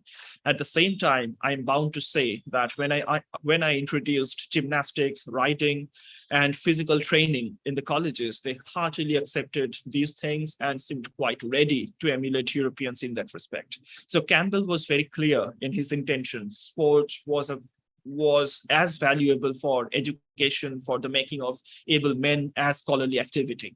His implications that Bengalis embrace these benefits indicates his belief in both the superiority of British race and his strategy for improving India. So the next question would be, people try to do a lot of things, but did they work? Did sport build character in the way which was promised by the likes of Thomas Arnold or Thomas Hughes or Charles Kingsley? So they made sure that the values of this public school athleticism was rapidly internalized, and the less imperialist versions that flourished in the YMCAs also set down deep roots. And sport did furnish a kind of chivalry, as Kingsley had hoped. Closely bound to the values of thrift and temperance, the YMCAs generated their own form of physical puritanism and sought to spread these messages across the world. The mingling of athleticism and duty reached its highest expression in the First World War, when football clubs were used as recruiting agencies, and when officers sometimes led their troops over the top by kicking footballs. A soldier's diary records a scene on 1st July 1916. He writes that, as the gunfire died away, I saw an infantryman climb onto the parapet into no man's land, beckoning others to follow. As he did so, he kicked off a football. A good kick, the ball rose and traveled well towards the German line. That seemed to be the signal to advance. Captain Neville of the East Surrey Regiment had bought 4 footballs on his last leave in London and offered a prize to the first of his platoons to dribble a ball into the German positions. So a number of sources also indicate that a revolution premised on sports inclusiveness had failed to deliver. Far from creating a single moral community, the intense rivalries of sport created elaborate hierarchies with precise and exclusive behavioral codes. And a student from Harrow recalled his school days with stoic humor. It was discovered that I was short-sighted and that I was no good at cricket. Naturally enough, I became a person of no account. The obituary of an Uppingham boy who died at school read, not widely known in the school for his feeble health, precluded any participation in games. The irony of attributing the rise of athleticism to this public school was that they sometimes could be quite skeptical as to their benefits. Some people would almost have resisted the preeminence it assumed. One of these people was David Newsom, who lamented the drowning of the Arnoldian vision of godliness and good learning in a sea of sporting metaphors. Instead of making men out of boys, the games cult made perpetual adolescents of men, the sort of people who never get over dropped catches in house matches or are incapable of reading newspapers from the front page. So when sport did generate virtue, it seemed to do so on its own terms. Mangan has written of a stoicism making bland use of Christian phraseology in the public schools, and character in this sense would boil down to a certain disregard for danger as well. As another author, E.M. Forster, has observed that public school boys with their well-developed bodies and fairly developed minds could show undeveloped hearts, and they wouldn't really make the ideal citizens that sport was for. So this was a discordance which was inherent in the application of sport for building morality, for building character, and it was baked into the heart of 19th century sport. It's just that most people were unwilling to draw attention to it because they thought this would be used by the detractors of sport as point of criticism. So these sorts of positionalities were often not really emphasized in the public discourses of sport. So even though there was not really any historical precedent of sport helping build moral character and so on, the remarkable thing about sports is that it retained a moralizing remit, even even as it consistently defaulted on its promises. No amount of drug taking, administrative corruption, abuse of officials, or deception, cheating can dent the rhetoric of moral transformation that continues to surround sport. In 2001, a Swedish legislator nominated football for the Nobel Peace Prize, citing its capacity for cultivating understanding between people, even though football can be one of the most violent pursuits ever invented by human beings. One of the reasons that we don't really have scores of role models in sport who demonstrate how high-level performance can sit alongside the highest moral standards is that the conscience-driven athlete rarely makes the grade. There are several scholars who have cited examples of talented athletes whose scruples prevented them from succeeding in the zero-sum economy of elite competition. They argue that many of the abuses of modern sports are wired into the competitive genes of people.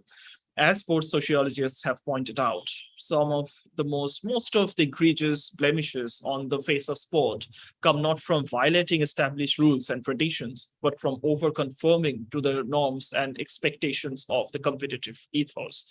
And quoting another source, Hoffman argues that of all of the things we hate most about sport are only the logical outcomes of social activity in which one person's success hinges on his or her ability to deny that same success to another. So in order to conclude now, the Center for Social Justice in the UK published a report entitled More Than a Game a few years ago. The report notes the profound lack of evidence for character building claims made by politicians and sport administrators, arguing that there is a real difference between using sport as part of a program to deliver positive social outcomes and assuming that sports will automatically deliver these on its own.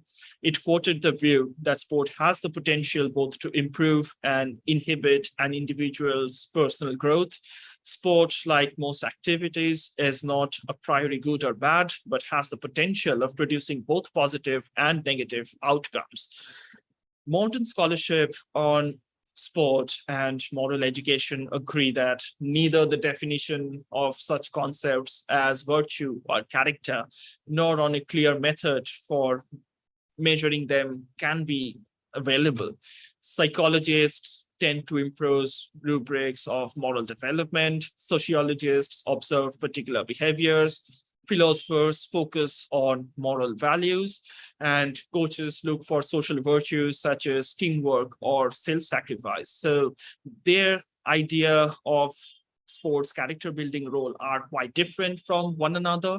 And if we take a historical perspective, we can very easily see that sport did not always build character, if ever, but this was an ideology which was embedded in sports so powerfully to such an extent and so strongly was it disseminated across the world that we cannot really think about a time when sport does not really lend itself to character building. So this is a tautology, this is a contradiction that we all have to live with.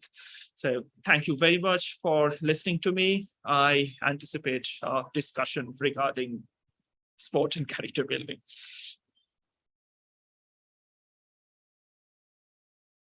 Okay, thank you very much, Dr. Sofik. You already spoken extraordinarily, because in almost 1 hour you speak without saying or without referencing into the PowerPoint at all. So, well, I was amazed with your ability to memorize all the facts, mostly from historical records.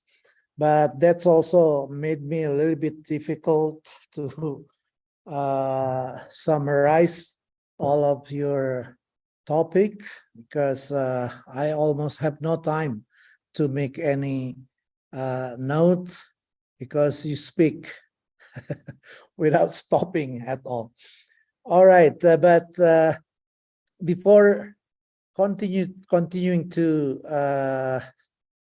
question and answer session, I would like to little bit explain to all of the participants in Indonesia in order to give them a kind of understanding about what you have talked about in your presentation.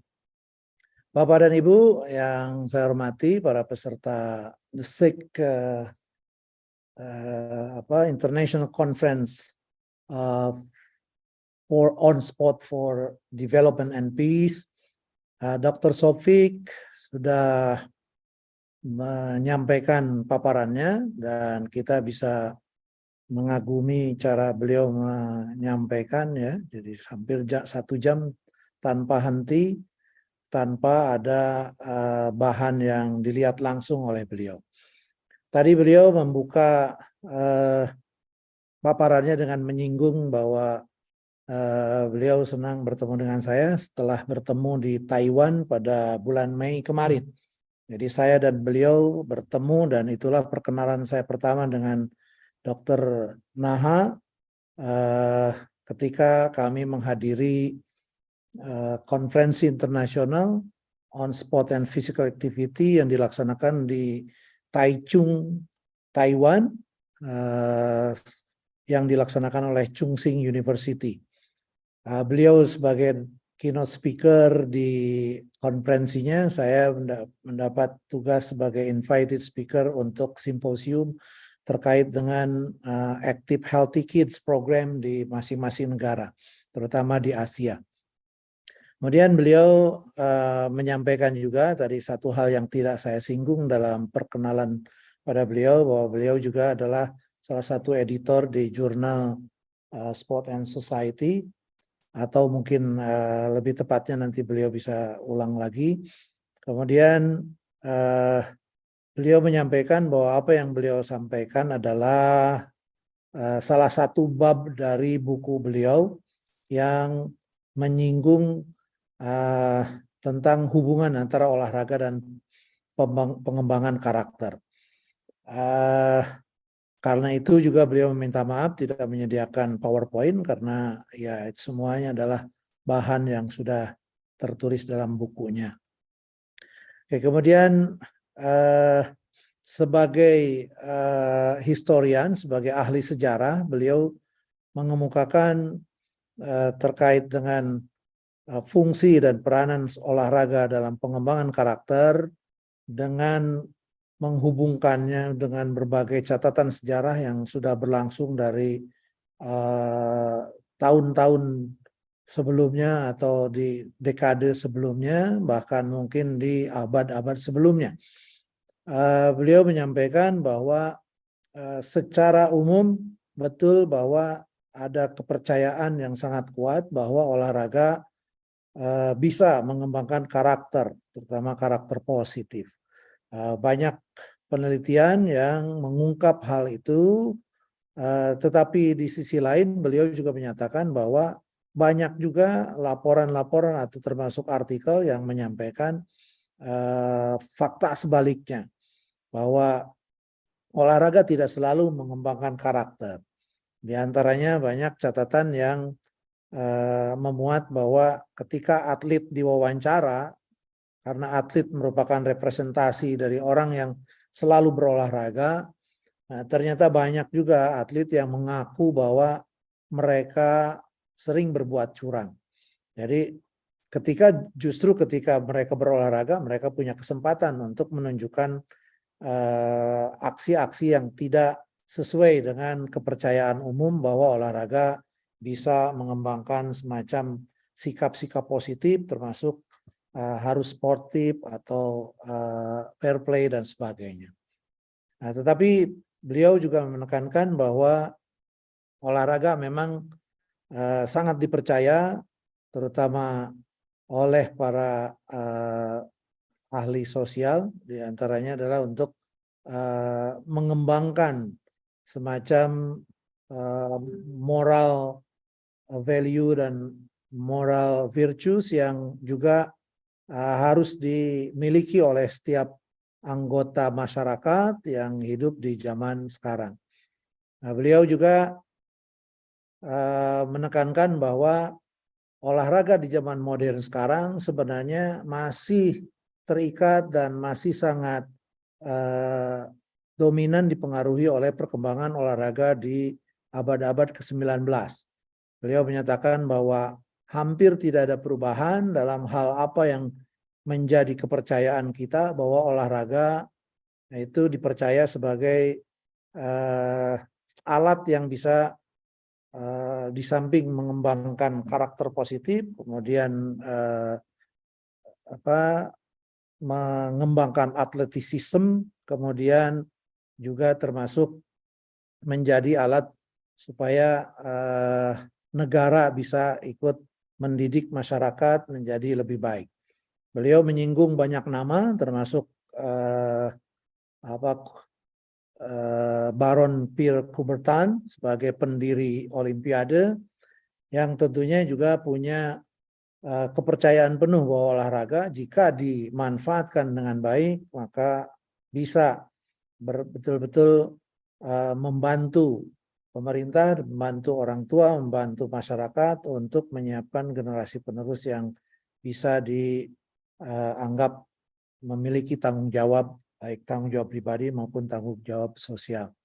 Sebagai ahli sejarah memang beliau sangat fasih mengemukakan fakta-fakta yang atau catatan-catatan sejarah dari berbagai periode dan termasuk dari berbagai negara.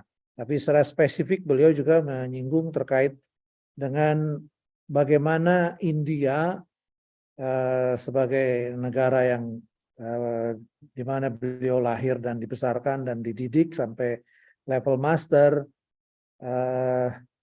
memanfaatkan dan mencoba mengembangkan olahraga-olahraga yang berkembang di dunia barat sebagai juga alat untuk mempersatukan masyarakat dalam konteks pembangunan yang lebih bermanfaat. Dan kemudian tentu saja bagi kita semua, kita juga akan atau harus belajar dari beliau, karena tadi beliau di awal juga menyinggung bahwa catatan sejarah terkait dengan bagaimana olahraga dimanfaatkan oleh negara-negara Asia itu sudah cukup banyak, hanya saja referensi yang bersumber dari karya-karya ahli olahraga dari negara Asia Tenggara ternyata sangat jarang atau bahkan belum berkembang.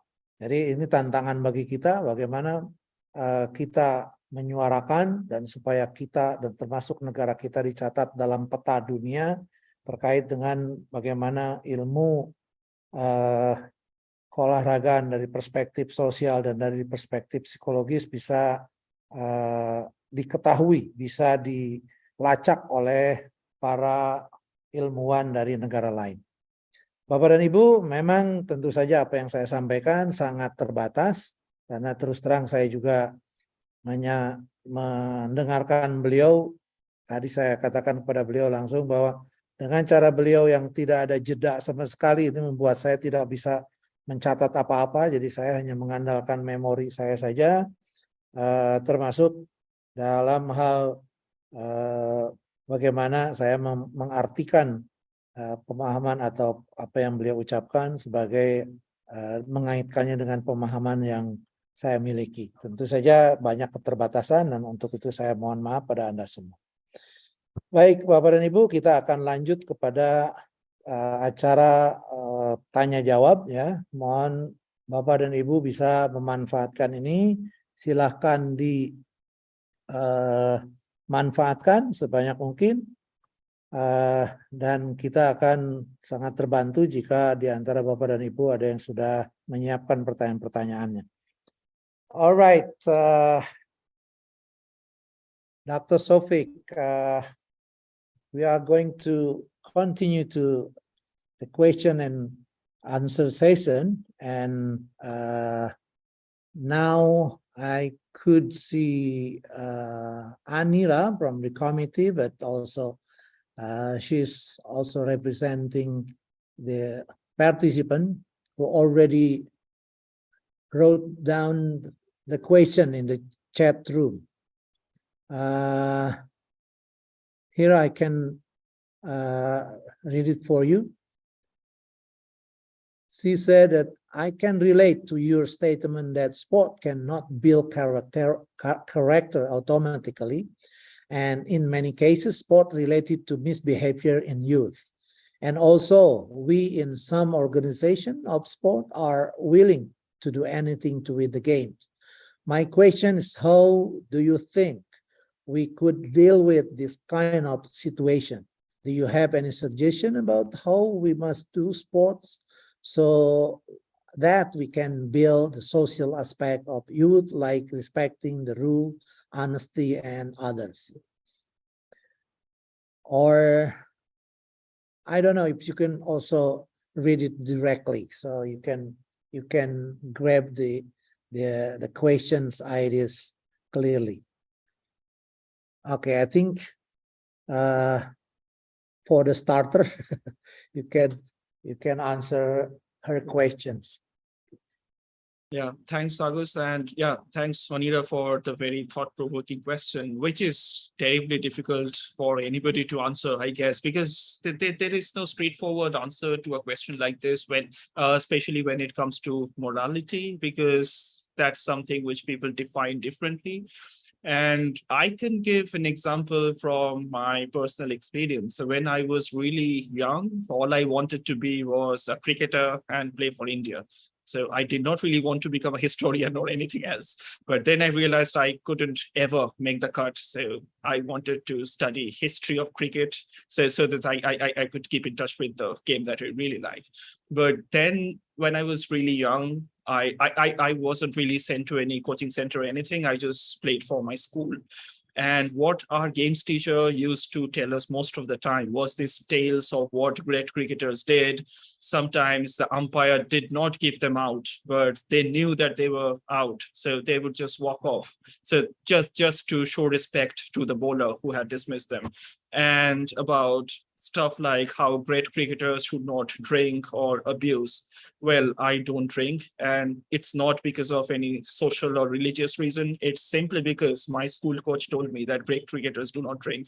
So that was perhaps a very foolish thing to follow, but I could never drink because of that, because then if you start drinking, you cannot really be a good cricketer, in the opinion of a 10-year-old child.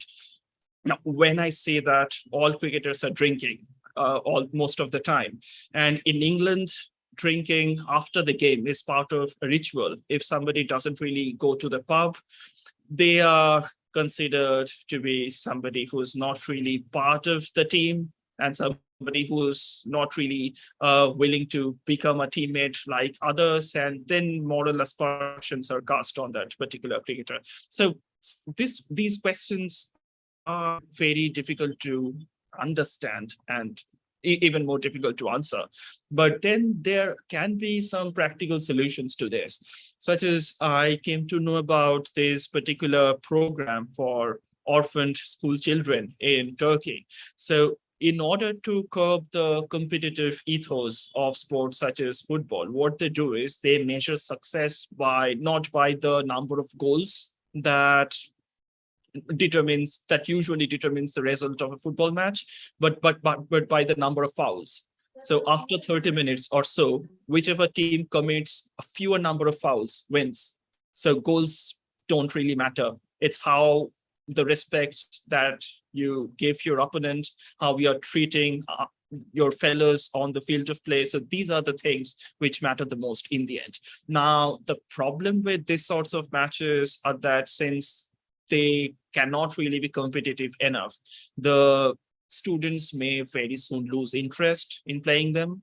So maybe when somebody is like 8 or 10 or even 12, so they may be out there on the field and hell-bent on committing fewer number of fouls than the opponent team. But when somebody is 15 or 20, if somebody wants to play in the big league, so this will be just encumbrances which will hold them back, and they will not really be able to realize their full potential if they start playing within their limits. So these are the questions that we have to confront almost always, and we need to understand why exactly are these people playing the sport. Whether if they want to be professional, it's very difficult to rein them in. But if they're just playing for amateurish reasons, just for the sake of physical exercise or as part of the educational curriculum, then maybe some innovations of this kind may be useful. Okay, thank you for the answer. Miss Anira, are you going to confirm about the... Yeah. This, please. Okay. Yeah, thank you so much for the answer, Mr. Nahan. Yeah, I think the idea of the rules of the games is really interesting. I think we could add some, like, maybe we can count the goals, maybe bit minus with their falls. So it will be competitive, and also try to protect them to not do anything to get the goal. So yeah, thank you so much for the answers. Okay, and then I'd like also to mention this in Indonesia, in Bahasa, in order to give the impression to the participant. Bapak dan Ibu, jawaban beliau atas pertanyaan dari Bu Anira menyatakan bahwa tidaklah mudah menjawab pertanyaan seperti ini, bahkan ya mungkin tidak ada jawaban yang pasti tentang ini.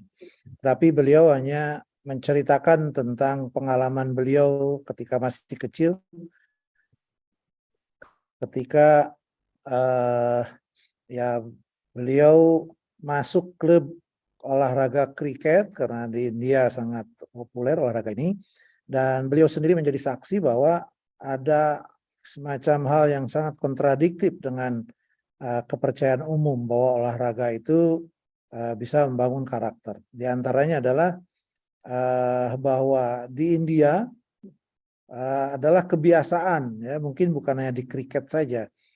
Ada kebiasaan bahwa setelah mereka main, kemudian mereka pergi ke pub untuk minum-minum. Jadi sangat umum bahwa setelah main langsung minum-minum.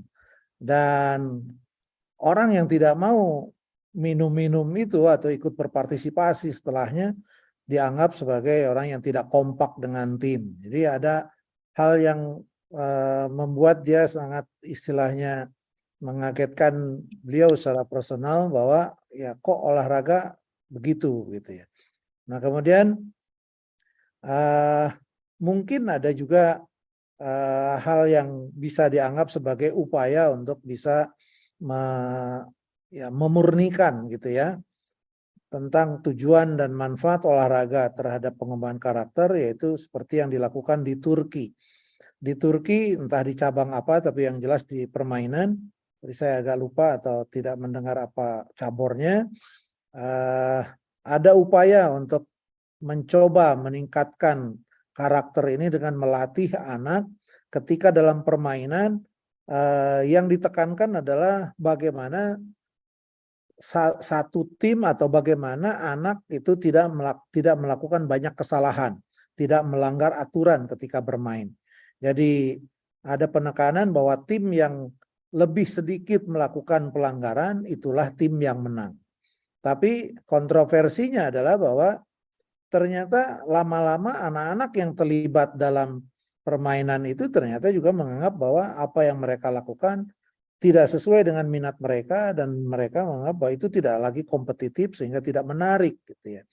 Nah itu jadi merupakan sebuah dilema bagi kita gitu, bahwa ada upaya untuk memurnikan supaya olahraga betul sesuai tujuannya, tetapi juga ada anggapan bahwa jika begitu penekanan yang terlalu berat pada misalnya pada fair play dan sportsmanship itu dianggap juga tidak terlalu menarik, tidak kompetitif, sehingga anak-anak banyak yang menurun semangatnya, menurun minatnya untuk ikut terus pada program tersebut. Itu juga merupakan sebuah fenomena yang harus kita ketahui gitu ya. Oke, saya kira itu yang tadi yang terkait dengan pertanyaan Bu Anira.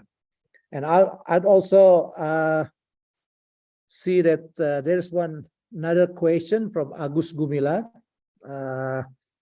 but I just remember that probably Agus Gumilar in person could directly explain or deliver the question directly to Dr. Sofik. Is Pak Agus here? Iya, terima kasih Pak Agus. Oh ya, Pak Agus Gumilar itu Pak Agus Apple. Iya betul.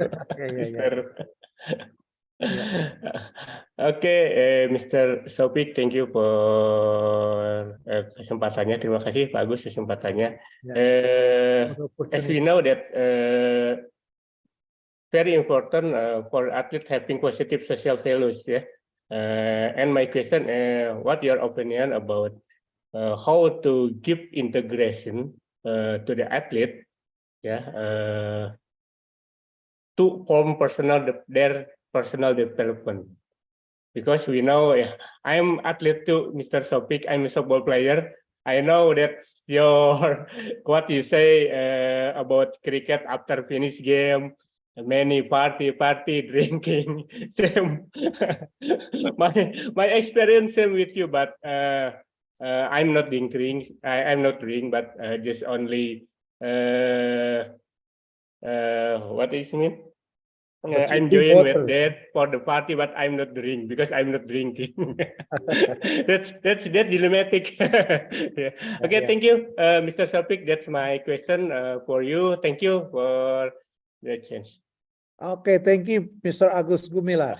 You're welcome, Mr. Agus. Yeah, it's time for you to answer, Mr. Sofik. Yeah, thank you very much, Agus, for your observation and definitely the question. Yeah, it's really difficult to socialize in Western Europe in particular, unless you drink, because their entire conception of meeting with people is centered around alcohol and stuff like that. But having said that, otherwise, yeah, if athletes are to develop themselves, basically they will need to be sensitized to the broader social issues that surround our public discourses of social relationships and different political dynamics all the time.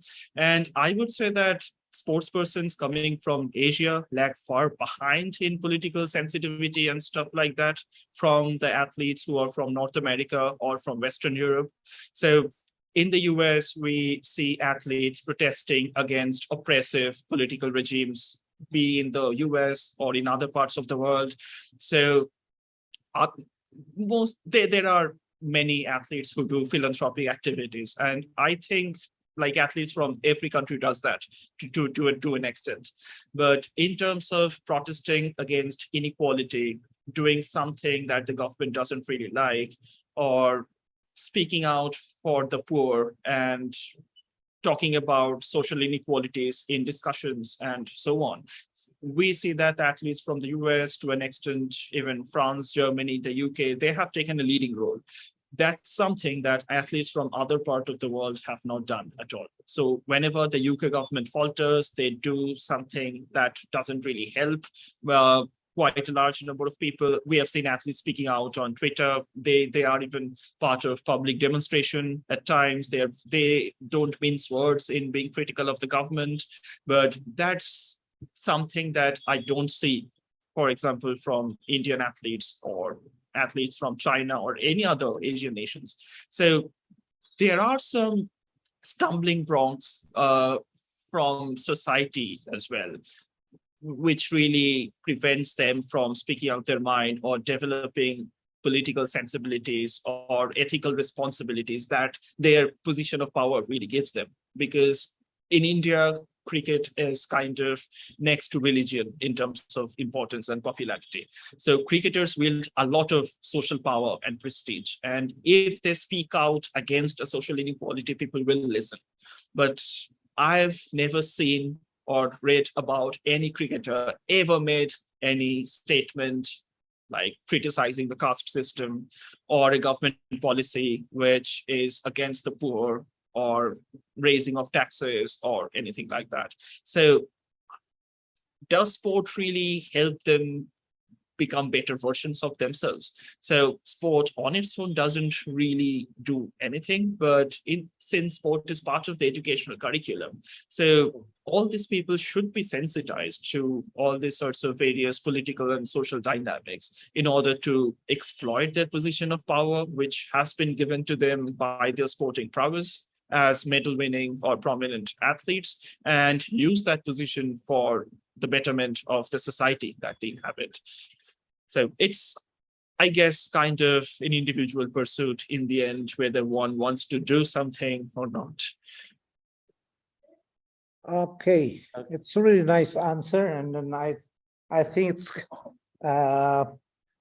clearly understood by us that while there's a dilemmatic problem always in sport, but how can we actualize the character, the positive character through sport should always be pursued in any time, especially by our community as a physical educator, and also for us who are really active in sport organization.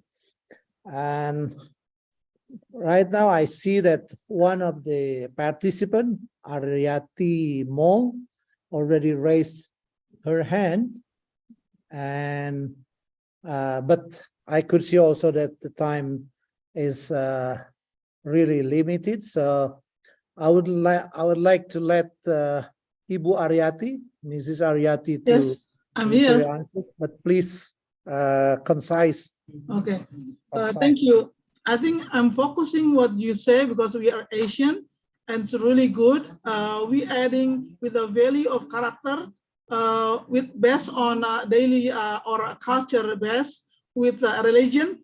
I agree with you, and I'm concerned because of women on the side of we are in Indonesia. We have a lot of opportunity, and then some of the community when I was in America, there are some minority who really is just struggling with how they understand sport is very important for individual, but any sport can swap the woman, the feminism, to be a masculine physical activities. So some of them are arguing about this, like they want to actually saving there are community who really understand based on the value and the character, because I think still this is a really good opportunity for everyone, and it's not expensive activity, depend on there are a need to be inner, to know, to understand the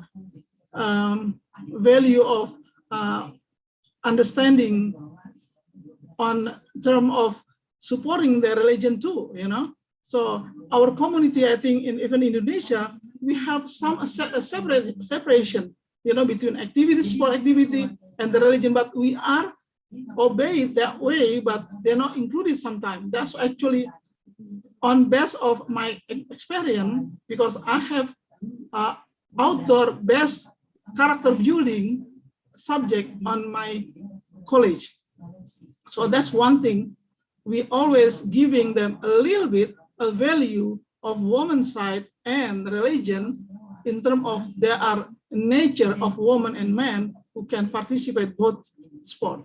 And my question, like, how do you engaging this kind of character with the value of sport, so they're still looking for the best of athletes to be on the long term of this is sport for life. Thank you so much. Okay, please just directly answer, Sophie. Thank you, Aryati. That's a fascinating question. And it's a major problem in almost every country, and particularly in multicultural countries like the UK or the US, when the government tries to battle against discrimination and the sense that communities are feeling alienated from what we call mainstream culture through sport by trying to integrate different communities through sport. But also it's not really persuading these communities all the time, because most of them have their own idea of outdoor experience and particular norms of behavior which would be acceptable according to the sentiments or the traditions of their community, most of which is dictated by their religion as well. So if we think about communities or groups of people, two of the most important markers of identity are definitely religion first, and then, of course, language, to an extent, ethnicity as well. So we can talk about these three things. And religion is terribly important for the lives of most people. And sometimes it really tells you how you should live your life. And sometimes the precepts of particular religions, some of which comes from particular books, they are at odds with what the government would tell you to do, because the government might have a different idea of citizenship or acceptable behavior, or what you should do in public as part of a national community, and so on. So they can be at odds. And in UK, the government has really struggled to understand how exactly to integrate different communities by sport, because there have been like plenty of instances in which, instead of integrating communities, sport has alienated them. So there have been various leagues there are cricket leagues in which only Pakistanis participate in. There are cricket leagues in which a particular community in India participates in, because India is a very diverse country. So there are cricket leagues just for Gujaratis or just for Bengalis, in which other Indians cannot really participate. So instead of like making people come together, they're further dividing communities. So in order to circumvent these problems, one has to first understand what really makes the community a cohesive unit of identity. We cannot really force anything on anyone.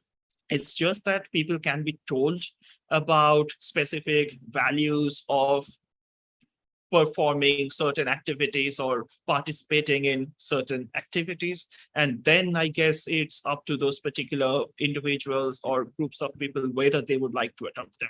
So definitely they would have to be given a taste of what it will really do for them by making them participate. But after all, sport is quite important for various reasons, for making people socialize, for making people understand their place in the world, for healthy behavior, and so on, improving social and community health in the end. So sports is terribly important for all those, but people will have to be given the independence to choose which aspect of sport they will adopt, and the ways in which they would accept sport in their lives, and the ways in which they would perform it.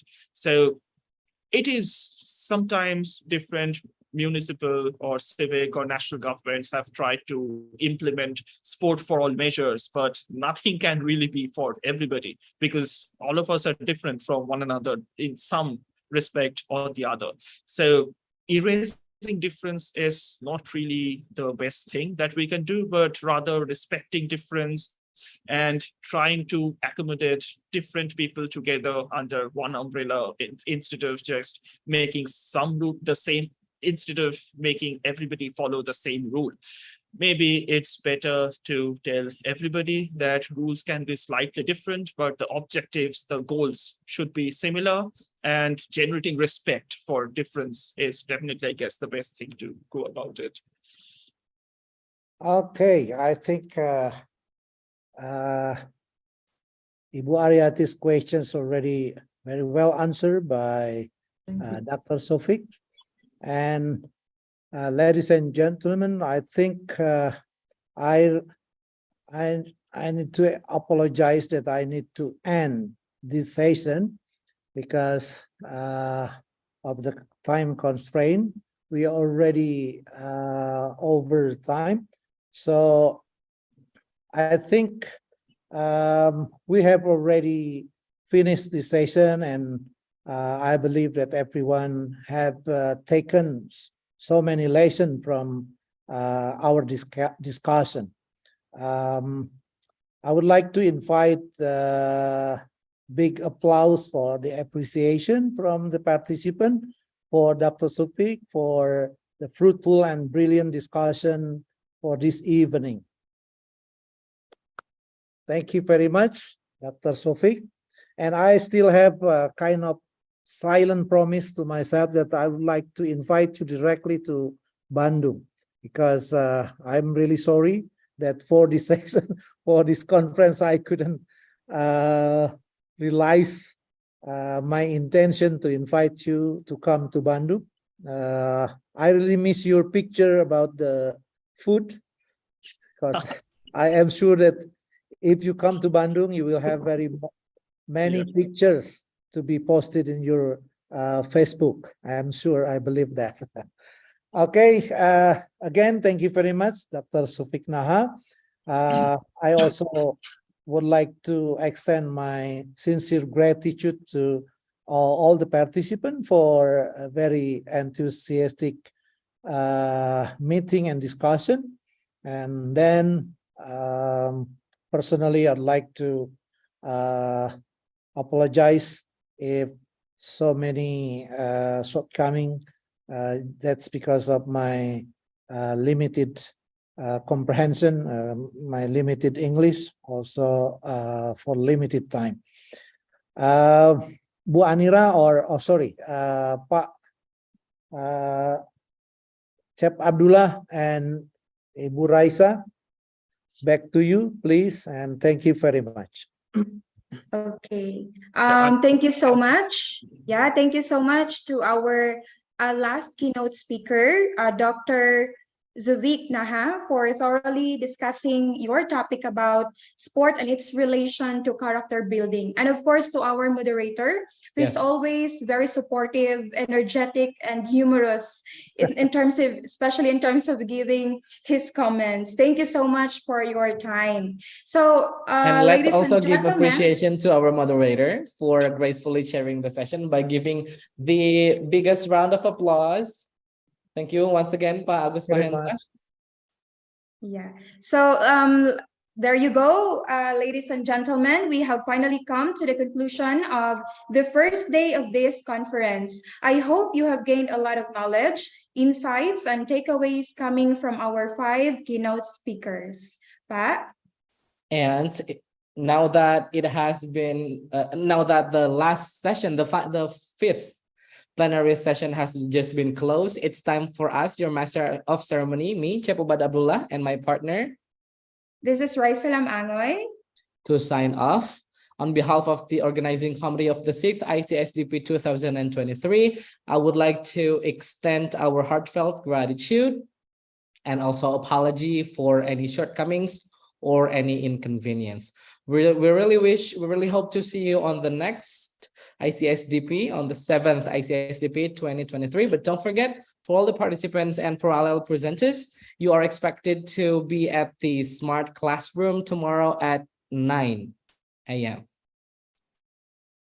Yeah, so thank you so much and goodbye, everyone. See you tomorrow. Bye-bye, everyone. Thank you, Assalamualaikum Doctor. warahmatullahi Bye-bye. wabarakatuh. Thank you. Bye. Thank you. Bye-bye. Mister. Bye-bye. Thank you very much.